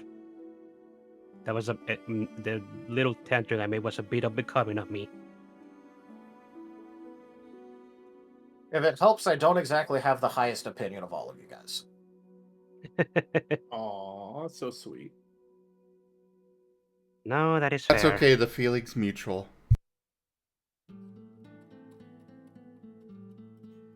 You gotta remember, this Vane was dragged here because, things were a mess. So he's just like, don't worry, I didn't have a high opinion of you guys anyway. Wade is just laughing and nods.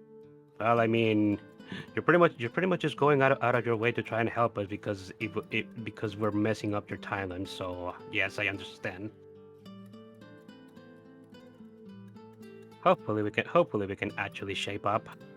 Yeah, it took me less than 2 weeks to get dragged to yet another world and get basically told that I have to fix problems. At least this time I didn't lose my memories in between. Bro.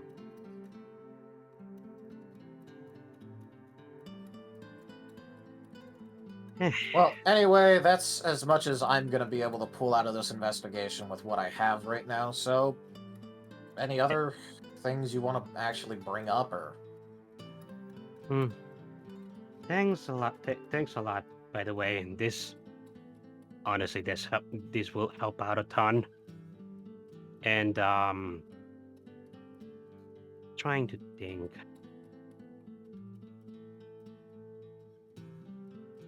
Again, this could be professional, personal, questions about the status of timeline or just whatever, in case I happen to know things that you don't. Actually, was Regigigas the only god that you interacted with inside of the Italian instance? Pretty much, because they kind of have to be on the mortal plane because we couldn't go to heaven. That is understandable. Yes. Although, if you do want to go talk to Regigigas, which I would personally recommend, you're gonna have to find the cave that the Regis are in. It's some sort of like lost, semi-forgotten ruin cave where there's supposed to be a massive trial of you getting through all of these traps and swarms of unknown that are basically the Regis followers. The unknown are carrying rocks that correspond to letters, and if you slot in the letters for emergency or SOS, Reggie will in fact leave the end of the cave and come to the front in order to see what's going on. So if you really need to talk to him, just do that. Don't go through the entire challenge. That is actually incredibly helpful. Yeah. I will keep I mean, that in unless mind. you feel like fighting thousands of unknown and going through trap gauntlets. I mean, if I was in my real body, I wouldn't be exactly against that. But at the same time, I don't think we have the time. They have the time for that either. Yeah. So just use the rocks. Yes. To note, is probably going to be confused when you do that because he hasn't given that out to anyone. I'll just explain to him what happened. I'm pretty sure most of the gods are at least somewhat aware of the time loop that's going on. Yeah. Oh, and yeah, don't let him go to heaven. Why is that? Because Palkia will be able to track that he left the cave and then talked to someone for a bit and then showed up in heaven. See, when we told Reggie about what happened and, made this entire plan about getting him into heaven to go see what's going on, Palkia sussed it out, and then they all ganged up on Regigigas. And, you see, Regigigas then proceeded to enact his domain because he was, punishing rule breakers, but there's still only so much enacting a domain can do. I mean, it blocked out Arceus from enacting his domain or something, or Palkia or any of them, because, domains can't overlap, but... That is true. Again, even the strength boost from doing that, all of the gods versus him. Yeah, there's only so much he can do. Not to mention,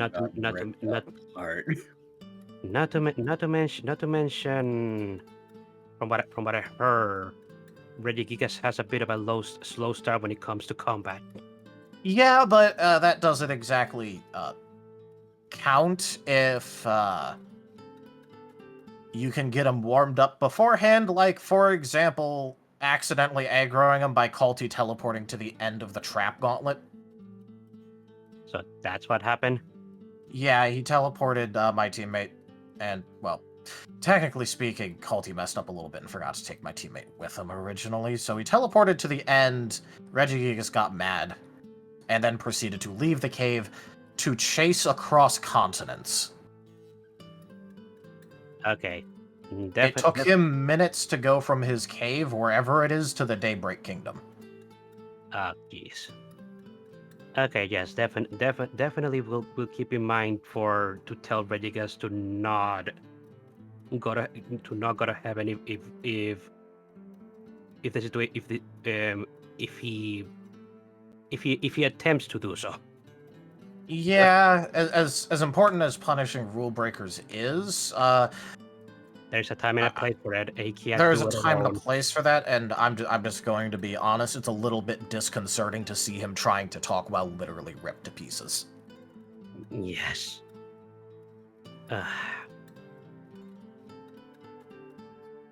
But, well, that's how you can get in contact with Regigigas and just, inform him of things. Try and, talk with him about the state of things. You can find out a whole lot. It's just, also don't break rules around him. Of course. Yeah, because it turns out his punches bypass protect. That makes sense. It is actually kind of nice to know that there is actually a god that we can actually confide to.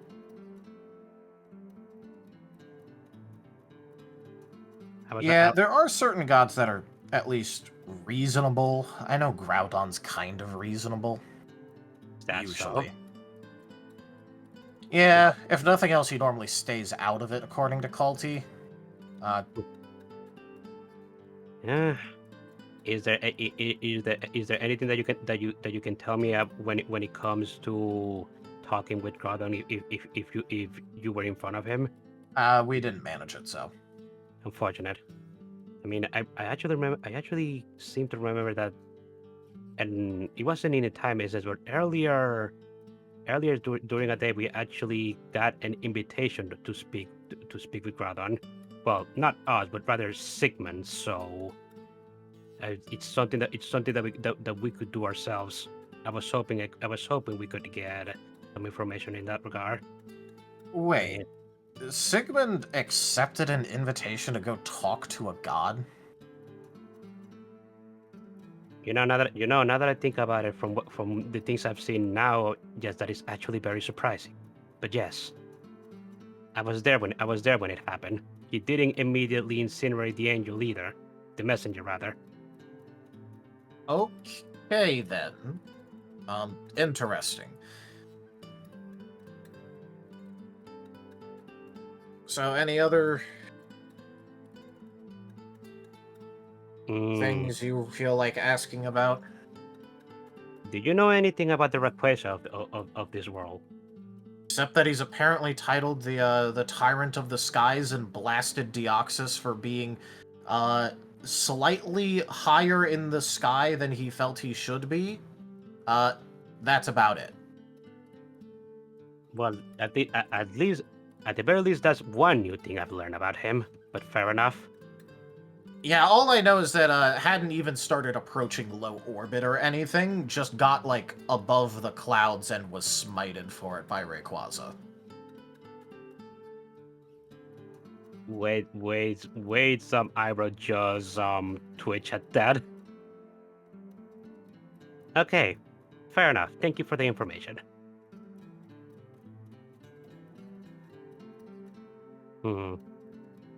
Honestly, I can't think of anything else personally at the moment. I think that's pretty much it for me. All right, well, in that case, I'm gonna go tell Pyro about diffusion. Good luck, and again, thank you for the help.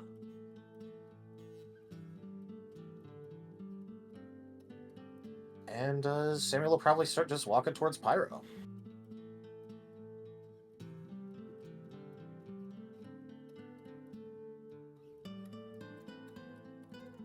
So, Shia, what do you...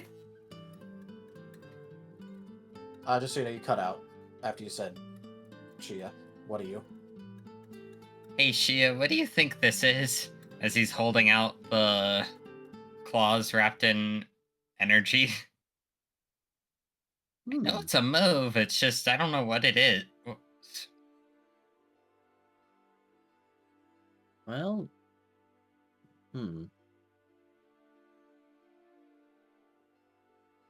let's see.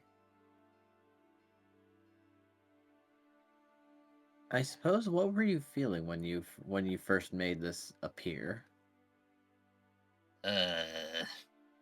Anger related to Noah.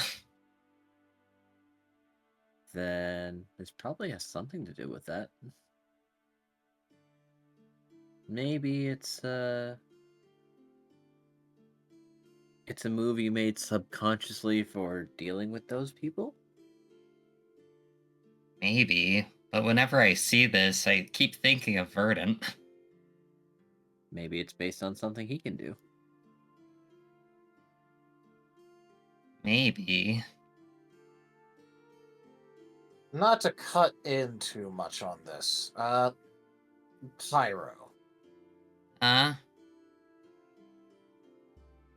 So, do you know anything about how to diffuse magic?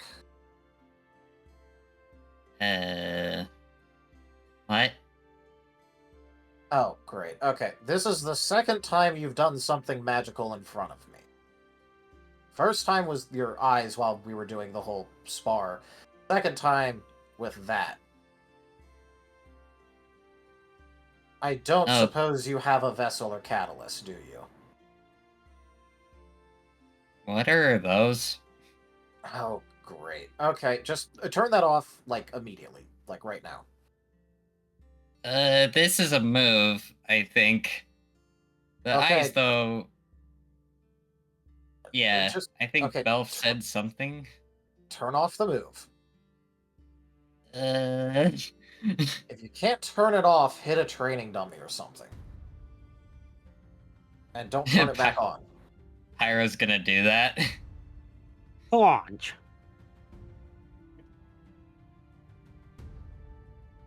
Alright. So, I'm gonna give you a quick crash course, because... Well, first of all, those eyes, definitely magical. 100%. Has magic in it. That move, also magical. 100%. But it's using your internal stores. It's not using anything external like a vessel and a catalyst are. Which means you need to be careful with that.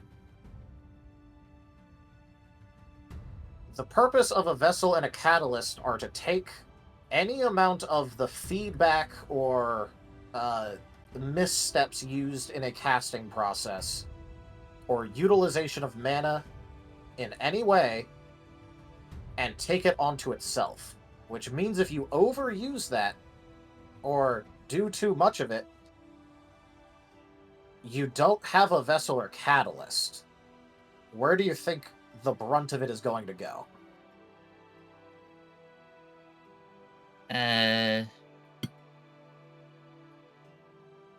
Not really sure. All I really know about my soul sight is that Elf said it was like a hybrid between aura and magic. Yeah. Okay, just let me finish this one. Important to understand thing. If you aren't using a vessel or catalyst, it's internal magic. And if your internal magic gets overused or interrupted in an unexpected way or otherwise has some sort of failure, it's going to take it out on your body. Okay. Which means, let's say you use that fire or green energy. I'm just going to assume it was fire. You're a fire type after all. And it's using your internal energy, so if you use that fire and it messes up in some way, or you get distracted, or it's in a very high intensity moment, it might mess up, and it's going to take all of that energy and all of that feedback that would normally crumble a catalyst or vessel, and it's going to do it to your internal body. Oof. I think I get it. Yes. An overload. Yeah, it's going to overload you and take it out on you. And that's the main problem. The other problem is that, well, you're using magic, and so it's going to be pooling in your body. Active magic is going to be pooling in your body. This is a good thing and a bad thing. The good thing is that you are going to be increasing your magical capacity over time. The bad news is that unless you replace that activated mana pooling in your system with passive unactivated mana, you're going to shine like a beacon to anyone who actually knows how to use and detect magic, and they're going to be able to pick you out as a magic user immediately.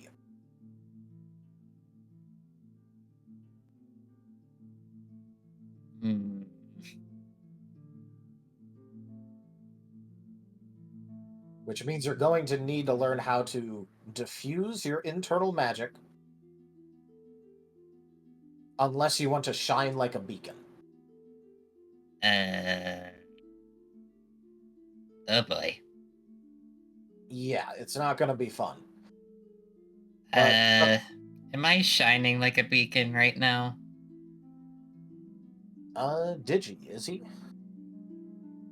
Not particularly. Rather, it's not terribly bright, but it is bright enough. Yeah. He's gonna go, he's like looking him over, and he's gonna go,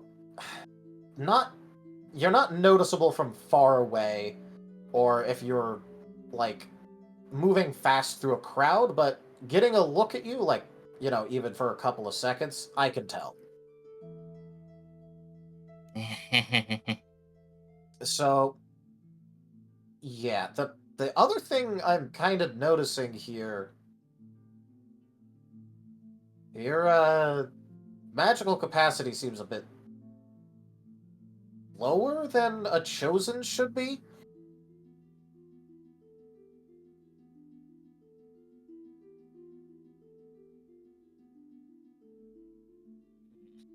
I mean, normally using natural abilities like this takes up some amount of magical power, but that shouldn't affect your capacity.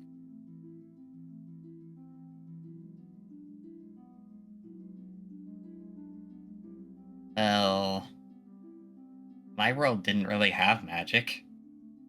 Yeah, well, mine only had blood sacrifice magic from what I knew, and I couldn't do it at all, so. All we had is really advanced technology. Yeah, but here's the thing. When you become a chosen, your body gets completely remade, and you're blessed by the world itself to have magical capacity. And be accepted and have, like, frankly, compared to other people, an absurd amount of magical capacity. Maybe You have a relatively high, but not reaching the levels it should. Maybe my implants? I don't know.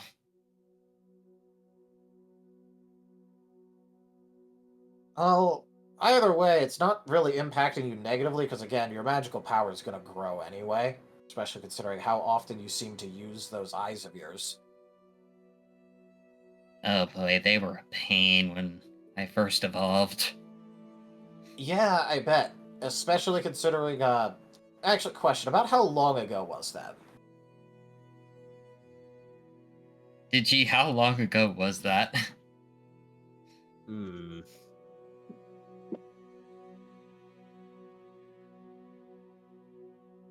Well, that's the funny thing. We are talking about your soul side, right?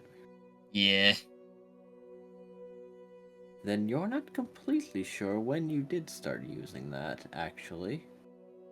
It's just always been there, hasn't it? Curiosity. But the question was also, when did Pyroclast evolve? Was Yeah, it? that's- When Pyroclast evolved. That was about 7 months in. So, 7 months into him getting here, so like Yes. 2 and change years ago. Yep.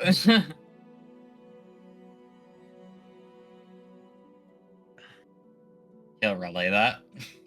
Okay, and you're using that basically every day, right? Your site?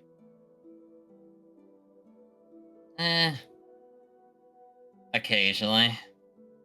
Not super often. But every once in a while.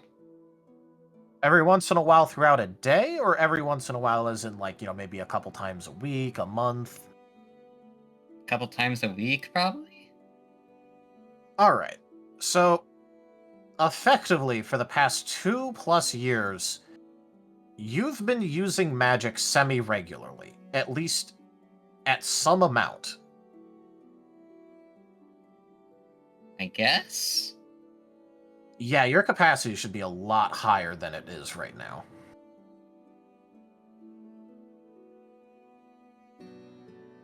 Because this is definitely some form of magic, and you're only barely noticeable as being a magic user right now, when, if you haven't been diffusing anything, if you had the capacity that you should have been shining like a beacon right now anyway. Maybe it's because of my weird typings? Maybe, but I would honestly recommend going and talking to Marten. Yeah, sure, she's a necromancer, but she knows her stuff. I mean, the only other thing I can think of is an incident when I first got here. With Edge.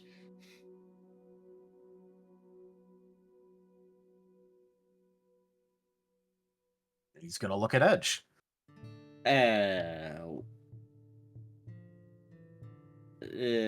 Which one was it?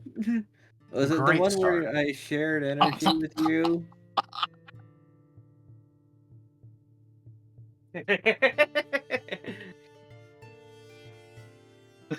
Oh, Edge.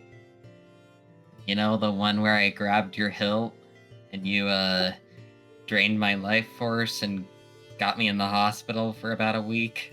Okay, so it was before I shared my energy and you, became like that. Wait, did you say he drained your life force? Yeah, it's a bit of a ability Hone Edges have. If you aren't careful.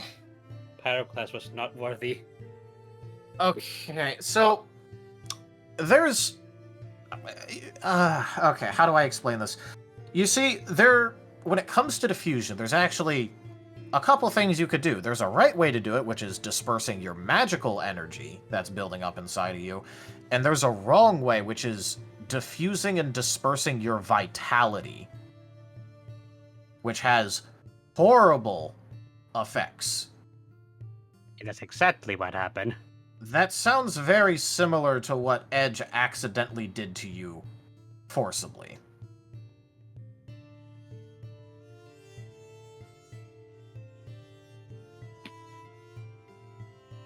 Oh boy.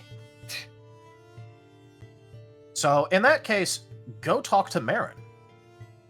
Or otherwise, go talk to Sigmund, but I would heavily recommend Marten over Sigmund completely. And where would she be? Depends. Ask Culty. Oh great, I can utilize that for what he did to Noah. Again, he probably doesn't even remember doing it. Still. Oh, I'm not saying not to punish him, I'm just saying you're gonna have to also remind him what happened. Oh, I will. He still owes us the other thing, too. But, okay, yeah, just to recap, eyes definitely have magic in it. I'm not sure about aura, I'm no aura expert. Whatever that fire... I'm just gonna keep assuming it's fire, because, again, you're a natural fire type, and this is using... I don't think it's fire. Well, it's using internal energy, which means that if it's not fire type, it's using one of your other types as the internal energy base for it. I think it's a move rather than magic. A move can be magical. My teammate, like, almost exclusively uses magical smite moves. And also, what I hit you with, that was a move, but it was magic as well. With the paper. And the explosion. Paper explosion. So, it can be a move and magical at the same time. Huh. But the important part is that it's still magic. And if it isn't one of your natural types, that also means that right now, you're currently taking in and storing energy that is not your one of your primary or secondary natural energy types. Which is an entirely different thing. You should probably get checked out if that's the case. Right. Because otherwise, you're pulling foreign energy in your body that your body is not equipped to handle right now. And you don't know how to diffuse it. That's not the first time. Okay, I might have a confession to make. Oh no. What is it? So... Hold on. This isn't bad. Just something that I maybe didn't say. Does he always keep information like this? Yes. Not always.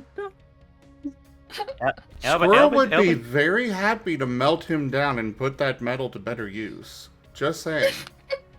Dang. Yeah, Elba is actually answering from a distance when Samuel asks us. Elba is just gonna say yes. The only thing I've seen him do since I've met him is him doing that. Hey! Samuel's gonna give him, like, the glare of, I'm going to write so many negative reports about you and make sure they're all lodged in your file regarding this if you keep doing this.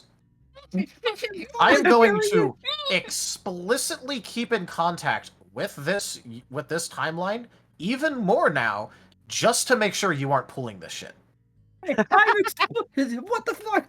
Explicitly starting to volunteer information. What the volunteering information that you apparently have been keeping. Edge, I need to ask you this, just to verify something. You do realize that you just admitted to a guild auditor that you were keeping information from your teammate. And it's a habitual thing. It didn't seem relevant at the time. Oh, it didn't seem relevant, did it?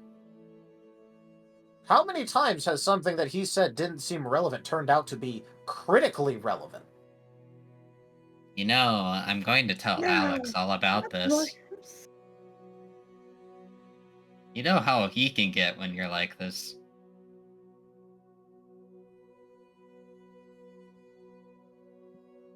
You know what? I'm just gonna write a negative report while I'm here and give it to Pyro, and the next time you do this, he could just turn it in for me. Well, maybe I'm not gonna say it now. Fuck You know, I'm saying everything you're doing to Alex when we find him. So now, not only are you admitting that you are keeping information that is important for the health of your teammate, from your teammate, you are now telling the auditor right in front of you that you are no longer going to be sharing this information that could be very critical towards the health of your teammate because, quote-unquote, fuck you. Be nicer to me, someone. Edge. Aren't you familiar with a different version of me? What makes you think I'm going to be nice about this? Because you're not him, and apparently your team is cool or something. Alright, writing down that Alex needs to do certain things. Edge, just go ahead and say it. Why are you digging a bigger hole for yourself? Your scabbard is going to get a puncture at this raid.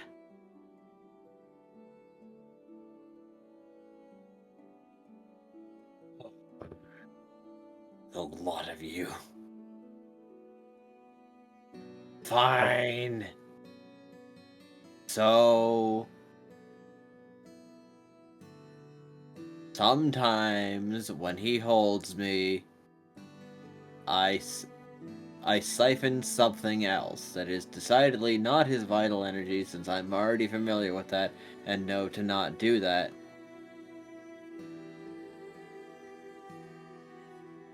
So, does this energy perhaps feel a bit strange and foreign?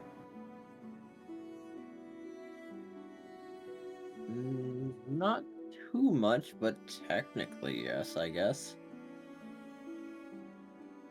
What types are you getting from this energy? Ghost. So you're getting the exact same kind of magical energy that he uses from his soul sight when you do that. Because he uses ghost-type magical energy. That he's using ghost mana. Yes. And you've explicitly been getting a strange ghost-type energy that you've been pulling from him.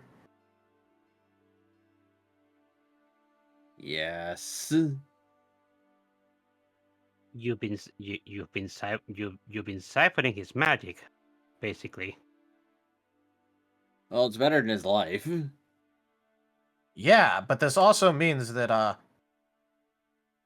if the mana isn't actually inside of him and isn't properly replaced with passive mana, you've also been draining his magical power capacity away.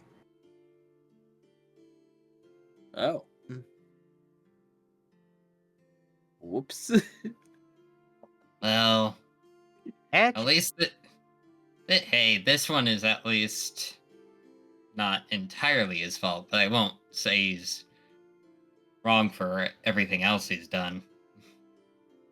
I mean, the fact that he kept this from you, it's wrong to begin with. But I do need to ask something.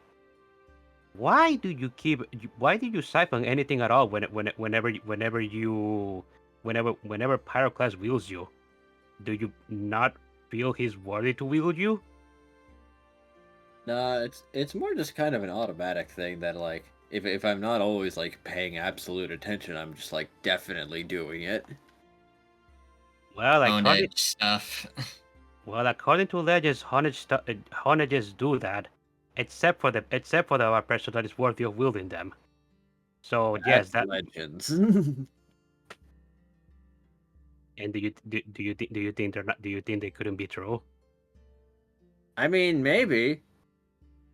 But I'm not a native Honedge. I don't want to be a Honedge forever. Yes, perhaps the fact that you're a chosen is making it harder for you to control that. Either that, Hold on, either. wait. I'm gonna check something. And he's gonna look over Edge for the whole magic capacity and if he's just showing as a magic user. Now that is interesting because he has a lot of it actually. Oh no!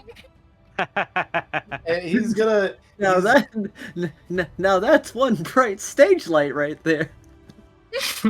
and he's gonna go, Edge. What up? You've been taking the energy and not using it towards anything the entire time, which means for the past 2+ years you've been siphoning mana into yourself and not using it. Am I going to explode? Is that bad for is that bad for his health? No, because it's a native type energy of his. Ah. However,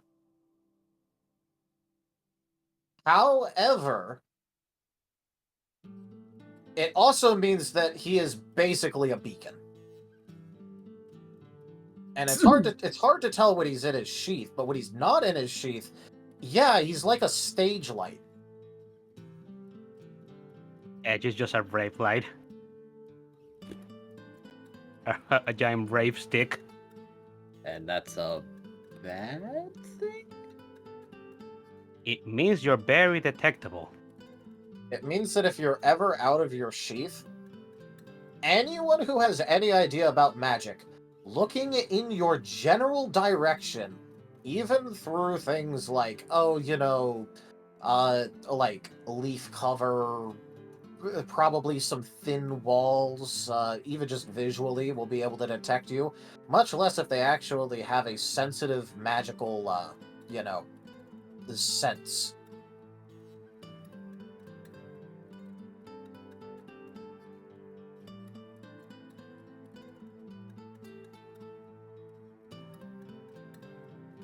Edge, your social anxiety is really getting worse.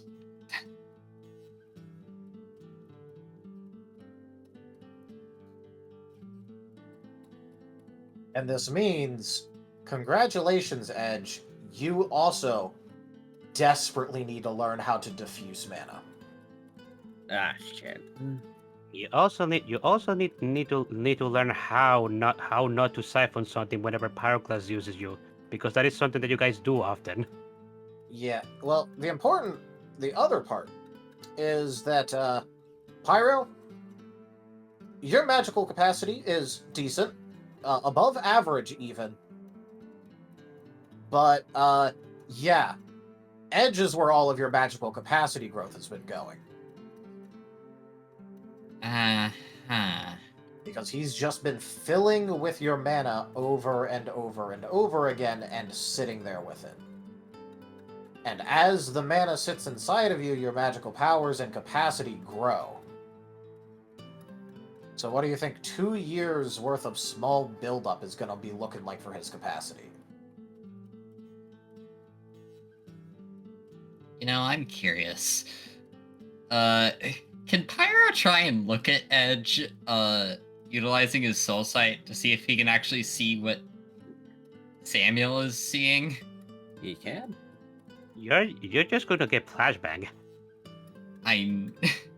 Now that you know what you're actually going to be looking for. 2, 10, and I don't get the specialty because exhaustion.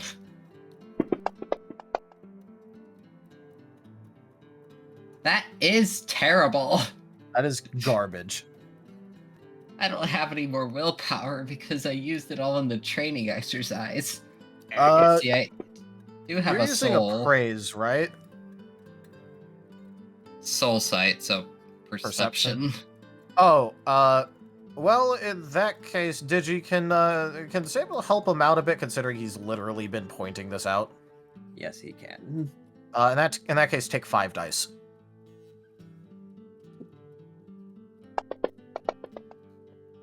It made it worse. Lamau. But since he's assisting, you can take one of his willpower as a token of my help. I will allow this. Thank you. Much better.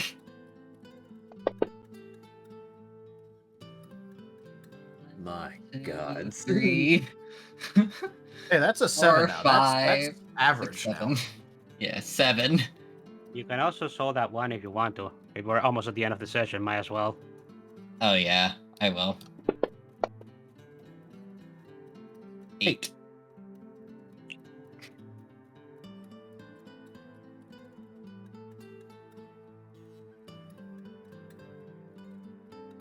So what are we sitting at? 8.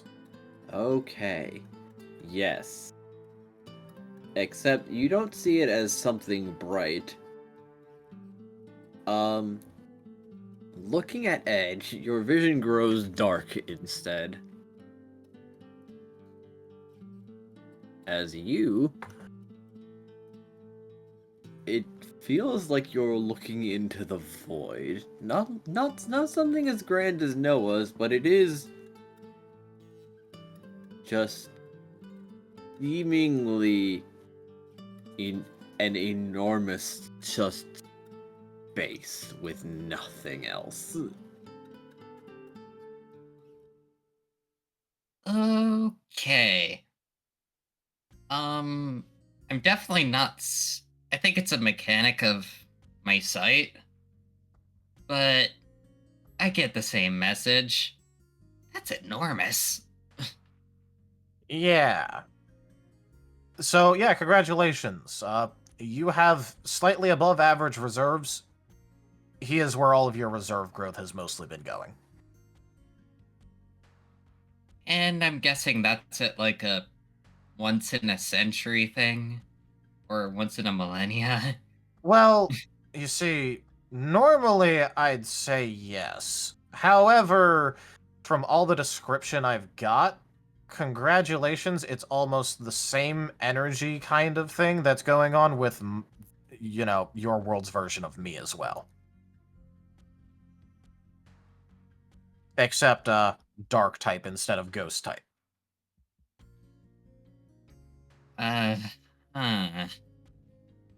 Because, from the description I got and what I've been able to read through with that journal, the way that thing works is by shunting your version of me's energy, dark type energy, all of the dark type energy, that's excess, directly into the shadow, which is converted to storage. So what I'm getting... Oh, go Edge ahead. has been taking the energy out of you, the excess energy, and storing it. So congratulations, you have the almost same situation, except yours is actually sentient. Pyro's eyes are just gonna be like flat. You know, Edge. I suppose Edge inadvertently siphoning Pyros's magic may have actually done some help if it's actually something similar to our world's version of Vayne, considering the excess of ghost type, and it would have made Pyroclast rather vengeful. Well, there is that, and also it would have made it really hard for him to change back to being dark. It's indeed. So, yeah, your ability to even swap between them, probably also as a result of the energy getting drained out of you.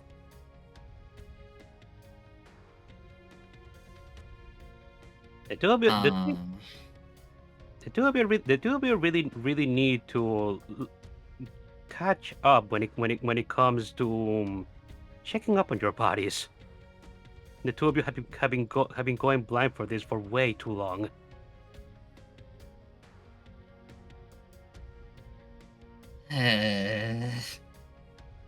Also, I think Pyro was asking for Edge there, did he?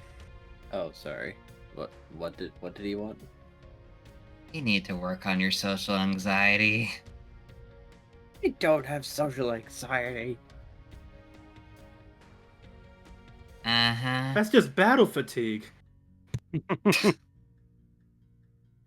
And when Alex, back in our world, when Alex was around, you would tell him everything. Frown. Oh. Okay.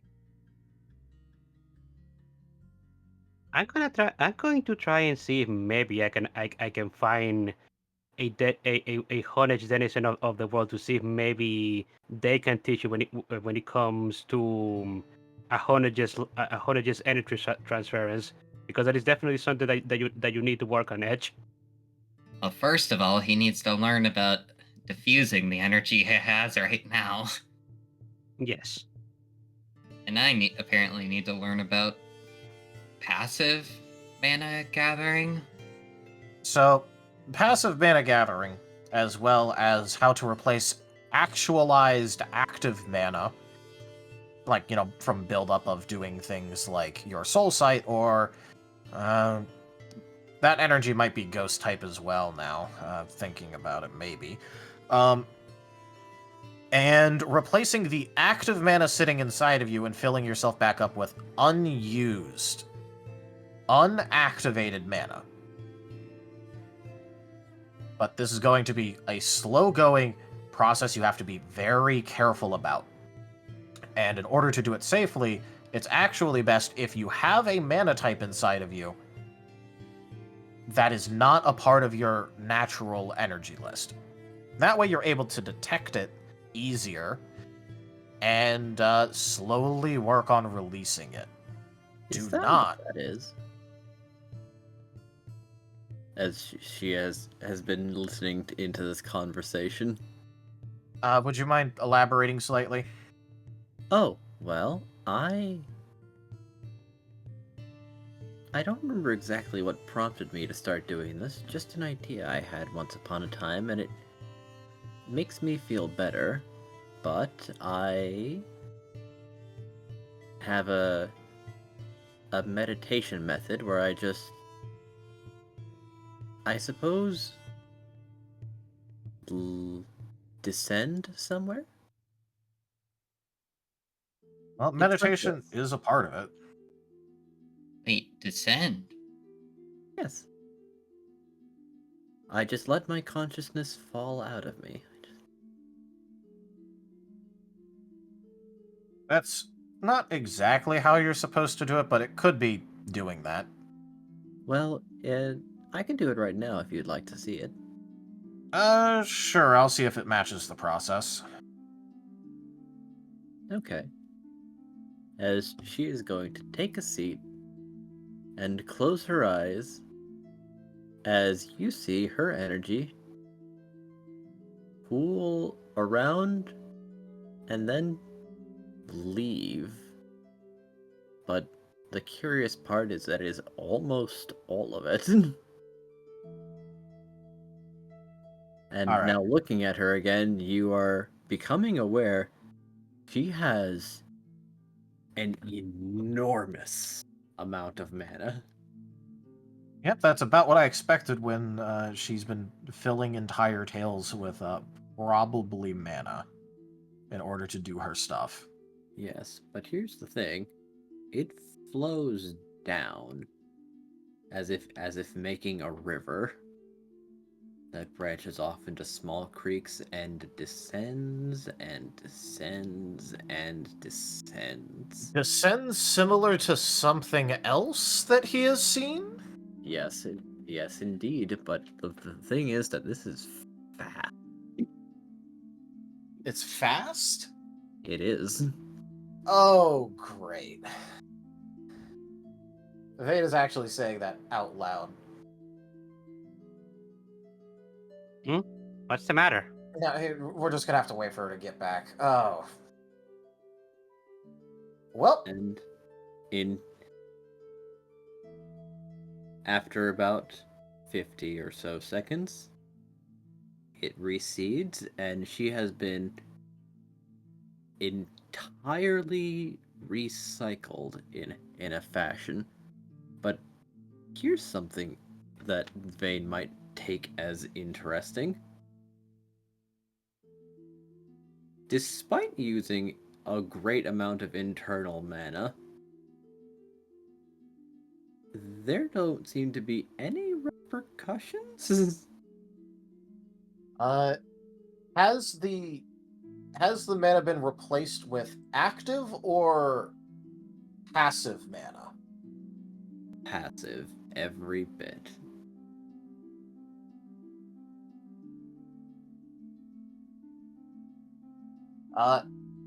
Yeah, once she's back and aware again, he is going to almost immediately ask, so, do you have an interesting conversation? Beg pardon? Hear any voices, get any impressions?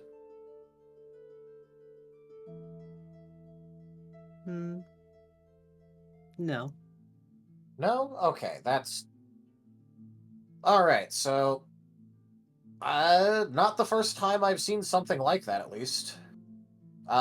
Also, technically speaking, for it being diffusion, yes and no. That is not the classical method of diffusing mana. However, it is an entirely acceptable and effective as all of your mana has been replaced with passive. Actually, Vane, I would like you to roll something. Yes. Roll an appraisal check on her. Appraisal? Got it.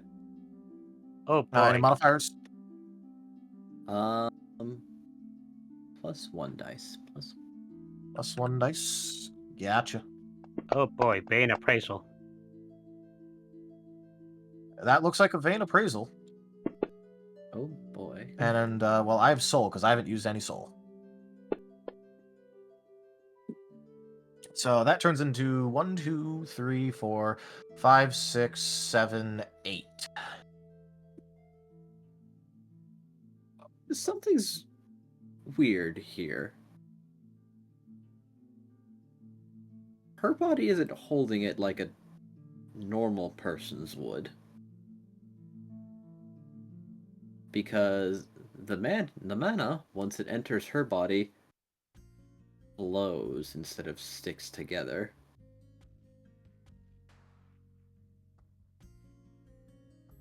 Alright, he's gonna squint at that slightly and see if it flows in any particular pattern or direction, or if it's like a free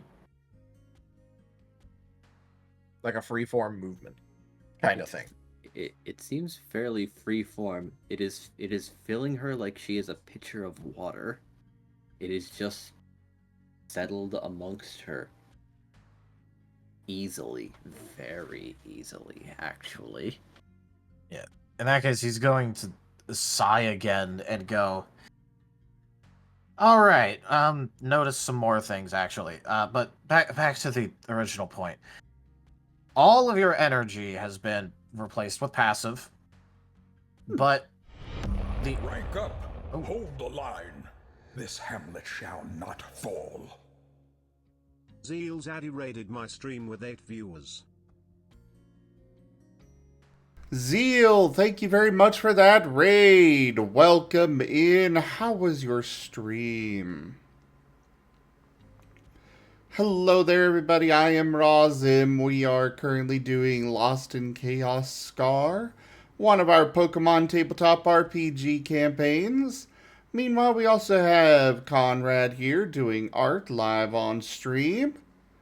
Yes, I have a artist that I manage for, Conrad, who takes commissions and sometimes joins me on stream doing 3D art. We also have 2D artists and such. But yeah, we've got all sorts of things that we do here. Thank you so much for that raid. I hope you had a great time. Well, I'll be in the chat from here, but yeah. Thanks again so much for sharing your community.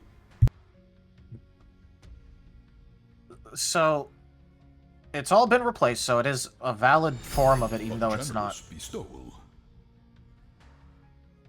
Oh. Raharu 95 tipped $10. Thank you so much for that tip, Raharu. You're welcome. And so, it is actually a valid way of doing it. It's unorthodox and potentially unrepeatable. I have seen something like this once before with my version of Scruff, but when he does something similar to that, he ends up being able to talk with the consciousness of the world itself. How surprising. So, I'm sorry, I do what now? yeah, my version of you. There's a voice from the ceiling where Scruff is listening in.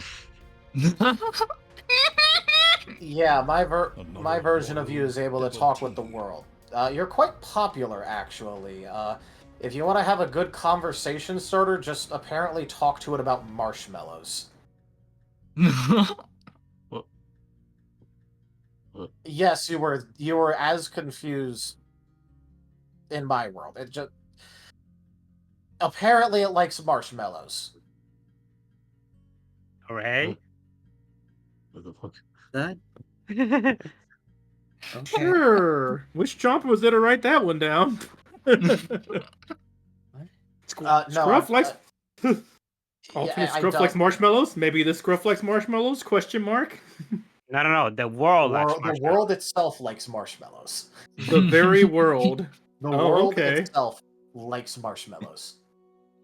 Yeah, All right. apparently the world told you that if anyone talked to it about marshmallows, that was a signifier that they could be a friend. Excellent. Well, you don't suppose your Scruff's been around Varnish at all? No. She is more How wide-eyed than when you told her about timelines. No, okay, look, you see, I don't know all of the mechanics of it. All I know is that you release a large amount of fairy energy, and it digs down deep into the world, forming root-like structures, and you press your face into the ground and have a nice conversation. Well, it's Scruff pleasant. frowns at that and then bonks his face against the ground, pauses a moment, and then realizes, oh wait, that's the ceiling. Yeah. Also, meditation. You need to do it. I don't know all the mechanics of it. All I know is that if you meditate correctly, you can do it. That's that thing where you howl at the moon, isn't it? No. Dang. Also, who is saying that in order to meditate you need to howl at the moon? Unwavering purpose. Scruff rotates on the ceiling like a security camera and just stares at Chomper. Not there. Currently not in the room. Still waiting to get a signal from Digi. Choice. Oh, Stares at the door where Chomper is. Hope to not be forgotten about. I apologize. But Squirrel, meanwhile, you hear wheels. Creak, creak, creak, creak, creak, creak, creak, creak, creak. So, they've been talking about all this in the training room? Yep. Yeah. Okay. Squirrel That's how probably Shia got involved. Squirrel probably wandered off, would have wandered off, but Understandable. Then approaching you, you hear a set of wheels on the ground. It's a car. Prepare to get isekai'd. Oh boy. Again. we're already being isekai'd. No. This is traditional isekai. Oh no, not traditional isekai.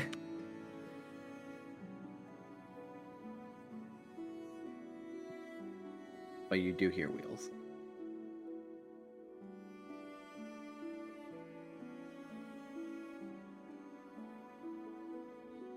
What will you do? He will look for the source. It is from behind you. Chomper is wheeling towards you something of yours that he got from your room. It's your chest. Squirrel's chest. The chest of Squirrel. Indeed. That chest. Mm-hmm.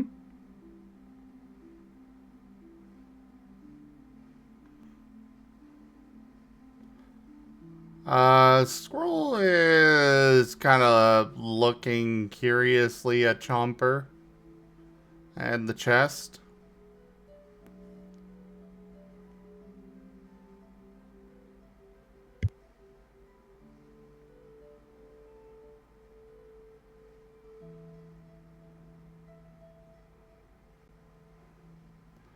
Chomper presents the what's chest up? to you.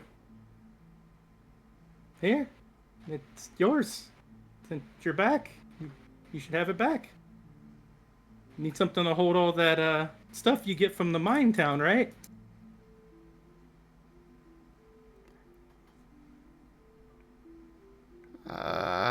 Yeah, I guess yeah, it would probably be useful for that. Though not very practical for travel. Well, I could help you carry it around, or you can get one of your, things you're working on. Didn't you say aren't you working on some kind of golem book or something? Maybe they can push it around for you. I thought you, I don't think he would like to mentioned it at all. Then scratch that. Chomper literally just says, well, babe, no, thought you'd like this back. It's yours, and since you're back, you should take it back. Thought I'd remind you of it.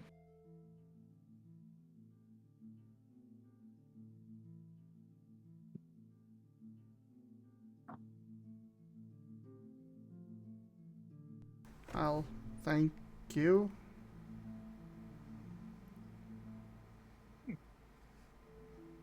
Happy to help.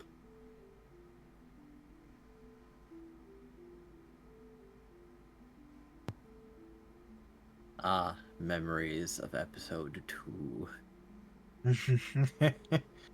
But Bean did finish.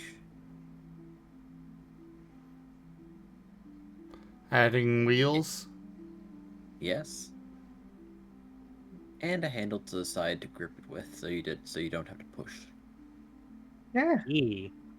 This was a lot easier to carry around than you think. I think they've upgraded it a bit.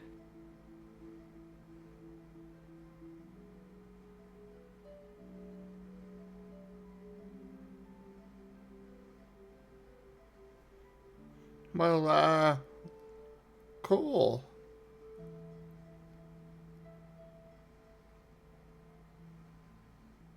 Squirrel, would you like to look inside?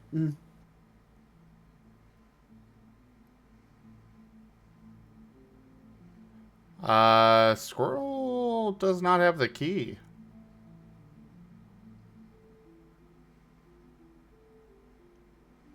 True, but is it locked?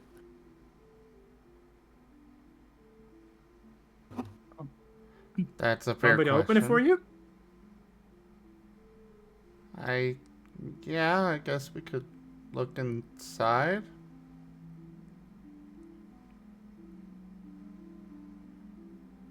Chomper helps you open it.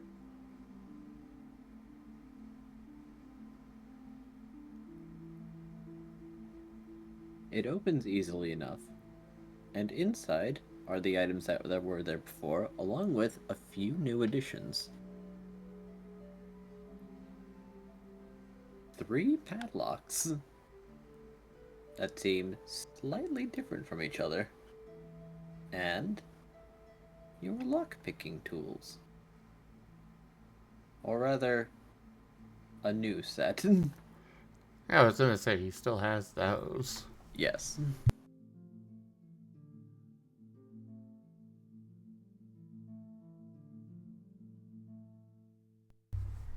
He's gonna kind of pull those out. I don't recall if he left anything in the chest. Well, mostly the items that were there previously. It ended up being sort of a team chest, I suppose. But the items inside have not been touched since. I should probably transfer his items from his old sheet. I just realized I moved over his sheet to the 1.4 version and did not transfer over all of his items. Well, now we know.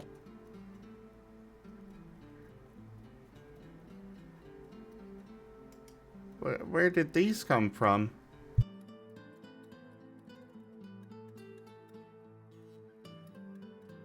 Oh, the stuff in the chest? Oh. No, these.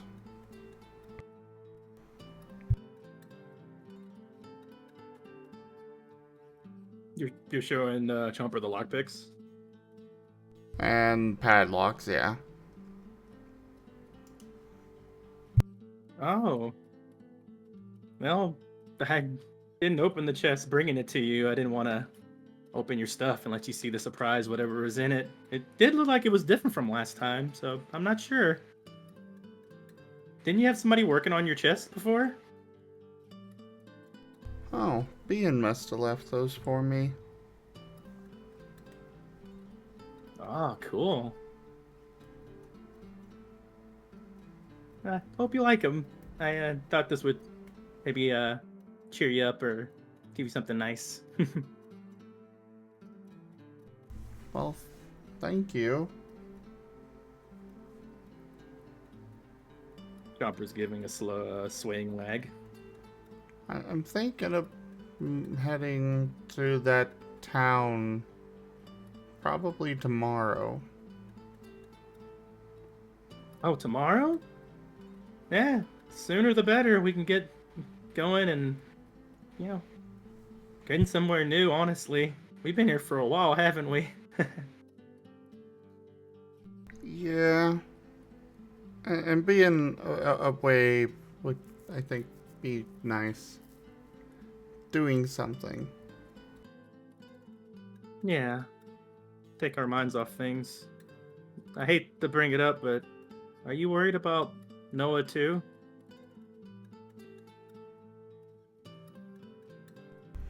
Squirrel pauses and gives a nod.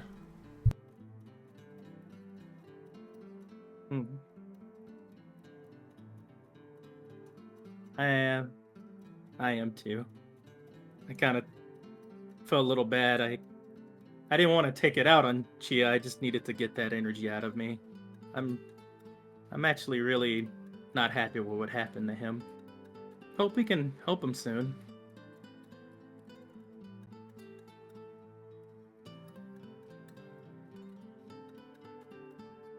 I really want to get him help, but I don't even... I'm not even certain he's still around. There's the thing that was inside him, but I don't know where he is. Emperor looks down, feeling that as well. Then looks back up, a bit more determined. Well, I mean, gotta keep believing in him, at least. I mean, you came back, and I was worried you wasn't gonna come back either. So maybe Noah will come out. We'll won't know till we find out, right? Yeah. Gotta try. Chomper nods.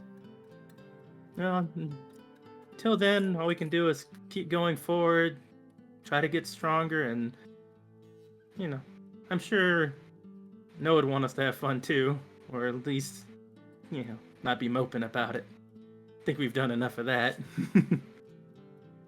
I can't wait to go with you tomorrow. Yeah, got a lot of stuff to learn. A lot of resources to get. I should probably find Sigmund and ask him a few things.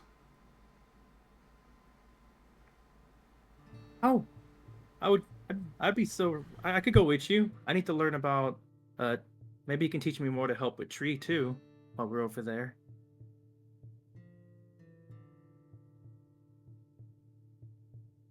Maybe Tell me why I we heard in should your head. Go ahead.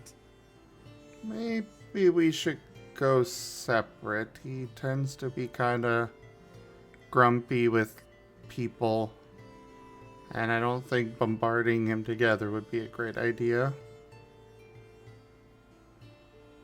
Yeah, last time we were together in his house, he might have bad memories. That's true. He's gotten a lot better about it, I think.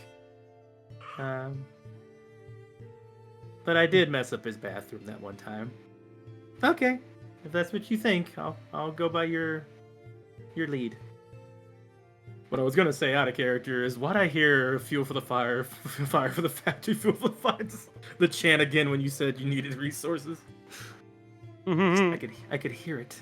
Oh God! The factory must Squirrel sets up a full production line of golems and such. Yup.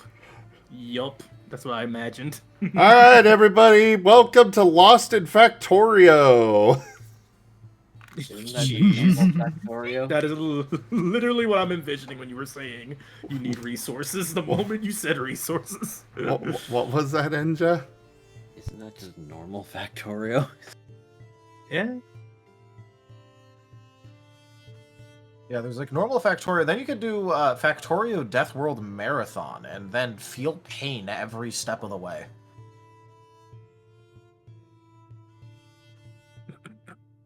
To get back to the scene, Chomper does say though, we could go separate for that, but would you like to maybe read that book together? I've been actually reading a lot of more books lately when you were gone. There were cooking books, but I think I've learned how to get a lot more from books than I did before. Maybe I can help you learn stuff faster. Out of character. Wink, wink, nudge, nudge. The lore, the academia reading is better now.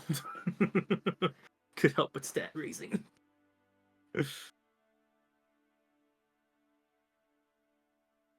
There's a distinct non-zero chance.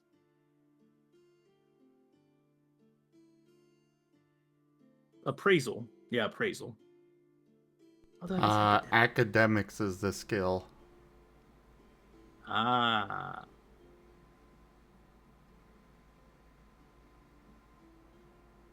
Then never mind. Chomper would need to sleep. Chomper is doing his best. He is. Yeah.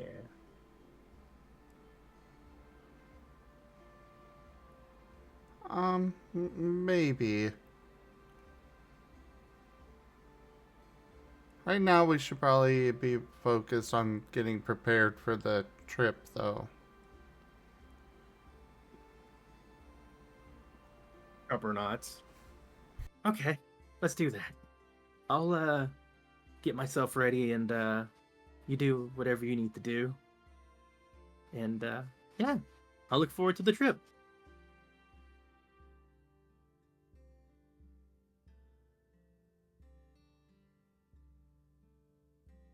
Also, we have gone quite a bit over our time, and we have about a half hour before the 6-hour mark.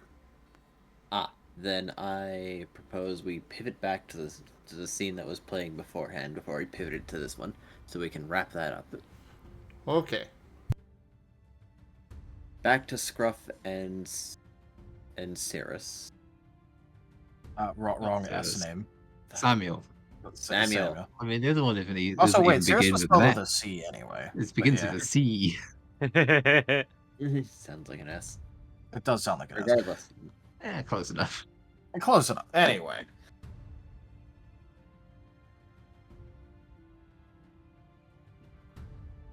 Look, I'm not going to pretend to understand why marshmallows, but you are just as confused in my world. Well, that's good to know.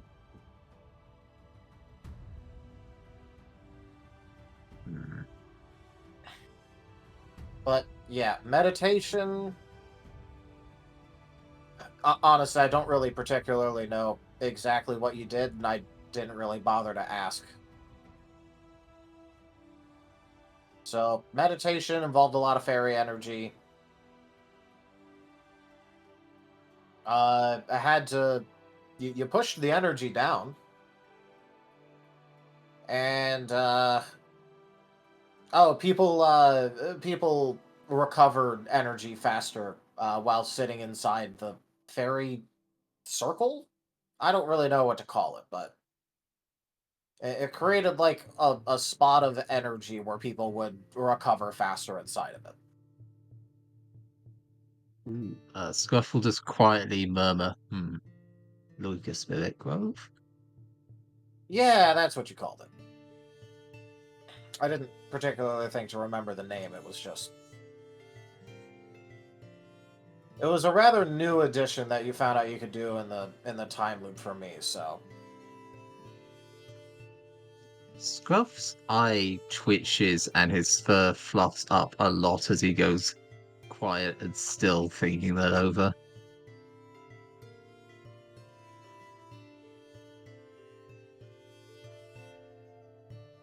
So I could still...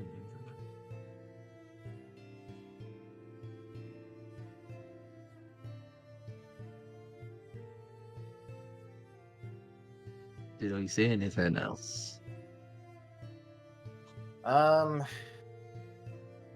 Let's see. You didn't talk too much about the process or what it did or what it was inspired from at all. Just talked a little bit about the spirits, which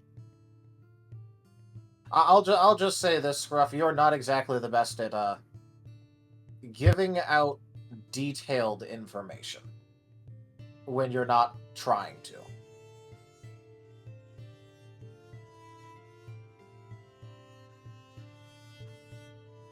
So, the best I could really tell you is it involved the spirits somehow, and energy roots reach down towards the world. I mean, that makes sense. Just so you know, it's not coming over the mic quite right. Oh, Without I was trying to be quiet, but I was kind of wanted to be intelligible as well. He'll just quietly well, I mean that makes sense, but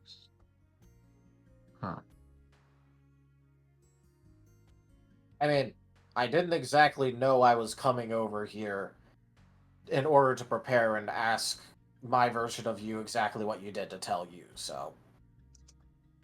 Unfortunately, I don't have a step-by-step process ready for you to follow.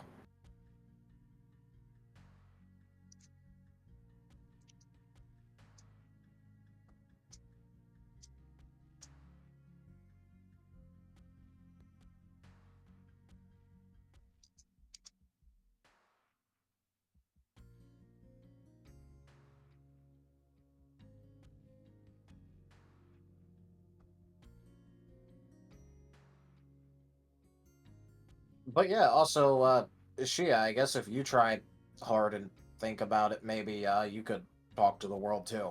You have at least a similar enough method that I guess it's probably possible.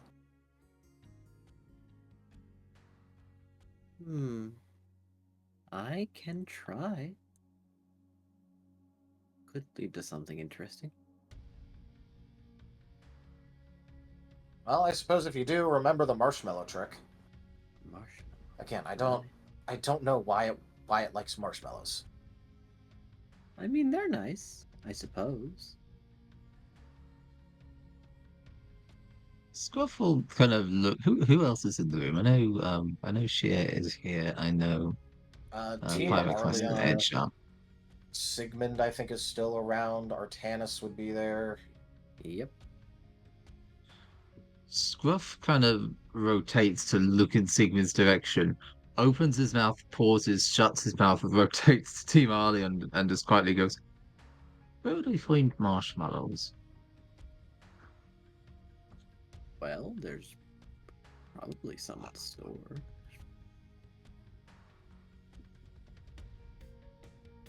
They're not exactly a luxury item. They're a small, light treat. I mean, that was going to be my second question. What is a marshmallow? Ah. Well, I suppose we'll have to show you, won't we?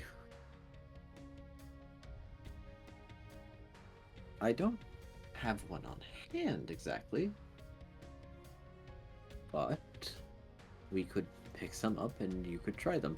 They're white, soft, and squishy and sweet. Mostly made of sugar. They are. Lab really enjoys them. Oh, what's it? No, wait. I suppose the last place was full of Furry. You usually toast them over a fire.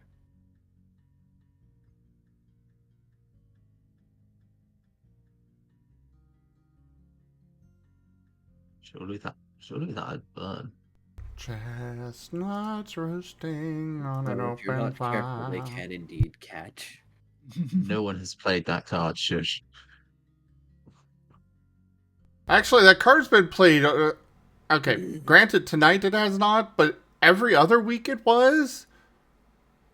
And it has yet to be implemented the last several weeks. I apologize. Oof, I've been missing out on chestnuts this whole time. Dang. I'll get to them. Oh, I've been sending them back, but the same goes for the Shinies card, though.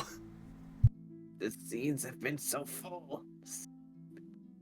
That is very understandable. What if, like, I swear, if he had this in mind, I wonder if he would have put, like, your chest full of shinies and chestnuts or something. This is all the backed up cards that got used in this chest. Well, I am aware that cards get refunded, but, like, moving on, we're low on time.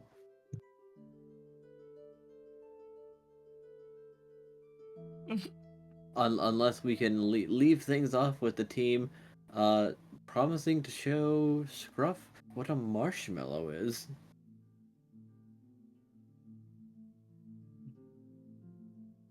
It's like something Scruff has never encountered before. And Pyro will ask Shia before we end. So, what do you think the type of whatever this move was?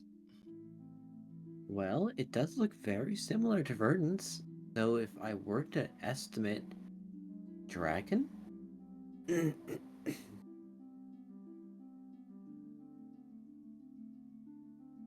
Huh.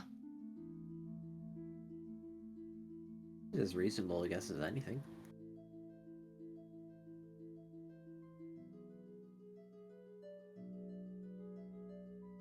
I see. All right, just also, Shia, just so you know, your energy is weird too. It's like with other people, normally energy is it does flow a little bit, but it kind of clumps together. With you, it's like watching water get filled, like watching water fill a pitcher. Very free flowing. You were expecting viscosity, but it's not present. No. And also, generally, it'll stick in a spot and congregate there, or maybe a couple spots. With you, again, free flowing throughout your entire body, pretty much. Interesting.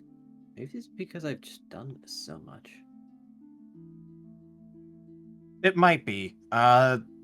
Honestly, at this point, I'm more surprised when I meet someone that actually has the normal thing going on at this point, considering my teammate that uses a bunch of magic, it also kind of tends to fill his entire body as well. I see. But then again, Aetol is weird, so...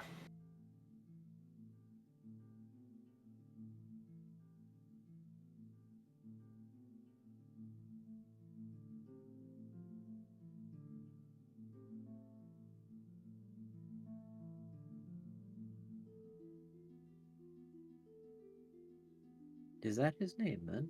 Aetol? Yep. Eevee flips around with a sword a lot. Loose cannon that absolutely refuses to take reasonable precautions about things. That's my teammate. Ancestor to Nova. No.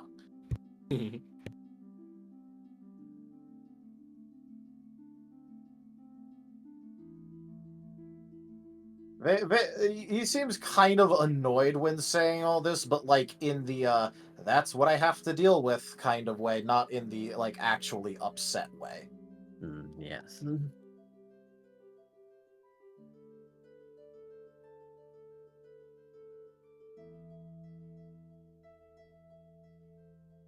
Hey Samuel, can I ask you something? Yeah, sure. I'm just curious. What would you think would be a good focus for me? We were talking about those earlier. The one that you have for your magic. Vessel or catalyst? The vessel. Vessel.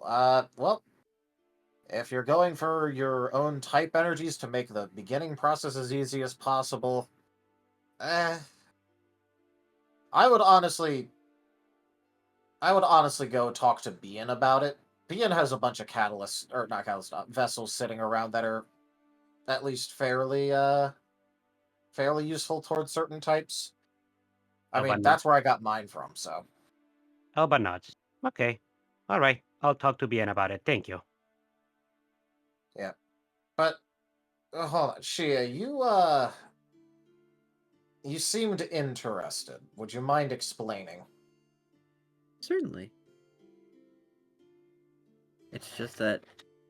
I'm not sure how to explain exactly, but I found the process interesting since it seems similar to my own. But I do it very regularly, actually. Though I will admit, in the beginning, it certainly took me a long time. Okay, interesting, but I was talking about you being interested in my teammate. Ah, yes. Just that name is familiar, I think. If it helps, he's an Alpha Eevee. Again, has a sword. Generally acrobatic. Very sassy. Does he go for one-hit moves? Yeah, tries to smite as many things as possible with a single hit.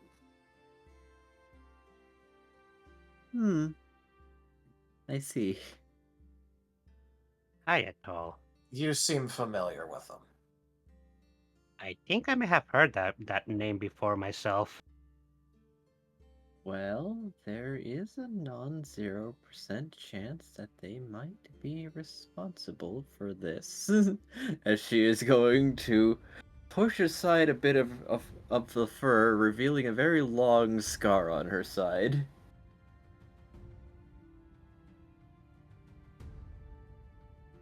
if it is the same person that I think it is, but the description is matching. Oh, great. Okay, that... Neat. I guess it's a really good thing I didn't let any of his sword strikes hit me whenever he went into a delusion. I certainly think so. Out of curiosity, was there a bunch of... When he did that, was there a bunch of dark energy on the blade? No, actually. Okay, good. But At he least was it wasn't the one where he accompanied freaks by out then. quite the entourage of other knights.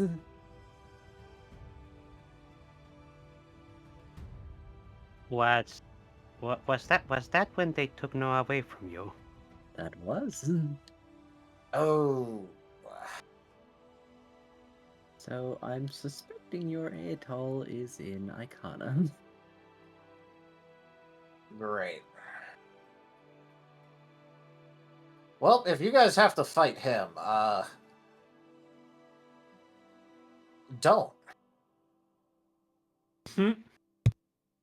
I'm saying if you have to fight Aetol, don't. I'm the, excluding Kaza, I'm the second strongest person on my team in combat. Guess who's first? Oh yeah, I remember now. He is. I remember hearing the name Ayato from the kingdom over there. He's I believe he's a knight in the kingdom of Icona. Yeah, that sounds like something that would interest him. Actually, thinking about it, when we first got to the world, one of the first things he asked was, where's the nearest kingdom? I see. So, yeah, that would track. I wonder if he's aware of all those bad stuff that happened in Icona. Oh, probably not, considering Icona still exists. Well, no, maybe he'd just completely fuck off and leave. One of the two. But it's good to know that Ayato wouldn't like put a little. How does the saying go? How does that saying go?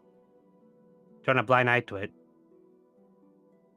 Yeah, he doesn't turn a blind eye to things, it's just sometimes he gets caught up doing other things and doesn't notice.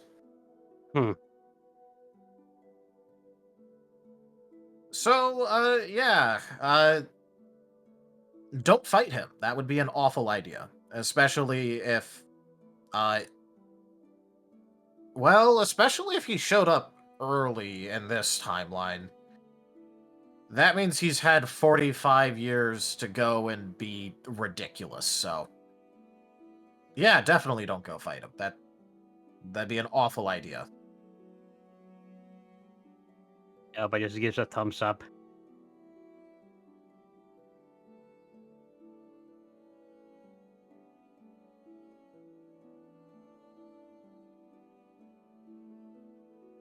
Although I do hope that he fixed his Dark Spiral problem here. He's an Eevee, though. Yeah, you'd think that would matter. Apparently, he is a normal type capable of Dark Spiraling. Oh my god. Yeah, that was quite a surprise when we found that out. Then again, we also found that out when he went into a delusion and tried killing me with a sword, so... Are you sure your team is okay? Well, yes, we've been there for 12 days and we're already silver rank. I think we're doing pretty good. Besides, that's the only time he's actually tried to kill someone. I mean, sure, he had mood problems beforehand, but, I mean, it isn't like he hit me. Hey, mood? I mean, he tried, but, well... I see. I wasn't exactly keen to let a blade actually thrumming with dark energy hit me. And I'm not exactly going to hold it against him, considering, you know, he was apparently spiraling at the time with nobody knowing. If it helps, he's like only currently he's actually the runner-up for weird stuff on my team, considering that yeah, the world and the gods kind of accepted a void entity coming here and becoming a chosen as well. So technically speaking, I have like a void entity on my team as well. Aetol's fairly normal compared to that. Albatross's head. Void entity? Yeah, the thing that, like a void parasite. Oh. Imagine a fully grown void parasite. Oh. Made into a chosen. Wait, what? Yep, entirely possible. Gods aren't picky. I guess it developed an ego on its own, and got chosen. It's weird. Look, I don't like it, but okay. Yeah, Aetol's fairly normal in comparison. He's just like a magic sponge that can apparently dark spiral. Definitely sounds like he will evolve into a fine Umbreon someday. Apparently a Umbreon Jolteon mix. Oh? Which makes sense considering how much he likes his lightning splades. Fair enough. Yeah, no, it's seriously though, what a mess. Finding out that a normal type can apparently dark spiral because of something relating to their old world. He has a mutated void parasite, so Oh no. yeah, he would go through walking delusions. So, if the Aetol you knew was at all unstable about those kinds of things, that's probably what was happening. I don't know how often you ran into him. What was that, Rex? Just a button, small comment. If any more characters get added, could I get like a notepad, a notebook, a little biography thing that shows the characters? It's hard keeping up with all the characters to get added. I'll start drafting something. We have less than 9 minutes. Okay. Okay. Viz is gonna sigh a little bit. Go, maybe I should check on him here just in case. Do you have time to do that? Well, no, but I can ask. Well, maybe not ask Halty. I don't think you can ask Halty. I don't think I can ask Halty. Well, in that case... If you have a message for him, perhaps I can find some way to get it to him. Oh, no, don't worry about that. I'll just send it through the guild. If he's in Icona, the guild's there, so... That is true. Well, I'm not entirely sure how I'm not entirely sure that the relationship of the guild and the royal family of Icona is at the moment, so things might be a little bit more complicated than that, but it's worth a try at least. Fine, in that case, I'll also send a letter through the dungeon merchants. Not a bad idea. So, yeah, you know what? I'm still just glad that it seems the delusions are over with in my world too now for him. It's not exactly comfortable knowing that your teammate can suddenly see an entirely different world filled with different people. No, that definitely doesn't sound like a nice like something nice to happen. No, especially it doesn't really matter that much, but yeah, he didn't exactly have the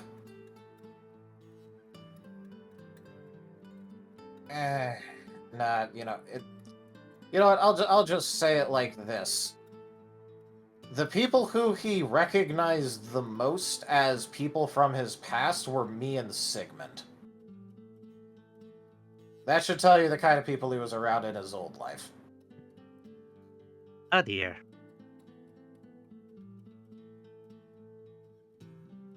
So, again, delusion's bad. Hopefully fixed, hopefully not still happening here. Yeah, hopefully the agitator in this world has dealt with that after 45 years. Otherwise that would be very bad. Yeah, well, most likely, but I could also see him just powering through it out of, Sheer willpower. yeah. But, yeah, no, if he finds out about the whole Noah situation, yeah, no, he'll probably jump ship. Good to know. Definitely something that I'll have to find a way to tell him so that he'll believe us.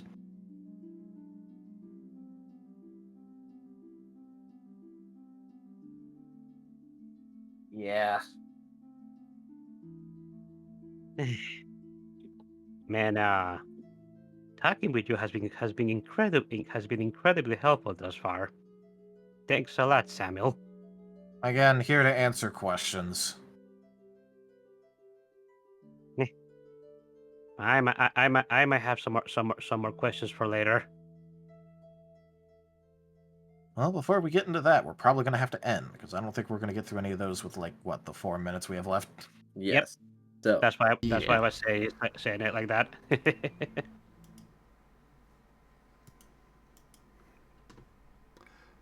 So, on that note, thank you everybody for joining us today for Lost in Chaos Scar, as well as this Marten stream. Check out our website, zgfgaming.com. We've got links for our Discord, Telegram, Mastodon, Blue Sky, Patreon, and more. They're on the website as well as down in the description below through our link tree. Thank you to my patrons, tippers, and subscribers. It is your support that keeps this channel alive and going. I cannot do this without your guys' help and your support, so thank you. Consider becoming a patron over at patreon.com/zgfgaming. It's one of the best ways to support the channel, though you can also do so by sharing the stream around, as well as coming by, hanging out, picking up packs of cards to stream loots, using our Humble Bundle partner link, or by subscribing to us over on Stream Loots. But for now, thank you so much for joining. Don't forget to subscribe to our YouTube, and I bid you all the most fondest adieu. Bye-bye. Let everyone. See you, dudes. Eat some food. Bye. goodbye.